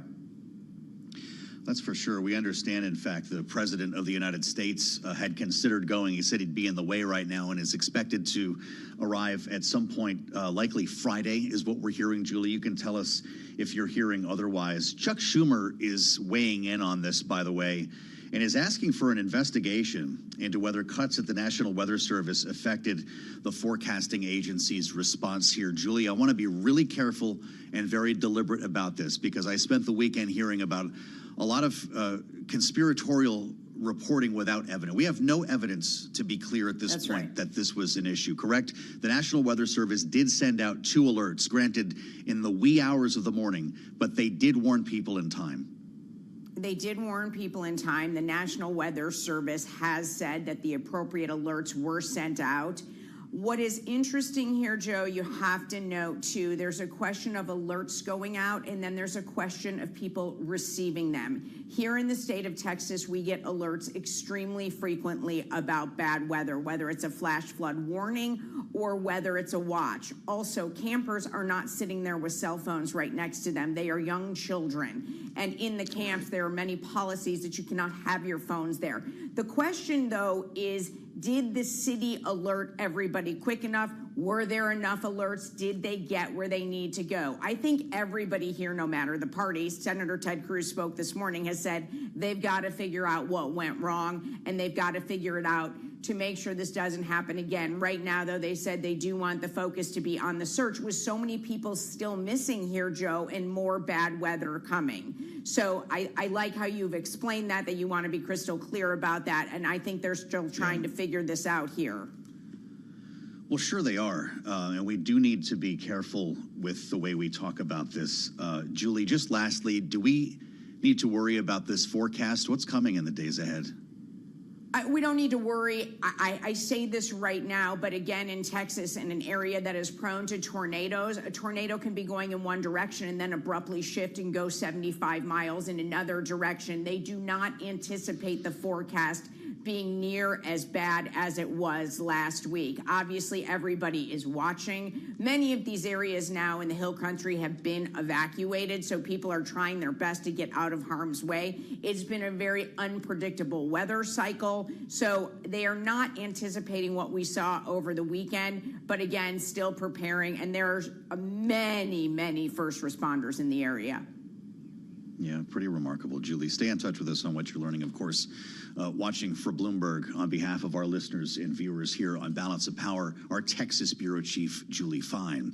I'm Joe Matthew in Washington. We'll have more on this as we learn more, and I do want to mention some breaking news headlines as we started the hour talking about the tariff letters that are going out today from the White House. Looks like 2 are, in fact, in the mail. Japan, South Korea. President Trump just now posting that letter, in fact, to Japan on Truth Social, decided to move forward with Japan, he says, meantime setting a 25% tariff rate on South Korea goods. We've got a new tariff. 25% for South Korea, which was said to be in the throes of negotiations starting at the very beginning, following so-called Liberation Day. The president's posts include the trade letter to South Korea on Truth Social. You can look at this now, and we'll have more on what's happening with Japan. We'll try to get to the bottom of this after we take a look at the markets. And I do want to mention markets because investors obviously are keyed in here very carefully on what's going on. You remember what happened in the markets after Liberation Day? We're sitting here just below all-time highs as these letters go out and we face a deadline on Wednesday. Markets are deep in the red now. In fact, we're looking at new lows for the day. Let's get to Charlie Pellet in New York for his take on Wall Street trading on this Monday. Charlie? Indeed, absolutely right, Joe Matthew. We are at lows of the session, as you mentioned, right to the numbers here. By the way, you run the GIP screen on the S&P 500 index, and you can certainly see that sharp drop-off happening moments ago as those letters went out. Right now, looking at a 63-point drop on the S&P. A lot of red, down by 1%. The Dow down now by 502 points, down 1.1%. Nasdaq Composite Index down 202, down by 1%.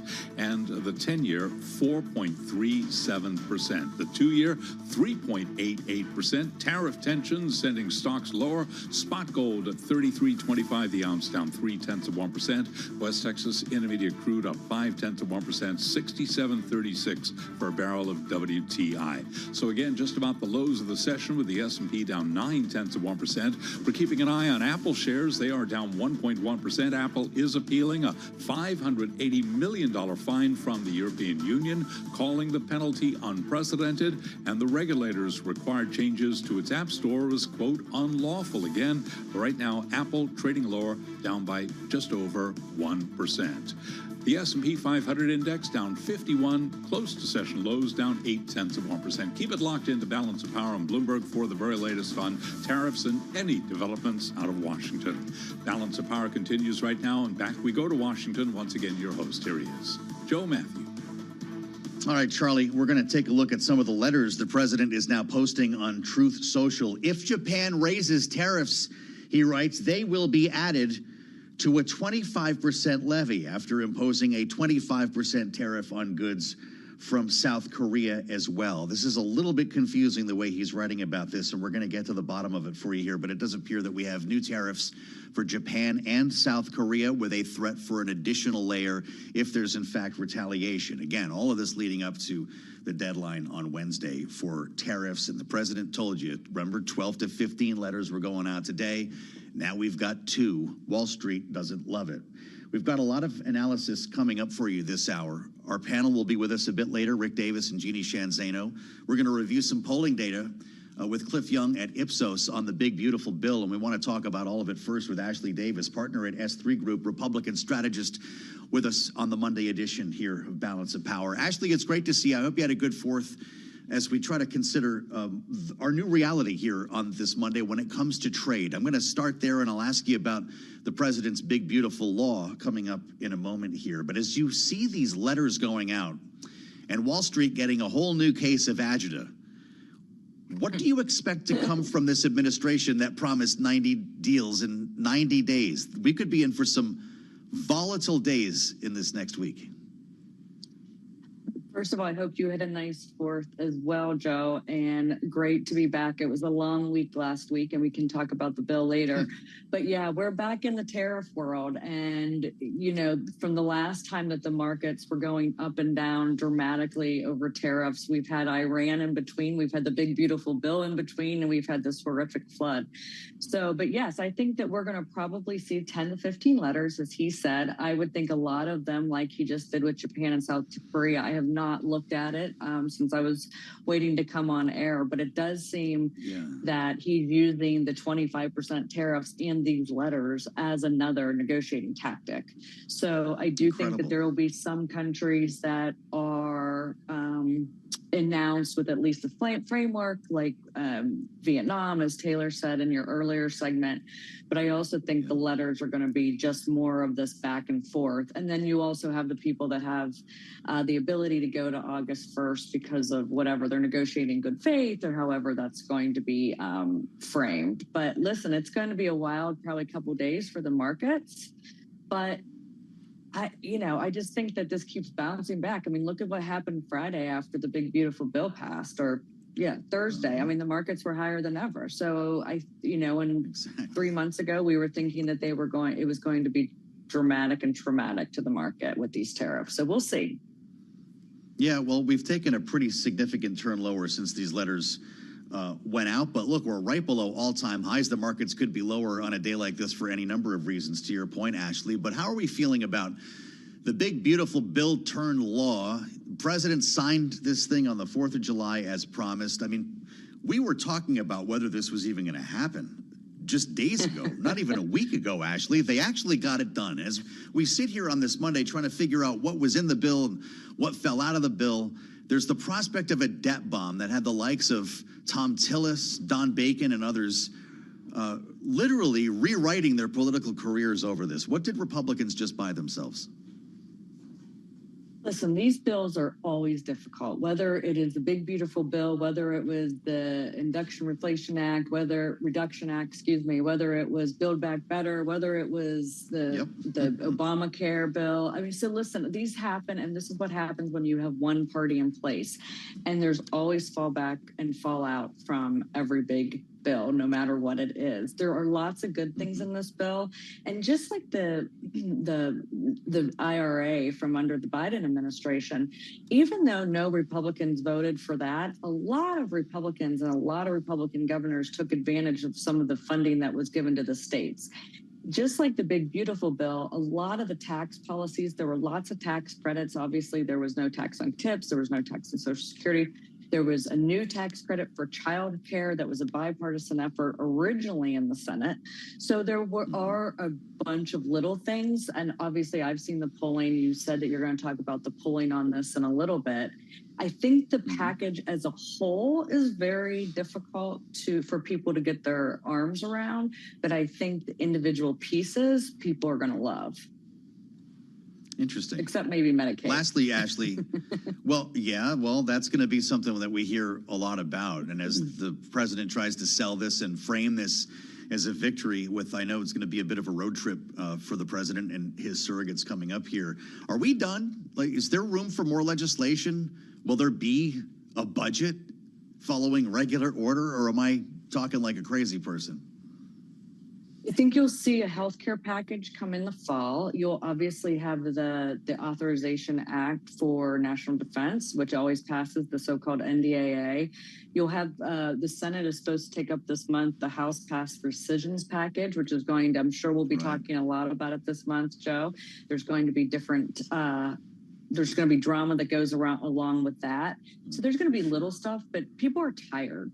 There was a lot of, even though the excitement at the end for the Republicans, people were, there was a lot of internal arguing over what needs to get in there and what doesn't. And it was hard policy, but we do have a lot of good things. I mean, as you know, as a finance guy, to have this permanent tax cut is a pretty major deal.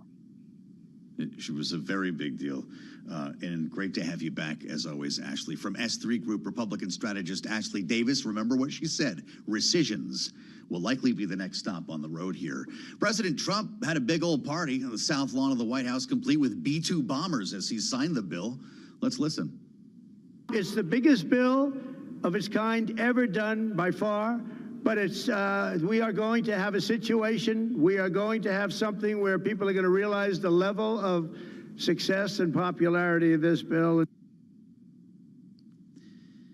He even did the YMCA dance, the Trump dance, Cliff. He got the First Lady to join him, too. That's a showstopper. That's a day. It's good to see you. We wanted to talk about what people think about this bill. They saw the sausage being made in a way that maybe has never happened before. And you've been polling at Ipsos. Cliff Young is back, everybody, here in Washington, D.C. Americans are divided, as I read in your analysis on the One Big Beautiful Bill Act. What does America think? Well, your last guest, Ashley, was spot on. So, in general, in abstract, Americans are very divided. Only plurality of Americans, independent of how you ask the question, maybe somewhere from 20 to 35% are in favor of the bill. That obviously breaks down along partisan lines. It's very much an issue of partisan queuing. If you like Trump, you're in favor of the bill. If you don't like Trump, you're not in favor of it. But the devil's in the details. And when you peel away the onion, what you find is there's a lot of nuggets in there that Americans like. Okay, let's talk about that, because as you find, American support for extending tax cuts for the less affluent is one. Cuts to Medicaid is another. What do we like before we get to what we don't like?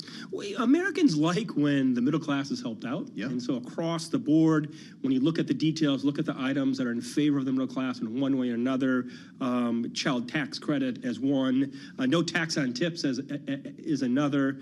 These are sorts of things that Americans do like. They are in favor of independent of the name of the bill, of the sponsor of the bill. And so once again, as I said before, the devil's really in the details. Sure. How much is Medicaid going to hang over Republicans in the midterms based on what you've learned?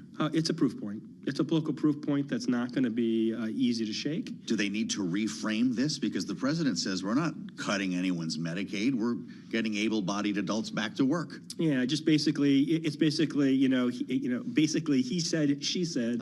That's what's going to be next year. The Democrats obviously are going to try to favor it in terms of their favor, and the Republicans in terms of theirs. I think it's a problem politically. It doesn't mean necessarily from a policy perspective. It is necessarily the wrong decision. By the way, I'm no policy person. I'm just saying as an example. But it will weigh politically in a negative way for Republicans in the next year. How important is the roadshow here? The administration has made clear that they're getting on airplanes. They're going to major cities. They're going to red and blue states to try to sell the bill. Remembering what Barack Obama said after Obamacare, I wish I had taken the time to explain it to people more. Yeah, it really reminds you of the ACA, doesn't it? Yeah. The ACA, the Barack administration left a vacuum there. The Republicans obviously were able to fill it at the time, fill it in a negative way. There's still sort of this negative anchor to it, even though people agree with many of the specifics of the bill. The Republicans really need to go on the offensive to fill that vacuum before the Democrats can, and obviously the midterms will define the timing of that. In our remaining moment with Cliff Young, I want to ask you about Benjamin Netanyahu visiting the White House today, because you were running numbers on how Americans felt about strikes against Iran, about reaching peace in the Middle East. They're talking about a potential ceasefire with Hamas. This is something that would be pretty important for the president's story here. Yeah, I think it would be a very important proof point. We know, based upon not just polling today, but over the last few years, that especially younger Americans don't like military intervention. They don't like that muscular foreign policy that we've had historically. This would be good to shore up, at least in part, the administration with that also important segment. I think it would be a huge win if they were able to do that. Fascinating. We'll talk about this more with our political panel ahead. Cliff Young, Public Affairs President at Ipsos, with fresh numbers for us here on the regular on Balance of Power. We always love having your research as part of our conversation. Cliff, thank you. Great to see you. It's great to be here. Hope you had a great 4th of July. It's on to the second half of the year. Is that crazy to say out loud? It's going so fast. It really is. We're trying to keep up. We'll have Rick and Jeannie straight ahead next with our signature panel on the fastest show in politics. This is Bloomberg.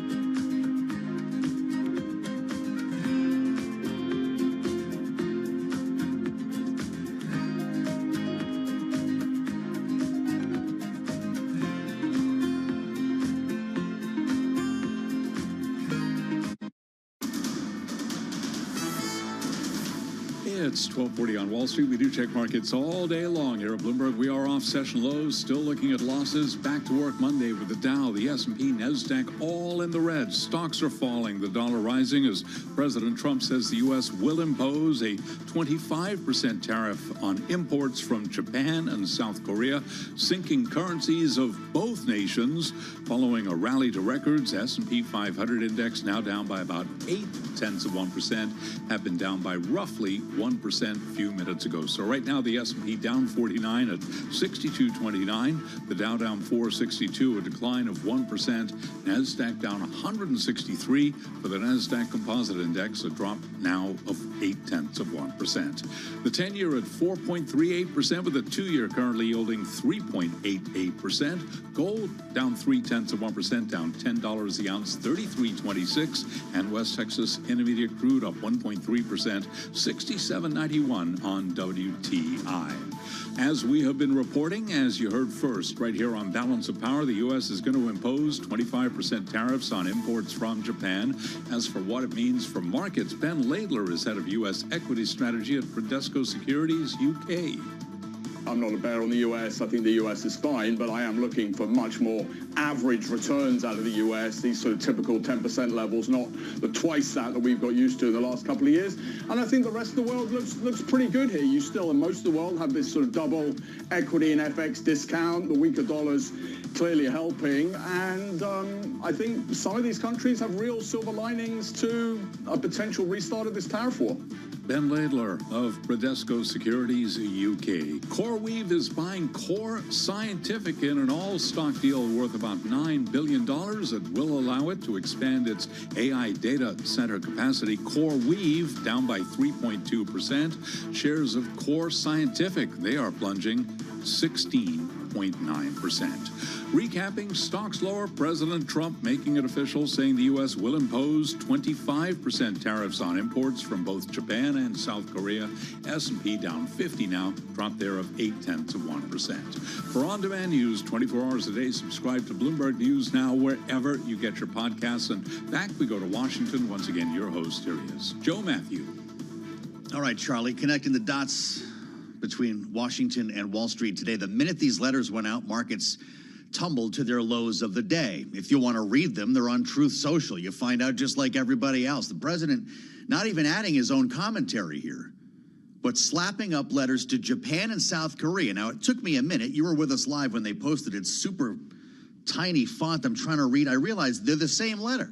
The same letter went out to both countries. So much for the bespoke approach here at the Trump administration. They both open by referring to the U.S.'s significant trade deficit with, quote, "your great country. Nevertheless," the president writes, "we have decided to move forward with you, but only with a more balanced and fair trade.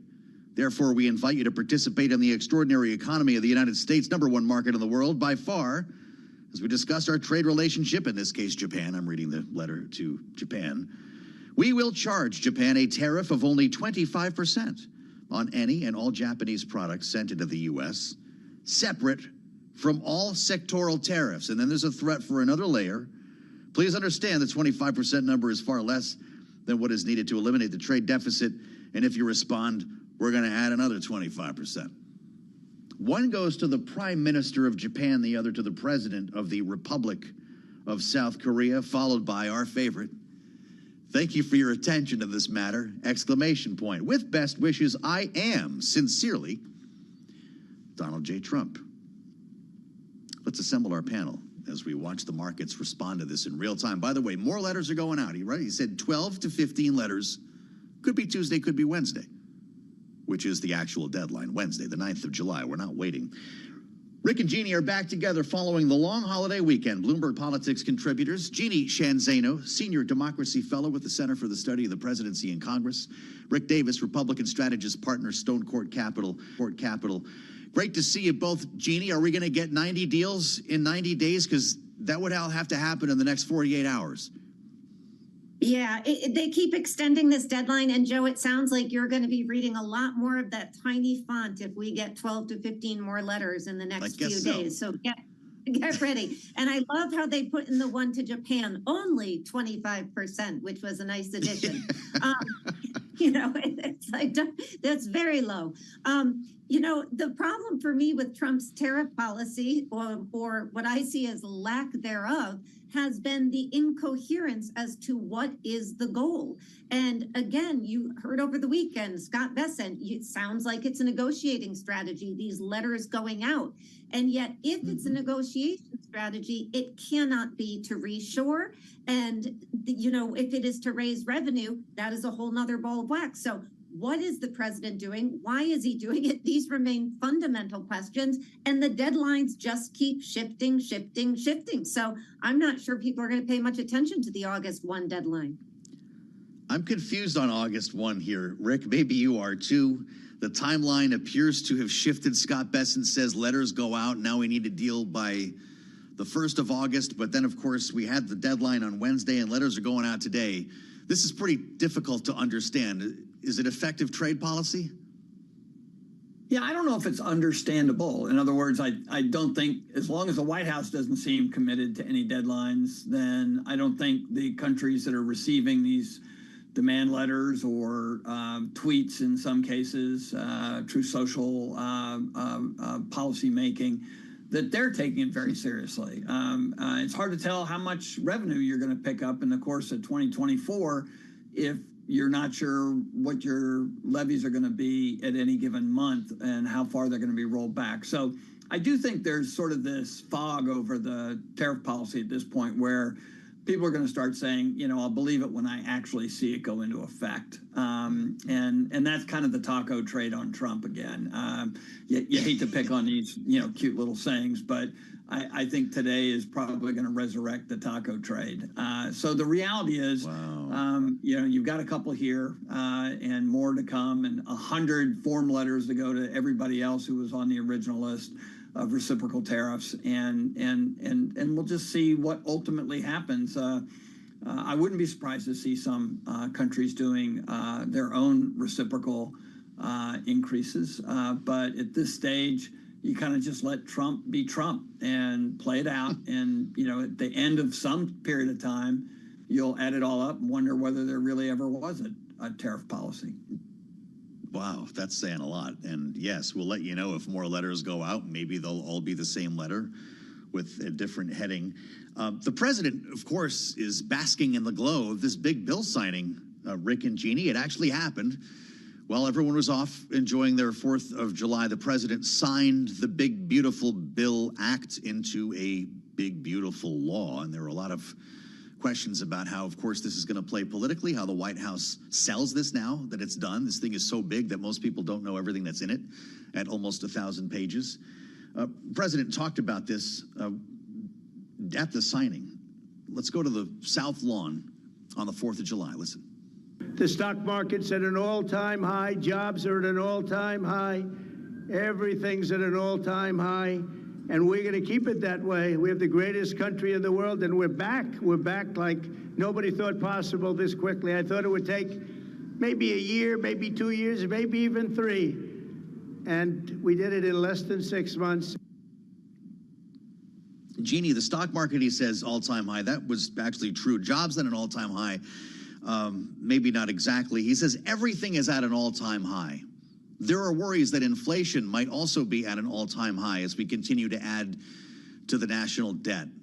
How does the president message this, knowing that the midterms are creeping up so quickly? Yeah, he didn't mention another thing at the all-time high, which is the deficit that he added to. But setting that aside, I think we're going to hear, number one, Donald Trump is probably the only Republican out there talking about this bill as being this amazing, great bill. Well, maybe Mike Johnson as well, but there's no real distance between those two.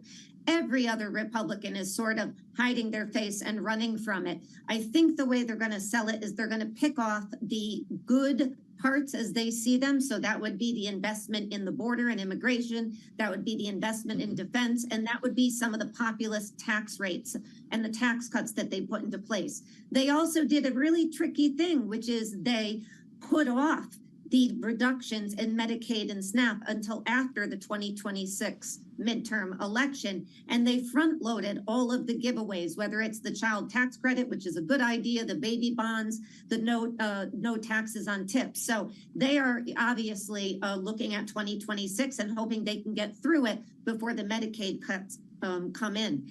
And for Democrats, this is going to be an issue of how do you make the case that Medicaid is being cut when those cuts don't hit until after the election. That is going to be really challenging for Democrats. They're going to have to use a message of betrayal, and they're going to have to try to pick up some of those clips of Elon Musk and Josh Hawley and Lisa Murkowski and Tom Tillis talking about how bad this thing is and play them ad nauseum. We're going to talk more in the program with Rick and Jeannie about Elon Musk's new political party that he's apparently launching. But Rick, we spent so much time talking about how difficult this would be, if not impossible, how the bill may have been going off the rails. Duly noted, you told us last week that the momentum was undeniable at a certain point, but I'm wondering how you're looking at this, having spent a lot of time on Capitol Hill in your career. Did this simply come down to a referendum on Trump? Yeah, this was Trump getting what Trump asked for, even though he never got into the legislative weeds on each particular policy. This is the big, beautiful bill that he deemed necessary to not allow a huge tax cut, which was the motivating factor.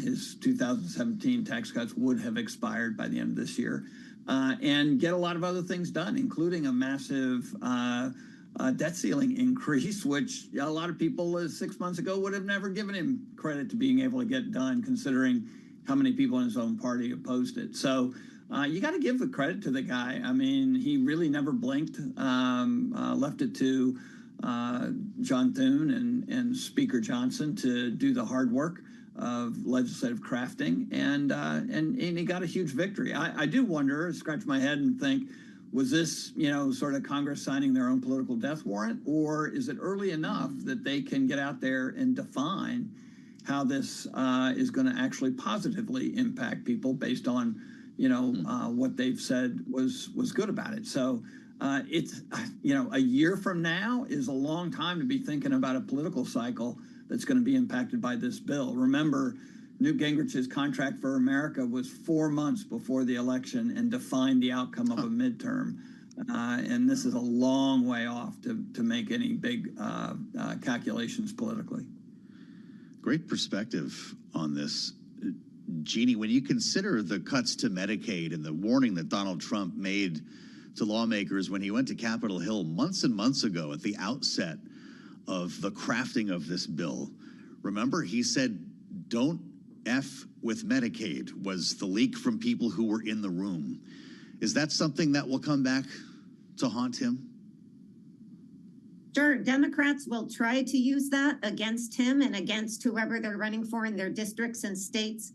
The problem for the Democrats has been going on for a long time, and that is that the Republicans and Donald Trump's latest big, beautiful bill is an example of this, have passed truly regressive pieces of legislation. They are bad for the working class, and they are much better for the wealthy.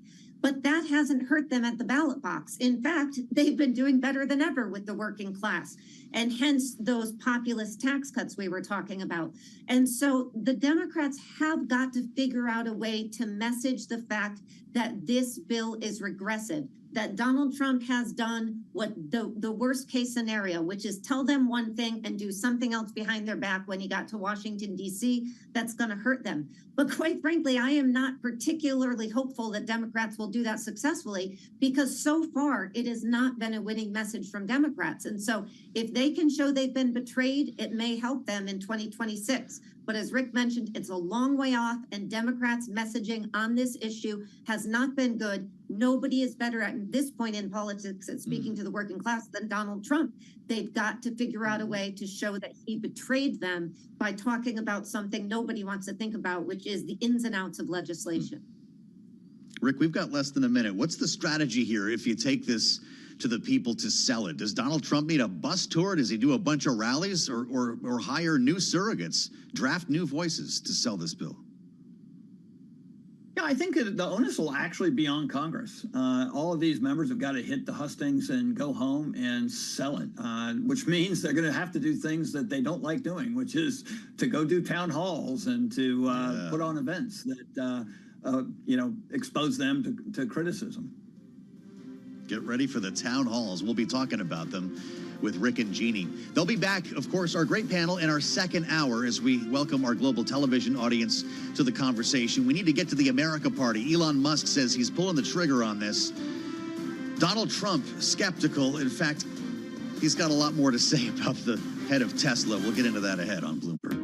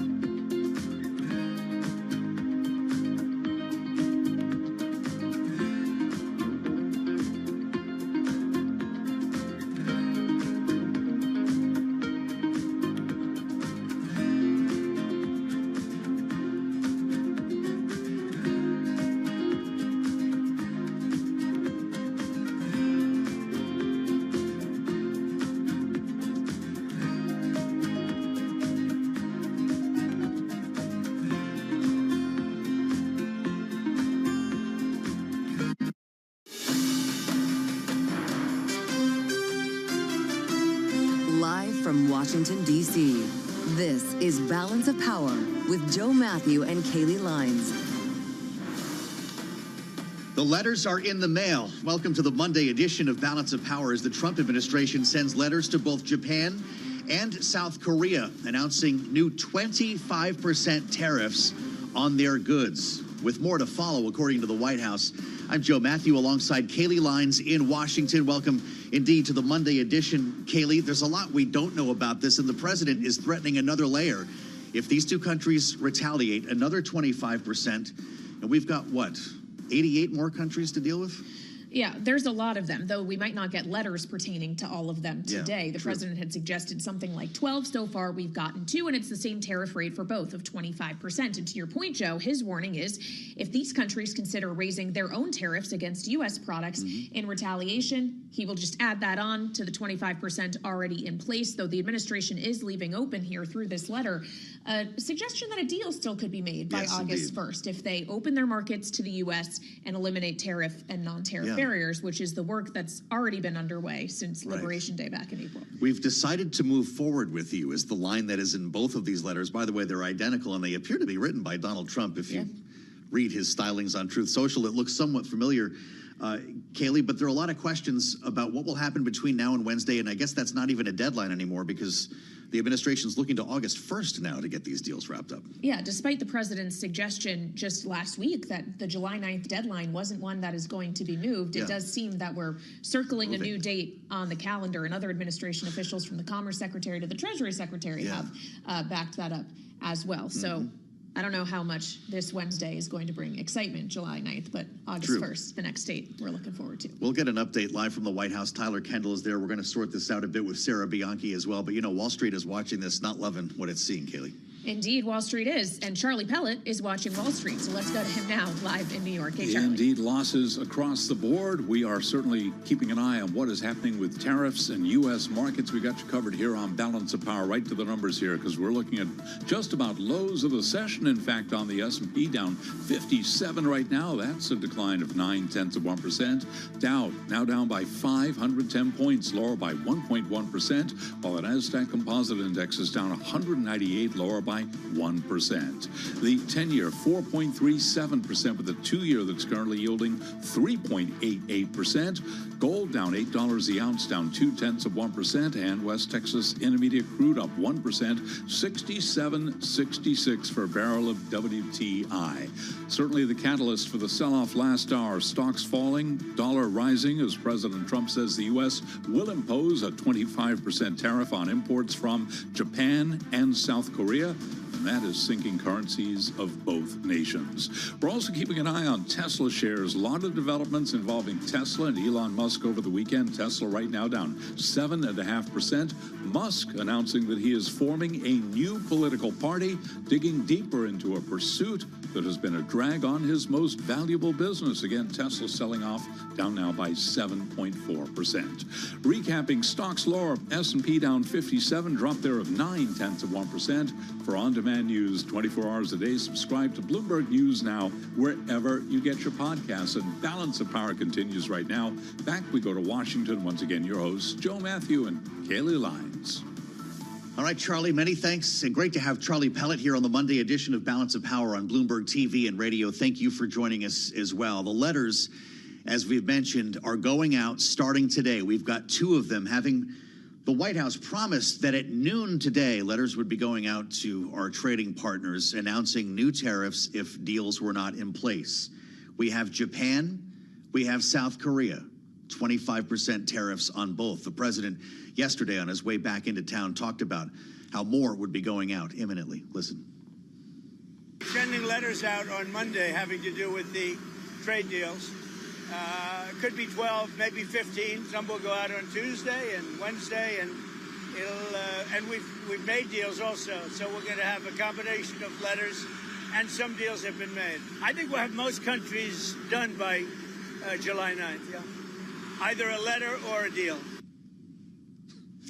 So far, no deals announced today, but yes, 2 letters have been received by the governments of Japan and South Korea, respectively, and posted on Truth Social. So let's get the latest now live from the White House, where we find Bloomberg Washington correspondent Tyler Kendall. So Tyler, Japan and South Korea, obviously a starting point today, but what else could we see coming down the pipe?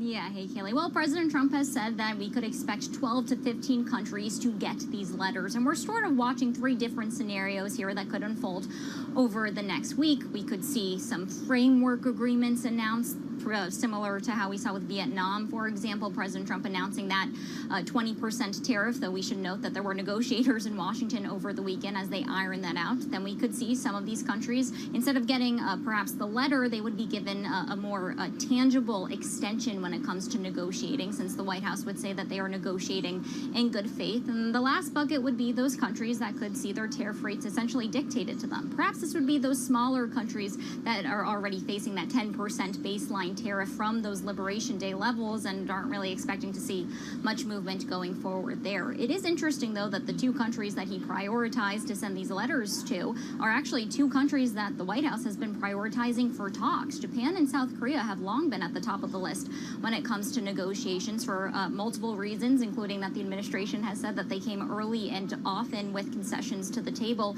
but also because strategically they are geographically close to China. So it's interesting to see here sort of President Trump's frustration with these countries moving forward. Now, we should note that 25% tariff, that's 1 percentage point higher than what Japan was facing on April 2nd, but it is that same level that South Korea was ultimately given. And just for final thoughts on these letters, one, we should watch the transshipment of goods. This seems to be a theme when it comes to the administration, saying that they will threaten higher tariffs for those. But then second, also the retaliation. President Trump, Joe and Kaylee, writing in these letters that if either of these countries retaliate, he will just tack on their tariff on top of that 25% rate, which means that these levies could keep going up.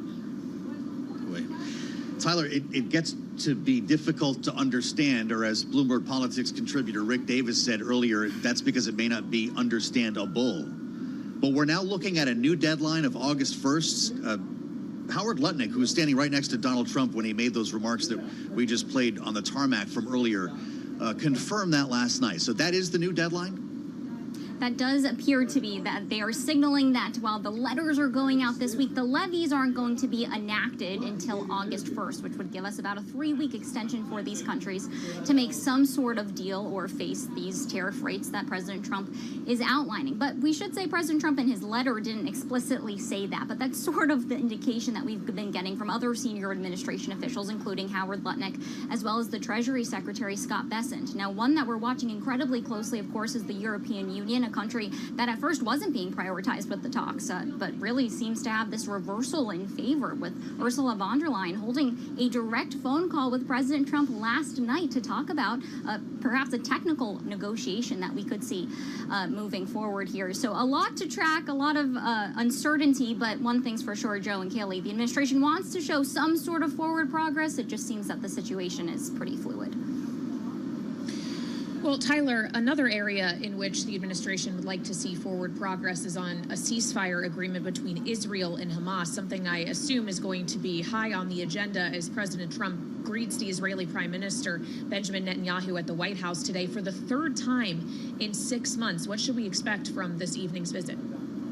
Right, exactly, Kaylee. I can tell you that security is incredibly tight here at the White House. It's very difficult to get in anticipation of this visit. Now, there's a few different things on the schedule, including that they will have this bilateral meeting, and then there will be a state dinner later on tonight. Now, the White House and President Trump in particular is pushing forward this 60-day ceasefire proposal, but it's meeting some resistance, although Israel has come out saying that it would support it and sent mediators to Qatar over the weekend, for example. So really, they're trying to show some sort of forward progress here when it comes to the negotiations. Perhaps we could get some sort of headlines. We know that the Israeli Prime Minister isn't just meeting with President Trump. He also has scheduled meetings with Steve Witkoff, of course, the special envoy, as well as Secretary of State Marco Rubio later on this afternoon.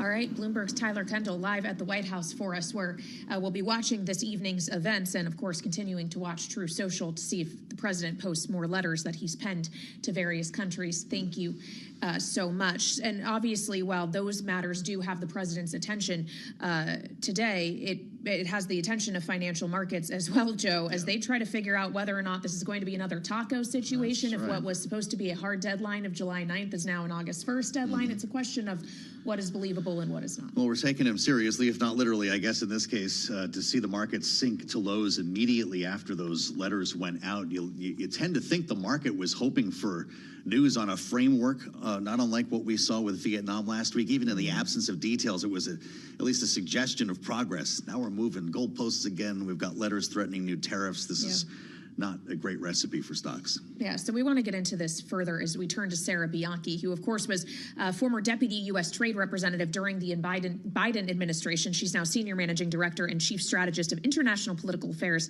and public policy at Evercore ISI. Sarah, welcome back to Balance of Power. It's always great to have you on Bloomberg TV and radio. As we consider the shifting goalposts here and the letters that Japan and South Korea have just received that suggests August 1st they'll face a 25% tariff unless some kind of deal can be reached by then. Do you think they see August 1st as a hard deadline, knowing it initially was supposed to be this Wednesday? What if it just keeps moving? What incentive do they have to deal with this administration?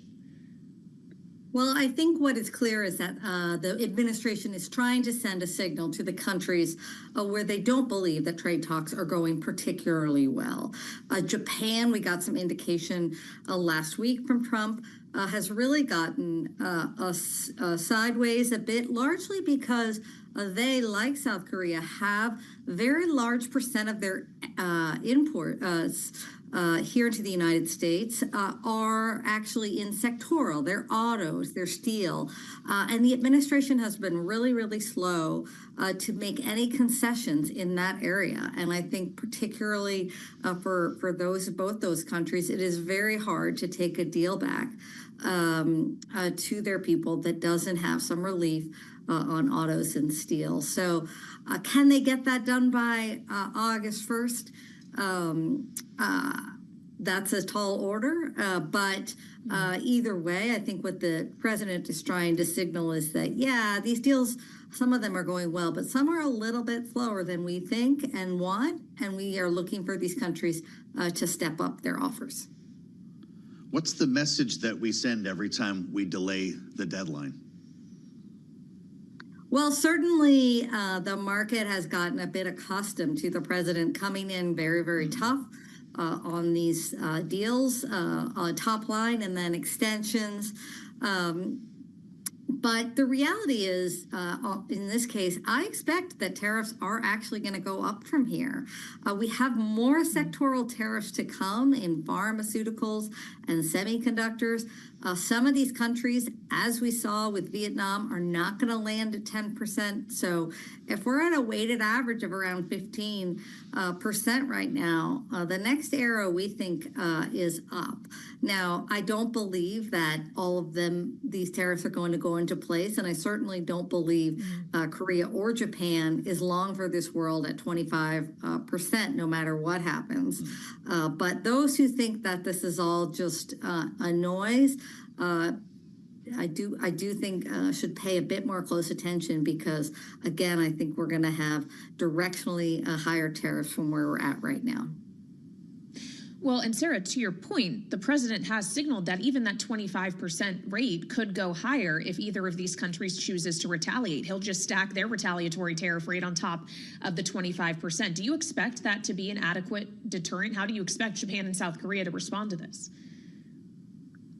Well, I think that South Korea and Japan, first of all, they're slightly differently positioned here. South Korea just elected a new government, so they're really just trying to get their arms around all of this. But look, autos, steel, semis, these are really important issues in these countries. It's very, very hard for them to cut a deal that doesn't provide some relief there. And so while I think they are taking it seriously, I think they're a little bit stuck in terms of what they need. And so really the reciprocal rate is not their biggest, it's not their most significant part of their trade, their exports here to the United States. So I think they're going to also try to hold tough too and get everything they can out of this. Sarah, how much of this is a message to India, knowing that the White House has really talked about these three countries, South Korea, Japan, and India, as the most likely to announce deals? We've been hearing this for weeks. Today we get letters on South Korea and Japan. Is this a message to anyone in particular? I don't think so. I think it's really a message to those two countries that the Trump administration is not satisfied where they are in this negotiating cycle. I think they're actually much closer to India. Now, some of these countries, we talked to lots of them, the leaders and companies, they are a bit frustrated. One of the reasons it's easier for India to get a deal is they have very, very high tariffs on the United States. So it's a little bit easier for India to give. So I actually think it's a good sign for India. But look, as we've always said, these trade deals are really hard. They're, the irritants in trade relationships, whether it's an ally or not, they are there for a reason. These are hard issues. So I think the reality is cutting this many deals this fast is just challenging. It's why even with Vietnam, who was very anxious to cut a deal, we've still seen very, very few details about precisely really what it looks like.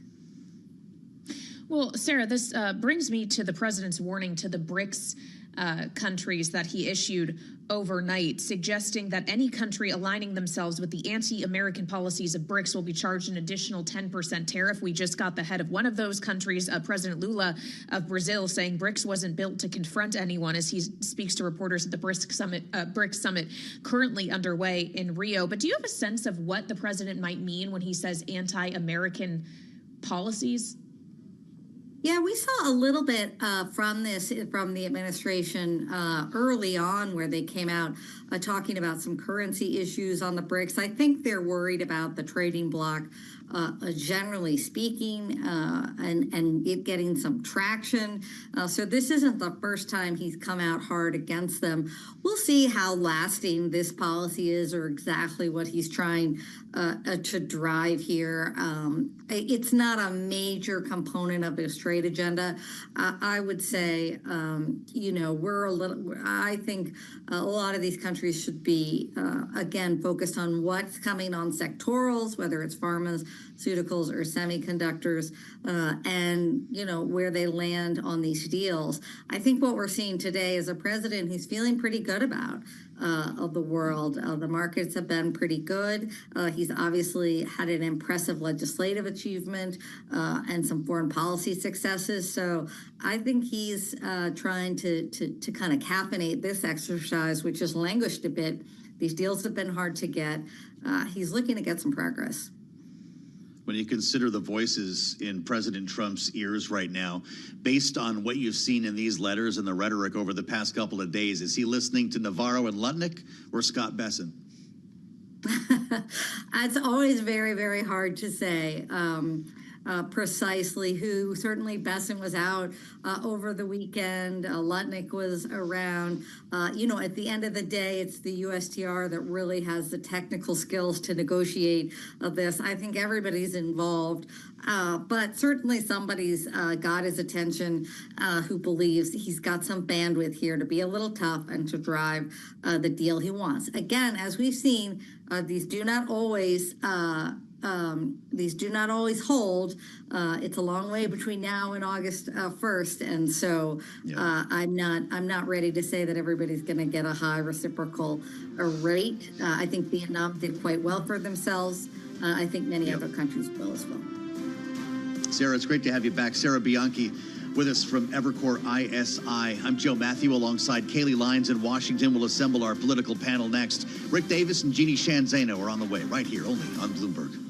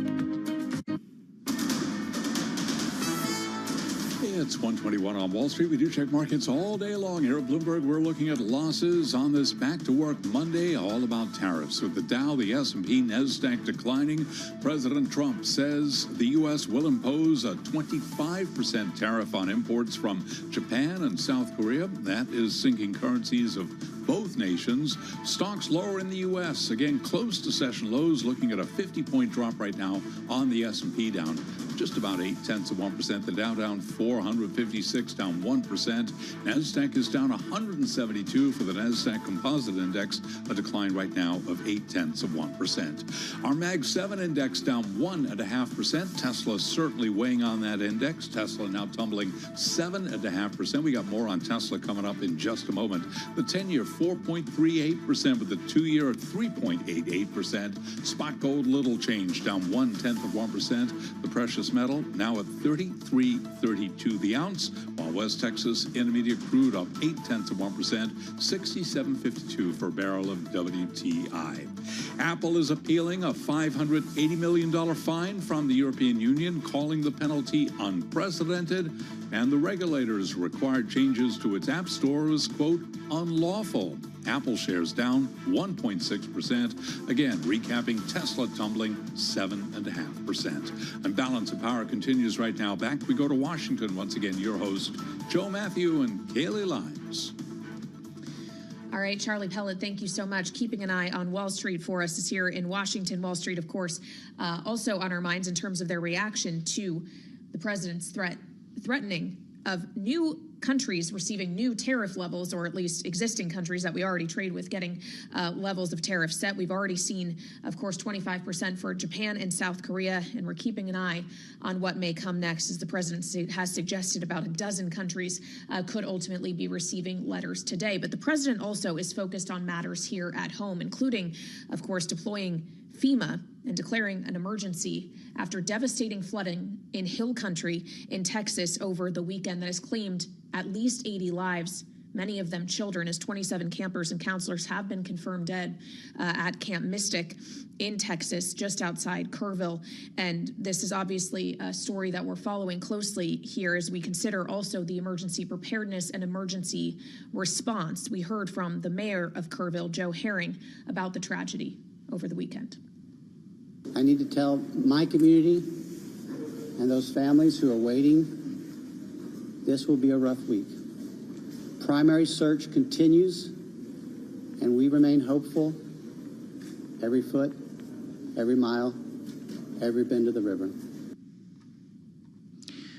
Camp Mystic in Kerr County says it is grieving the loss now of 27 campers and counselors.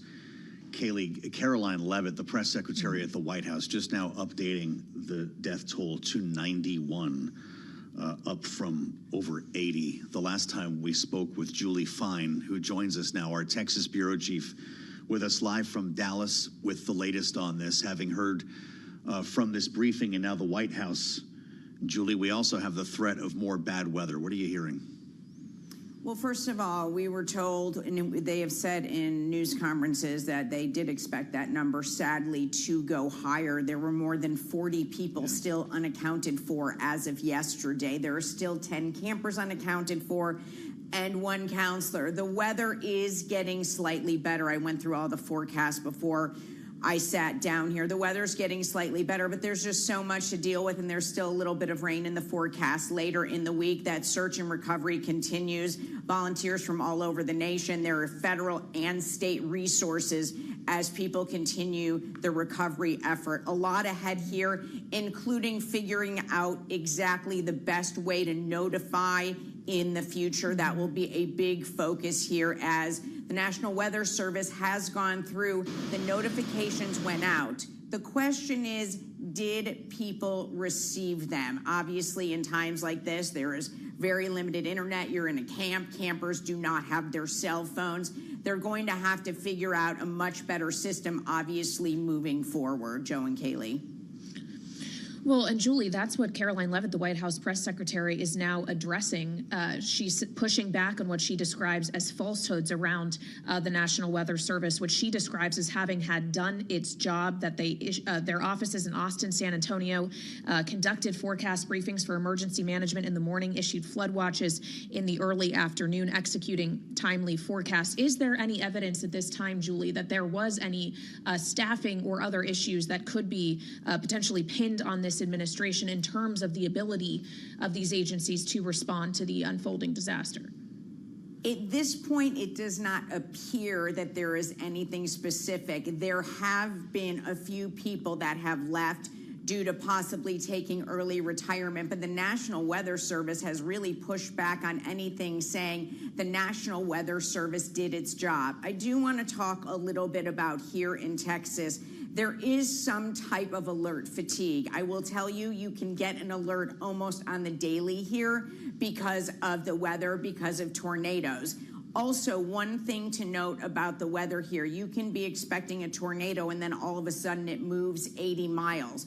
All of this will be certainly looked at. I mean, Senator Ted Cruz saying that today, local officials saying they have to go through everything to make sure this doesn't happen again. There is a special session at the end of the month at the Texas legislature. It's not on the agenda right now. I will not be surprised if it's added and this comes up and they take a good look at emergency management notification systems. Great reporting, Julie. We appreciate it so much. Julie Fine is our Texas Bureau Chief. As we keep it here on the briefing here, we also should remind everyone that Senator Chuck Schumer is getting involved here. The Democratic leader in the Senate, Kaylee, is asking the Department of Commerce's acting inspector general to look into this very idea of staffing vacancies at the National Weather Service. But it does appear, based on the briefing we heard earlier, that the alerts, as you pointed out, were delivered. Whether you see an alert at 1 o'clock or 3 o'clock in the morning remains a very different question. Something we'll get into here with our political panel, along with some other topics that we're following today. Bloomberg Politics contributors Jeannie Shanzano and Rick Davis are with us. Jeannie is Senior Democracy Fellow at the Center for the Study of the Presidency and Congress. And, of course, Rick, our Republican strategist, a partner at Stone Court Capital. What's Chuck Schumer up to here, Jeannie? We want to be careful with this story because there is no evidence that staffing shortages led to this outcome. That's right. You know, he is trying to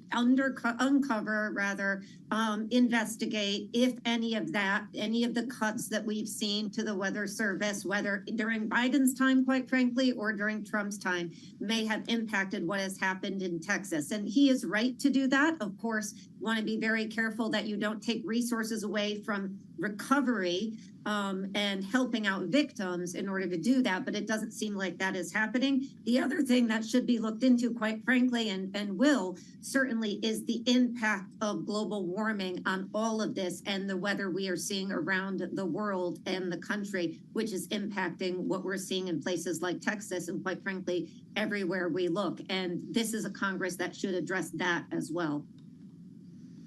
Well, we should also keep in mind that in addition to the actual cuts we have seen to NOAA and the National Weather Service, this is also a president, Rick, who has called for getting rid of FEMA. He wants to send essentially emergency response back to states individually, though FEMA has been mobilized to respond to what just happened in Texas. Do you expect the president to pivot on that effort? Yeah, I think it's fair to just give a bit of a heartbeat to this issue before we've even really gotten through the recovery and phase. You know, there are a lot of families that are wondering, you know, why are we worrying about the weather when we have children and other members of their family at risk?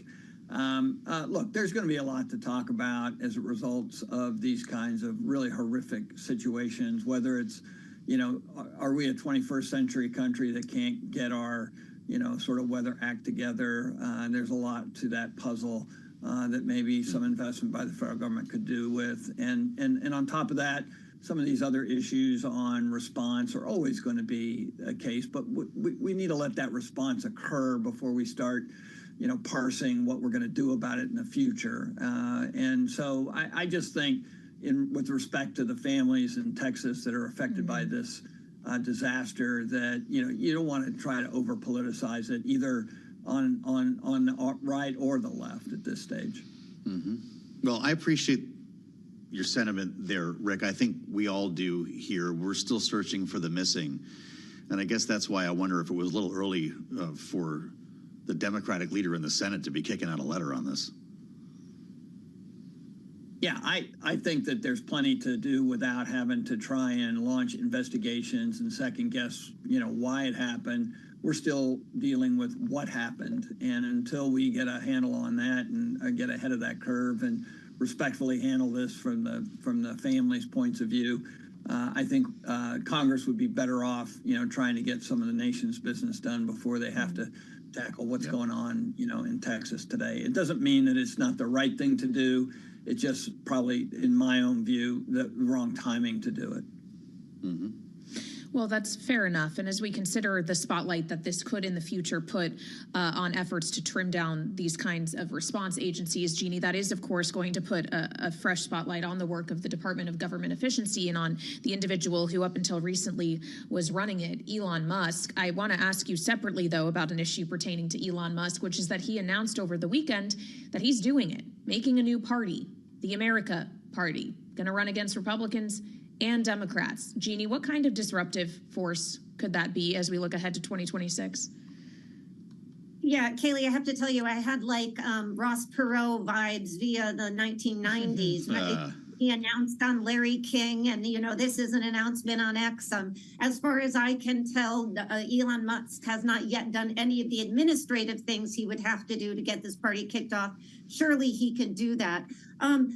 He's talking about 2026, interesting to me, not 2028. Of course, we've not really had third parties in this country that have succeeded. And the ones that have succeeded have had a very famous person like Elon Musk or Ross Perot at the top.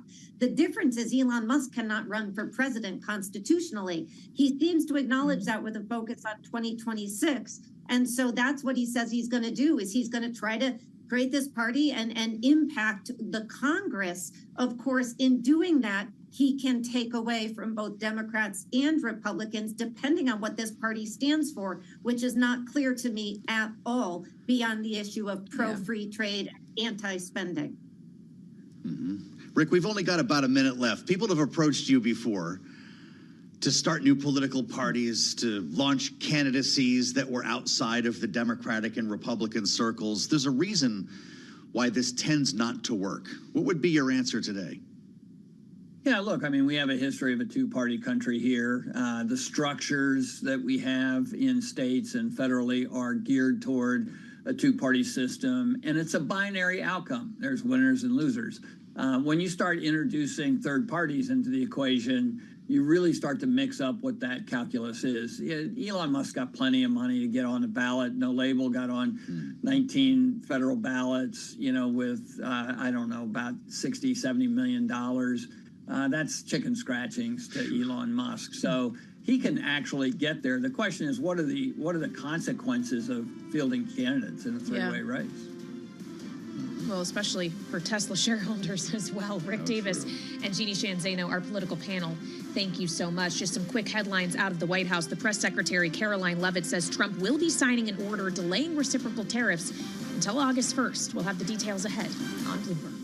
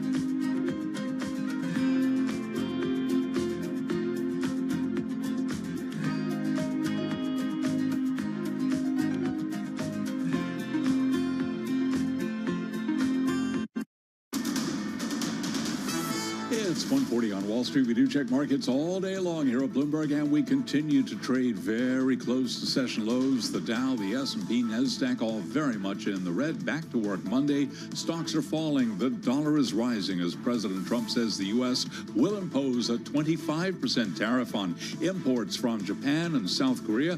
That is sinking currencies of both nations. The S&P now at 62.23. It is down 56 points, a decline of just about 0.9%. The Dow down 515, down 1.1%. NASDAQ down 195 for the NASDAQ Composite Index, a drop now of almost 1%. Our Mag 7 Index down 1.5%, certainly being weighed down by Tesla shares. Tesla tumbling 7.4%. The 10-year 4.38%. The 2-year 3.88%. Spot gold down $2.50 the ounce. Little change now, down under 0.1%, 33.34 the ounce. West Texas Intermediate crude up 0.7%, 67.47 on WTI. At Bitcoin down 0.6%, holding just above $108,000. CoreWeave buying Core Scientific in an all-stock deal worth about $9 billion. It will allow it to expand its artificial intelligence data center capacity. Shares of CoreWeave down 3%. And shares of Core Scientific, they are plunging by just about 17%. So again, recapping, stocks are selling off. S&P down 56, drop there of 0.9%. And for on-demand news 24 hours a day, subscribe to Bloomberg News now, wherever you get your podcast. Balance of Power continues right now. Back we go to Washington. Once again, your hosts, Joe Matthew and Kaylee Lyons. All right, Charlie, thank you so much. Charlie Pallett live from New York, watching Wall Street. Not impressed, Wall Street that is, with the letters that have gone out today. We've got 2 down, and it appears 10 to go, according to White House Press Secretary Caroline Leavitt. 2 tariff letters today, Japan and South Korea. She says 10 more are on the way. By the way, these threaten 25% tariffs on all goods imported from Japan and South Korea. And Kaylee, the president has put pen to paper now. Forget the taco trade. Actually, officially extending the deadline on these trade deals, or else tariffs, from Wednesday, the 9th of July, to now the 1st of August. So you wonder what Wall Street's worried about. We just perpetually delay the deadline. Yeah, remember, this deadline was after a 90-day extension was given. Now we're giving another, 3-week extension until August 1st with this order that the president will sign. It begs the question of what leverage the White House is really going to be working with here. If the people on the other side of the negotiating table may think, well, why can't we just bump this back again? Yeah, here we go again. 25%, by the way. You've read these letters. They're identical letters that went to South Korea and Japan. Is this a threat, or are they going into effect before August 1st? August 1st is when they will go into effect. This we the understand president to be suggests that they could reconsider the terms in the letter if these countries lower their tariff and non-tariff barriers and open their markets to the United States. Let's see what Jenny thinks about this. Jenny Welch is back with us here in studio, reporting for Bloomberg Economics, geoeconomics analyst. Great to see you, Jenny, and welcome back. So it's trade policy by letter and Truth Social. What does this mean when you hear the deadline moving to August 1st, and who's going to take that seriously as the goalposts keep moving? Well, I think everyone's going to have to take it seriously because they don't know what higher options they might be facing if they don't, right? And I think what this suggests is that the challenge the Trump administration is facing in negotiating all these deals by their self-imposed 90-day deadline was laid out earlier. In particular with Japan, which is one that the Trump administration has since the beginning, since Liberation Day, been touting as ahead of the pack on negotiating a trade deal. Every month or so we hear about a potential deal coming with Japan, and they haven't been able to clear the barrier. And what's probably at play there are the sectoral tariffs, which don't get referenced in these letters other than the fact that the 25% rate is applied to everything but, for example, autos, which is Japan's main area of concern.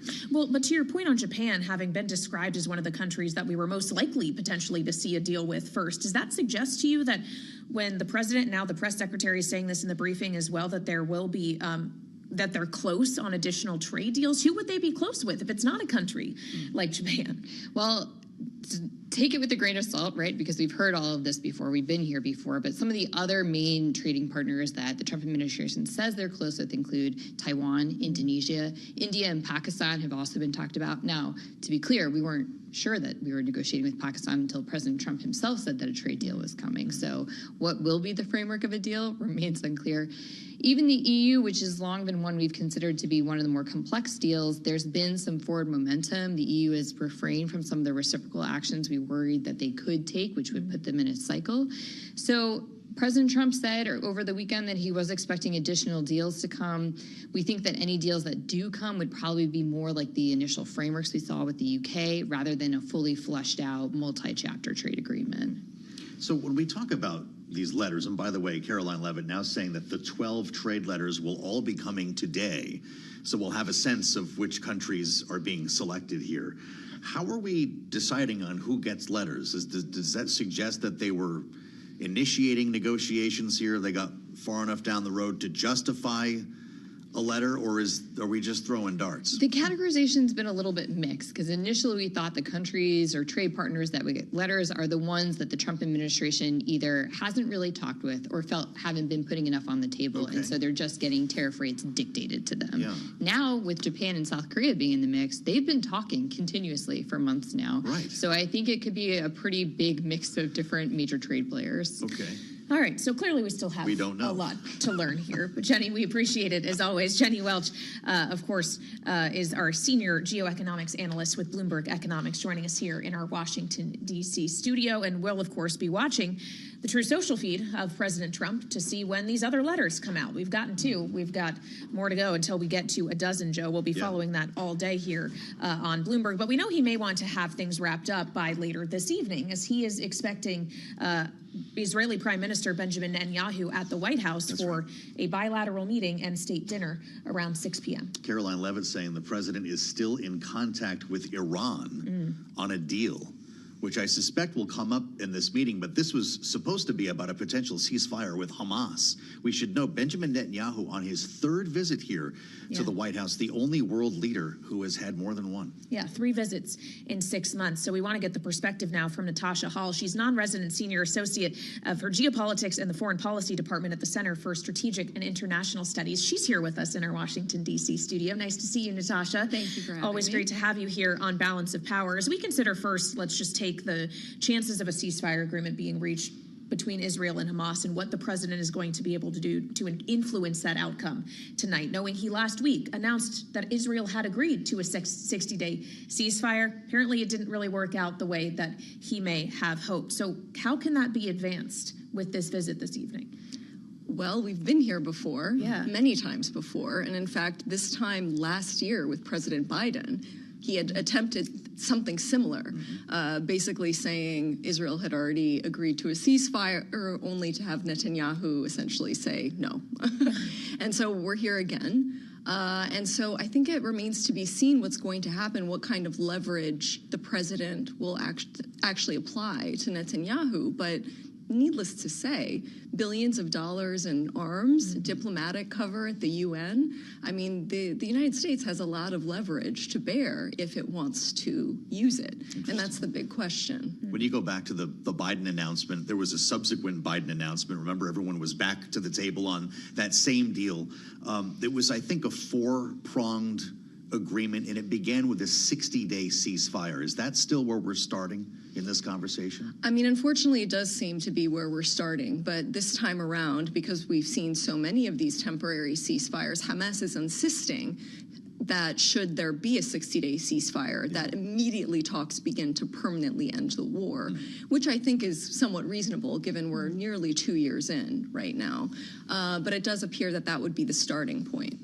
Well, and how has Hamas's position been influenced by what we saw take place between Iran and the U.S. and Israel with the strikes we saw last month and now the truce that we are in? Is Hamas in a position to kind of hold a tough line here, or are they more in a position to be willing to negotiate or to acquiesce to some of the demands of the Israelis? Well, it takes one look at Gaza to see that Hamas is in a very weak position. I don't think it was getting much support from Iran anyways. I think that the critical issue was whether or not these strikes on Iran would actually lead Netanyahu to accept some kind of ceasefire deal and end to the war, some kind of plan for the day after, which Israel has been very reluctant to discuss in any kind of meaningful way. But Hamas has sort of always been there and willing to negotiate. And I think that the 3 points, the 3 sticking points that we saw over the weekend was about the very controversial Gaza Humanitarian Foundation. It was about this permanent end to the war and Israeli troop withdrawals. And so these are the issues that Netanyahu has already said are unacceptable to him.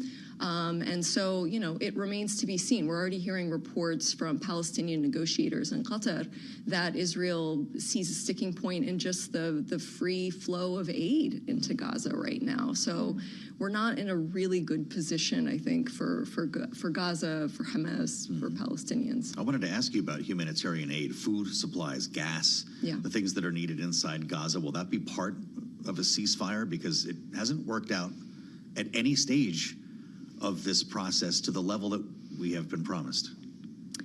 So this is the thing that I'm really looking for, right? If we can't even get this into Gaza, then I'm very pessimistic at this point. We're seeing famine-like conditions.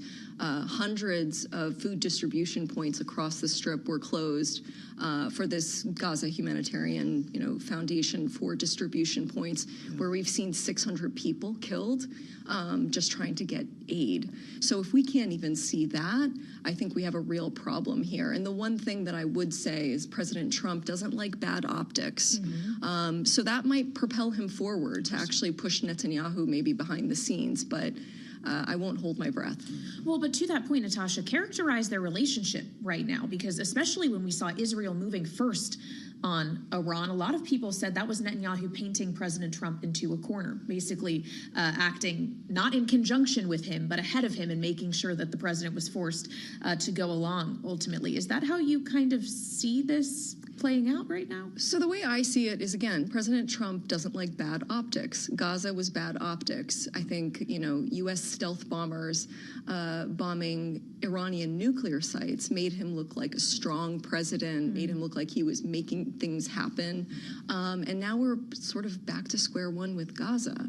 And so, I think that whatever we see in the days and weeks ahead, I think for both Netanyahu and for Trump, focusing on Iran is better for them politically, domestically, internationally, et cetera. But at the end of the day, they're going to have to find some kind of resolution to this war in Gaza. Otherwise, Israel's future looks pretty bleak, too. There's a number of countries waiting to normalize with Israel. But again, there's this one sticking point. And, we know that President Trump wants the Nobel Peace Prize. So, maybe that's the incentive at the end of the day. Well, it certainly could be. He also wants Gaza to be the Riviera of the Middle East, as he's said, displace everyone and build condos. How do you reach a peace deal or a ceasefire with respect to the people who live there when that's your point of view? I mean, this is the big question beyond that 60-day ceasefire, and I think that's why Hamas wants to talk about that, because we did see reports earlier last week that there was some kind of consulting sort of assessment that dictated that anyone who was displaced, about 500,000 people from Gaza out of 2 million, would get about $9,000 per person. So, I mean, this is a serious thing that's been on the table and continues to be on the table. So, I mean, that also needs to be worked out. Well, the White House press secretary, Caroline Leavitt, actually just addressed that question in the briefing. She says President Trump never mentioned a takeover of Gaza, but just rebuilding. So I guess perhaps it depends on how you're characterizing the Riviera of, what did he say? Riviera of the Middle East? The Middle East, I think yes. was the idea. Here. Finally, Natasha, we just have a minute left, but how heavily do you expect the question of Iran's outstanding nuclear capabilities to feature into their conversation tonight? I think this is what Netanyahu wants to prioritize in this meeting. He wants to talk about the wins, but he also wants guarantees from the United States that if they have any kind of intelligence that Iran has continued its nuclear program covertly, that the United States will be there for them if they want to attack again. And maybe that could get Trump across the ceasefire line with Netanyahu in Gaza. But I think, again, remains to be seen, because this president has not been patient with peace deals either in Ukraine or Gaza or elsewhere. So the devil will be in the details. That's right. Details are stubborn sometimes. In February, President Trump said that the U.S. would take over and own Gaza as part of that process. Good reminder. Natasha, it's great to see you. Thank you so much for coming in to talk to us today. We'll have a lot more on what comes from this visit at the White House. Natasha Hall, CSIS, and great experience and insight with us here, as always, on Balance of Power. We'll meet you back here 5 o'clock Eastern for the late edition. Indeed, we will. In the meantime, Bloomberg Business Week Daily is straight ahead right here on Bloomberg TV and radio.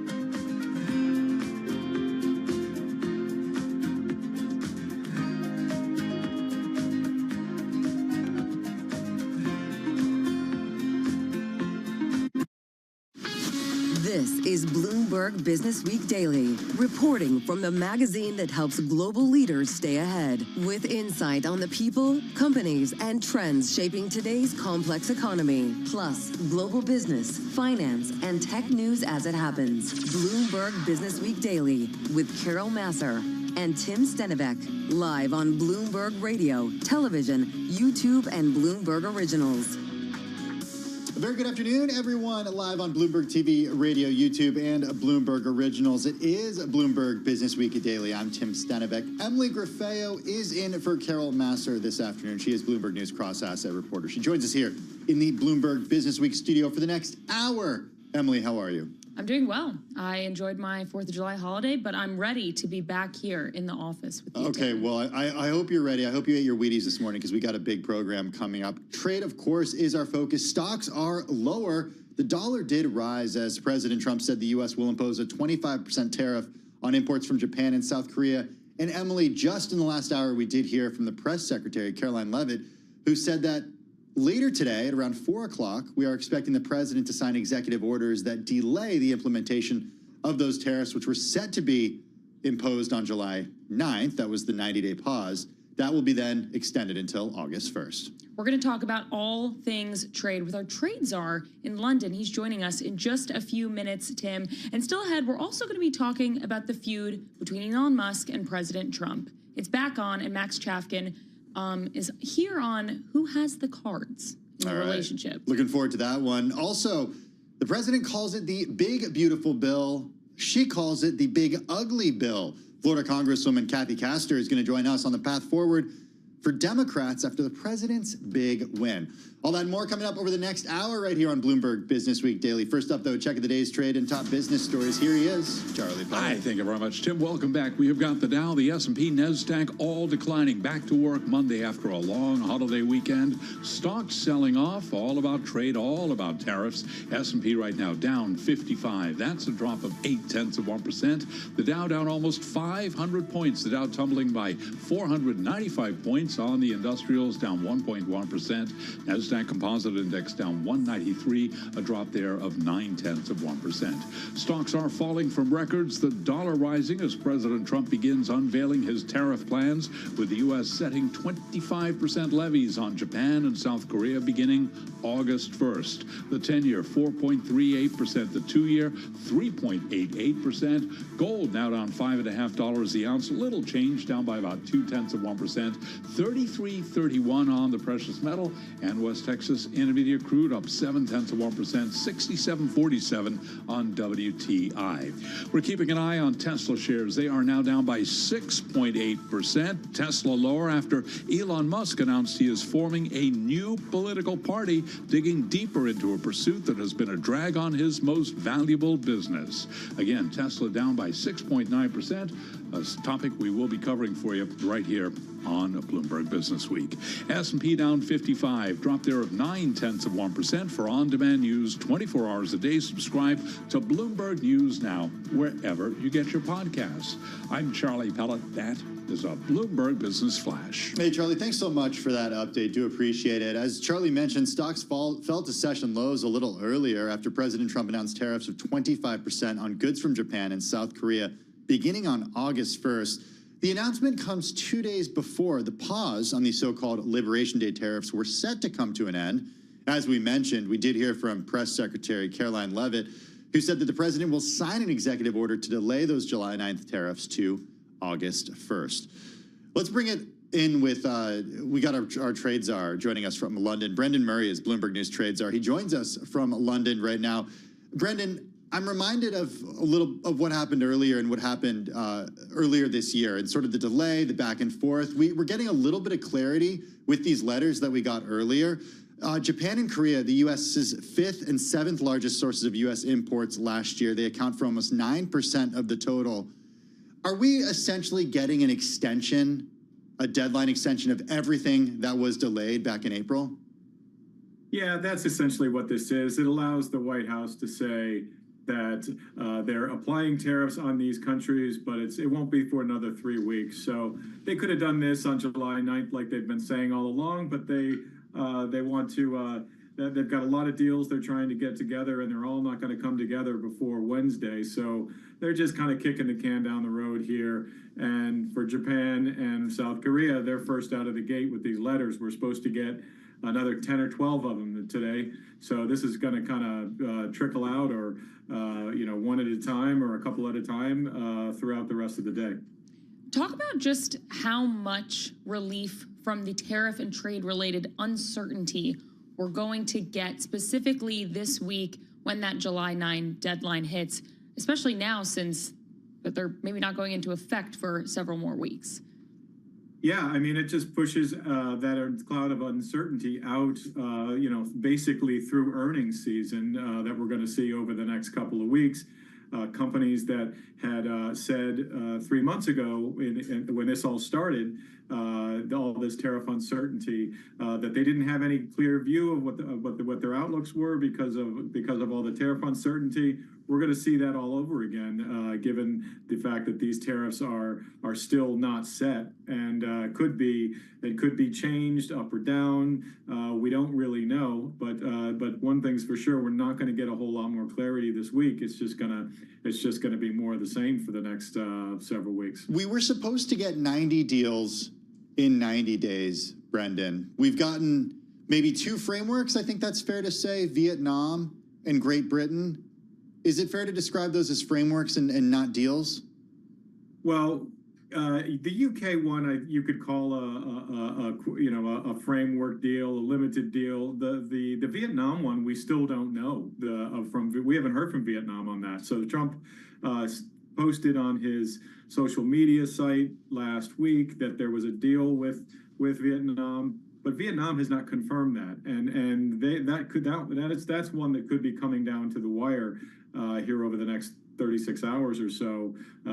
Whether if they get a letter and there's no deal, then the president obviously jumped the gun. But Vietnam hasn't said it's committed to anything around the 20% tariffs that President Trump said that the U.S. was going to impose on their goods coming into the U.S., and then the 40%, the doubling, the 40% for goods that come through Vietnam from China or other places.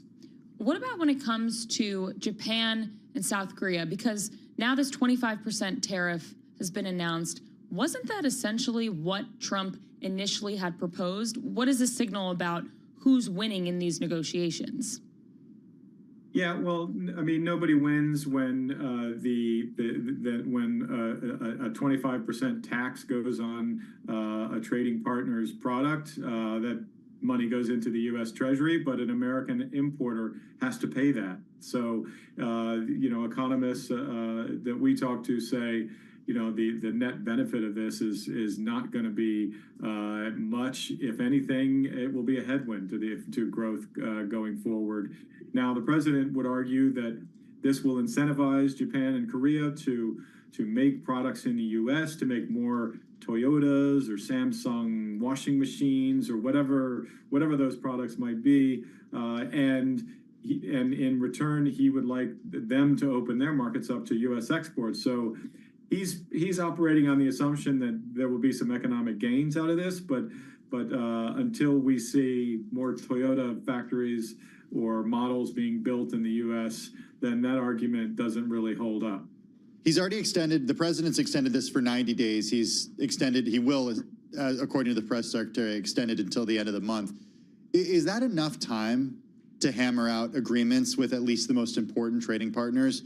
Or is that, based on what we know over the last 87 days, 88 days, is that not enough time, and investors are going to have to expect that this type of deal making will take longer?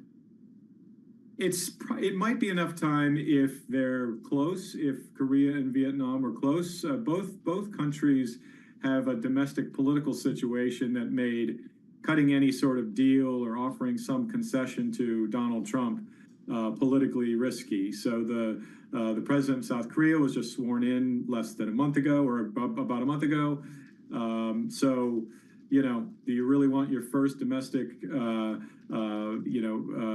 policy move to be to harm your automakers or some of your exporters? Probably not. Japan has upper house elections on July 20th. There's a fairly fragile prime minister in power right now and doesn't want to do the same to weaken any of his industries in Japan. So there might be some time for those two countries. For countries that haven't gotten anywhere yet, starting from scratch, no, 3 weeks isn't enough time. 3 months probably isn't enough time. So well, some of these deals might come together by August 1, but look, if they've been going for 3 months and they can't get there, what's another couple weeks going to do? Yeah, that's a really good point. Sit tight, because I want to toss to some sound. We heard the Treasury Secretary a little earlier, Scott Bessent, on CNBC, and he made some comments about what he sees as sort of the way things are playing out over the next 48 hours. Take a listen. We are going to have several announcements in the next 48 hours. And, Joe, I think what President Trump is concerned about is the quality of the deals, not the quantity. It's going to be a busy couple of days. But importantly, too, that President Trump has said that the countries would not go back to the reciprocal rate until August 1st. Well, there you have it. Scott Bessent, the Treasury Secretary, earlier today on CNBC. Brendan, the quality, not quantity part of this, if there were half a dozen or maybe 8 different relationships that our investing audience should focus on over the next 3 weeks, what are they? Well, I think one of the key things to watch right now are the talks with the European Union. Those are moving, by all accounts, from our reporting, in the right direction. So I think that's going to be a real key one to watch.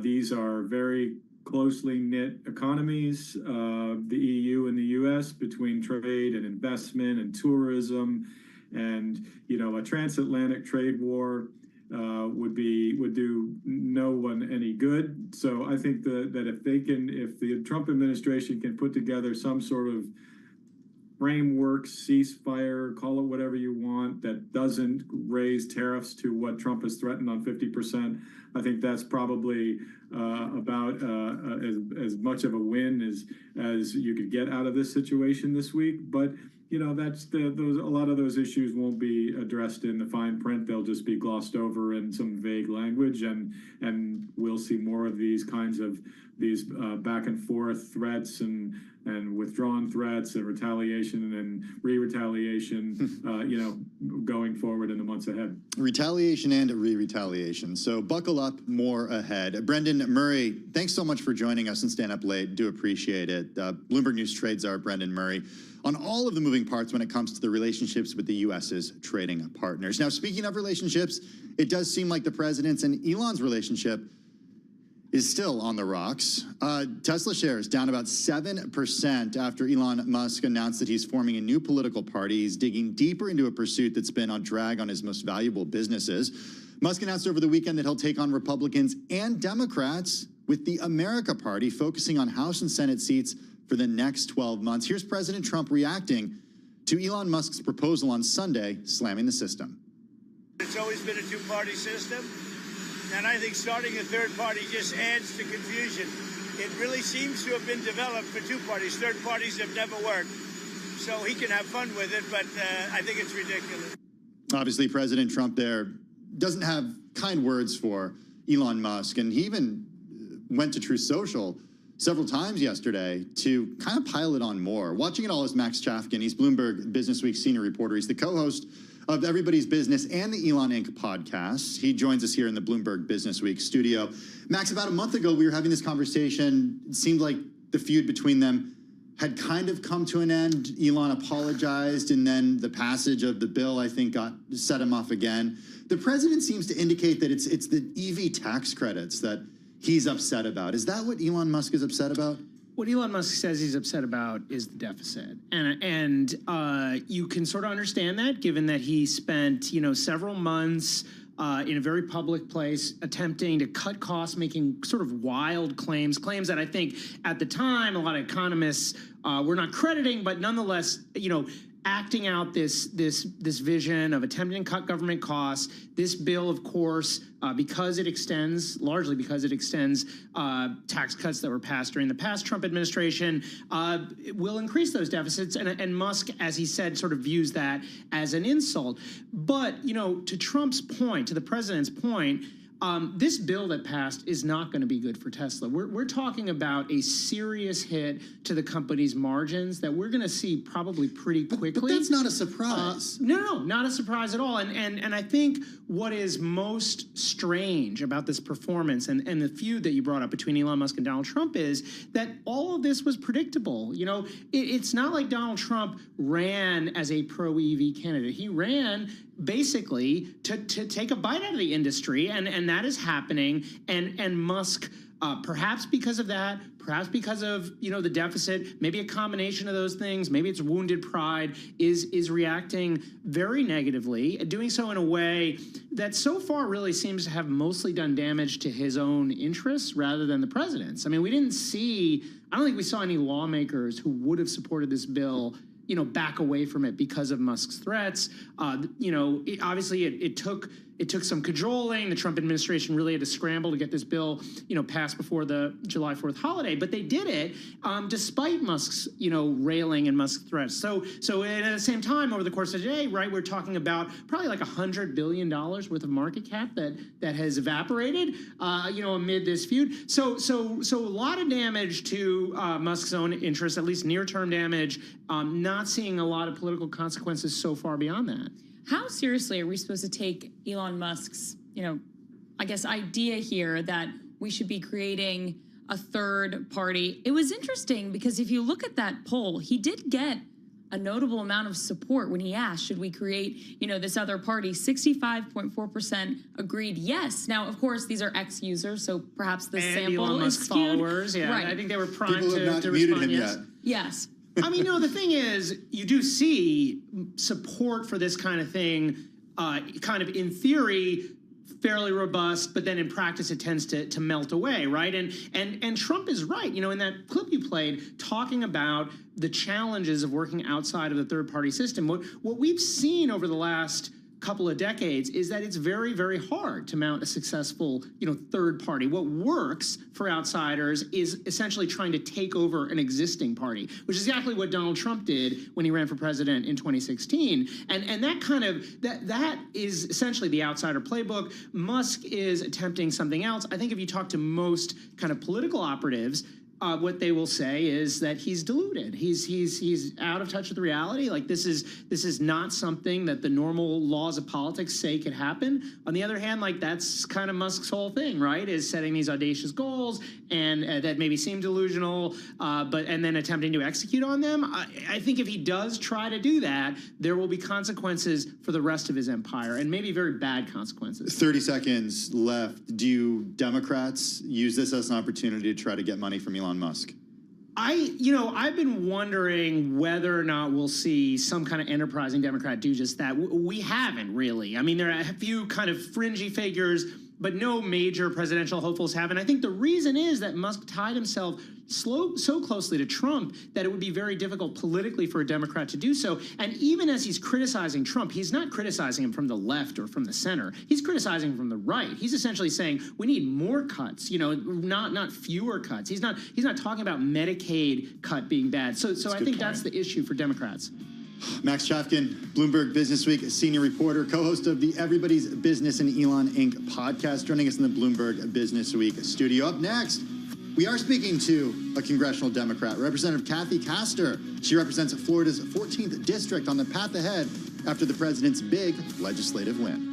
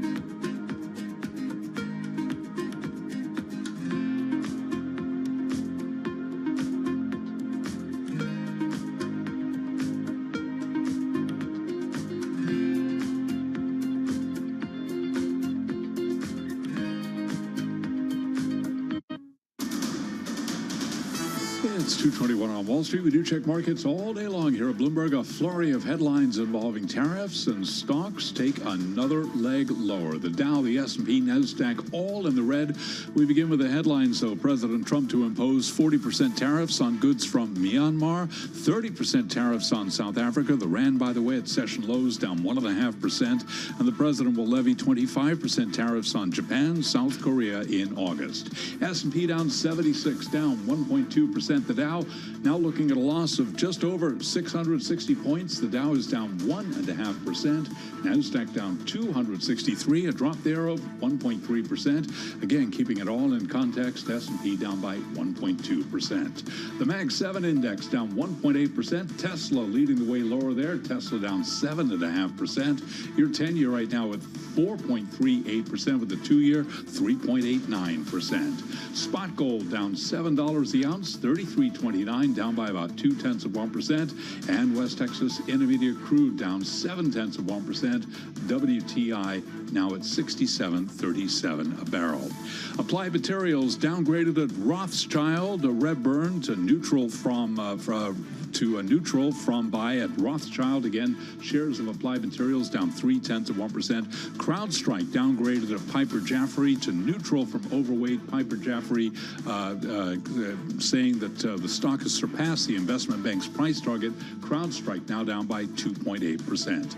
S. Daniel Abraham, the billionaire founder of SlimFast, has died at the age of 100.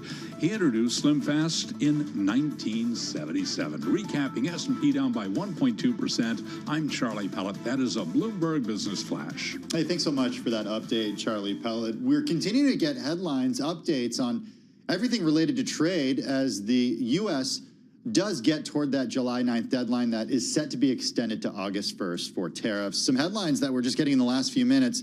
The U.S. will impose 25% tariff on imports from Kazakhstan, 40% tariffs on Laos imports. Malaysia will see 25% tariffs on Malaysian products. South Africa, 30% tariffs on their products. This comes after earlier this afternoon we heard from the president, who said that the U.S. will impose a 25% tariff on goods from Japan and a 25% tariff on South Korean goods effective August 1st. I want to bring in Representative Kathy Castor. She's a Democrat who represents the 14th District of Florida. It includes Tampa and parts of Hillsborough County. Representative, it's good to have you with us. Thanks so much for joining us. We had you on. We had you booked to talk about what Democrats have as their path forward after the passage of what President Trump refers to as the one big, beautiful bill. We'll get to that in a few minutes, but because of your work with commerce and because of your work on manufacturing, we got to start with tariffs and what we're hearing from the White House right now. Are tariffs the right way, in your view, to bring manufacturing back to the United States? Tariffs can play a very important role when they're targeted and strategic. The problem is that the president is all over the map. This is chaotic. Businesses do not know how to grapple with them and respond. And these recent tariffs announced today against our allies, Japan and South Korea and other Asian nations, we were trying to build a wall to counter China and everything, all of their malign activities when it comes to trade. So this is a head scratcher of why you build up these tensions with our best trading partners and allies, and business owners here across the state of Florida are wondering that as well. Why are they facing higher cost at a time when now with the big ugly bill, you're adding almost $4 trillion to the national debt that's also sure to fuel inflation. We'll talk about the bill in just a minute. One more on tariffs, though. I want to also say the S&P 500 down about 1.1%. It did fall a little more than that just after we heard from the president via Truth Social and the announcement of those additional tariffs, or those tariffs, the clarification of those tariffs on those countries that I just mentioned. You did say that if tariffs are targeted, they can play a role in bringing manufacturing back to the United States. Of the tariffs that the president has implemented or that are implemented right now, which ones do you agree with? Which ones are the right way to bring manufacturing back to the U.S.? I can't really point to some. I mean, a few years ago, we had targeted solar modules because we know that the Chinese has been dumping solar panels and all of those and that was one strategic way to at a time when we're trying to reshore all of the clean energy elements to build up our own supply chains that we used to own in America, by the way. You know, a targeted effort like that could be very smart as part of a broad-based strategy. And I just don't see a broad-based strategic strategy right now when it comes to manufacturing. As a matter of fact, the big bill just throws a wrench into the manufacturing boom we had underway in the U.S. Well, let's talk about that bill, Trump's big, beautiful bill that you have publicly called the big, ugly bill. You've also said that it's fiscally irresponsible and morally wrong, and an abdominal transfer of wealth from the working class to the wealthy. What specific provisions in the bill that has now become law do you find most troubling? Well, never before have we adopted a piece of legislation that gives tax cuts to the wealthiest Americans, while at the same time you are cutting health care for 17 million Americans. You're taking away food assistance from seniors and veterans and children. You're cutting Pell Grants and student loans. So this is completely out of whack, and it's going to be very costly ultimately for many American businesses and definitely American consumers and families. You know, the bill, though, at this point has become law. So it's essentially what we're talking about is water under the bridge. And we'll get to the idea of whether or not Democratic leadership did enough to stop this from becoming law. But where do you go now? What are you going to do about this?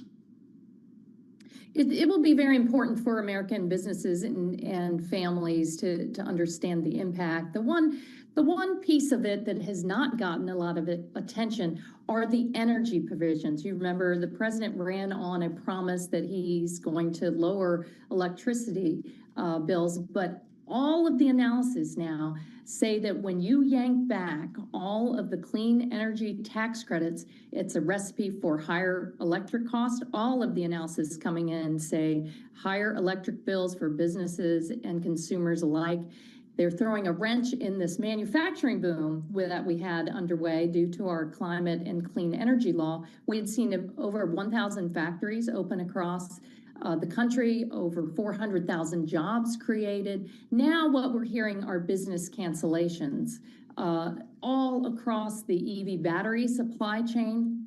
And again, this is not smart because it's a gift to China. China wants to own, they want the competitive edge on all clean tech manufacturing. And we were just starting to build up our supply chains, our manufacturing, so that we can work with allies to dominate the clean energy sector. And Republicans and the president now have thrown that all away at a time when we're also grappling with the higher costs and impacts of the climate crisis. What a tragic situation in Texas. My community is still rebuilding from Hurricanes Helene and Milton that was supercharged by hotter Gulf waters. And that, you know, climate isn't just about the weather, it's about your wallet. And now they have pretty much said, we're not going to be a leader. We're going to cede that to China. And our Americans are going to have to grapple with rising costs over time. It's really a sabotaging, a self-sabotage of this big ugly bill. Continuing on the subject of climate here, do you think that the last minute changes that remove the excise tax on wind and solar buy that industry, those industries, any breathing room? It helped, but it just wasn't as harmful. So you would have seen just a complete death knell for clean tech right now if that excise tax had passed. But right now, we're going to be grappling with rising cost and closure of factories. And when you're comparing the impacts of tariffs, if tariffs are intended to boost domestic manufacturing in the U.S., then why in the world would you throw a wrench into our manufacturing boom that we had underway in this country? Hopefully, many of those businesses will hang on, but still, China will continue to try to eat away at a competitive advantage. And while we are imposing tariffs on our allies and friends and other countries around the world, China is going to move in and try to develop those partnerships. It's a crazy way to do business, and I'm afraid it's going to cost us a lot. Congresswoman, I want to shift gears and talk a little bit about Medicaid and the health aspect of this. Our producer, Elizabeth Cedrin, crunched some numbers here and found some really interesting stuff. If you're watching on YouTube or Bloomberg Television or Bloomberg Originals, you can see here, the yellow is Hillsborough County, Florida, a portion of which falls into your district. Additionally, other counties as well are in your district. But if you look at this, a higher portion of folks in this county versus the statewide total are actually on annual Medicaid and CHIP enrollment. In the year of 2024, more than 20% versus the statewide of 18.7%. So clearly a lot of people in your district are going to be affected by this. How do you plan to counter these rollbacks? This is going to be very difficult. Hospitals, doctors, nurses, the American Cancer Society, you name it, they oppose these draconian cuts to people's health care because it's going to cost lives. The other major impact besides Medicaid, especially here in the state of Florida, that people will feel by the end of the year is the end to the tax credits for policies offered through the exchange, through the healthcare.gov marketplace under Obamacare, the Affordable Care Act. There are 4 million Floridians that rely on those tax credits that help make their premiums and copays affordable. We have a lot of small business owners. We have a lot of entrepreneurs, many in hospitality, and that has been the go-to place for affordable, high-quality health insurance. So while the Republicans sneakily said the Medicaid cuts will happen maybe in a couple of years, what we're going to see in Florida is a real rollback in the ability of folks to afford health insurance for their families. That means small business owners will have to grapple with that, and our healthcare providers too, who have been waving red flags and saying, danger, danger, this is going to cost lives and it's going to cost money. We only have about 30 seconds left, but I want to get your take on whether you think Democratic leadership did enough to stop this bill from becoming a law. Because of the dire consequences, I would say we have not done enough, but this is very unpopular.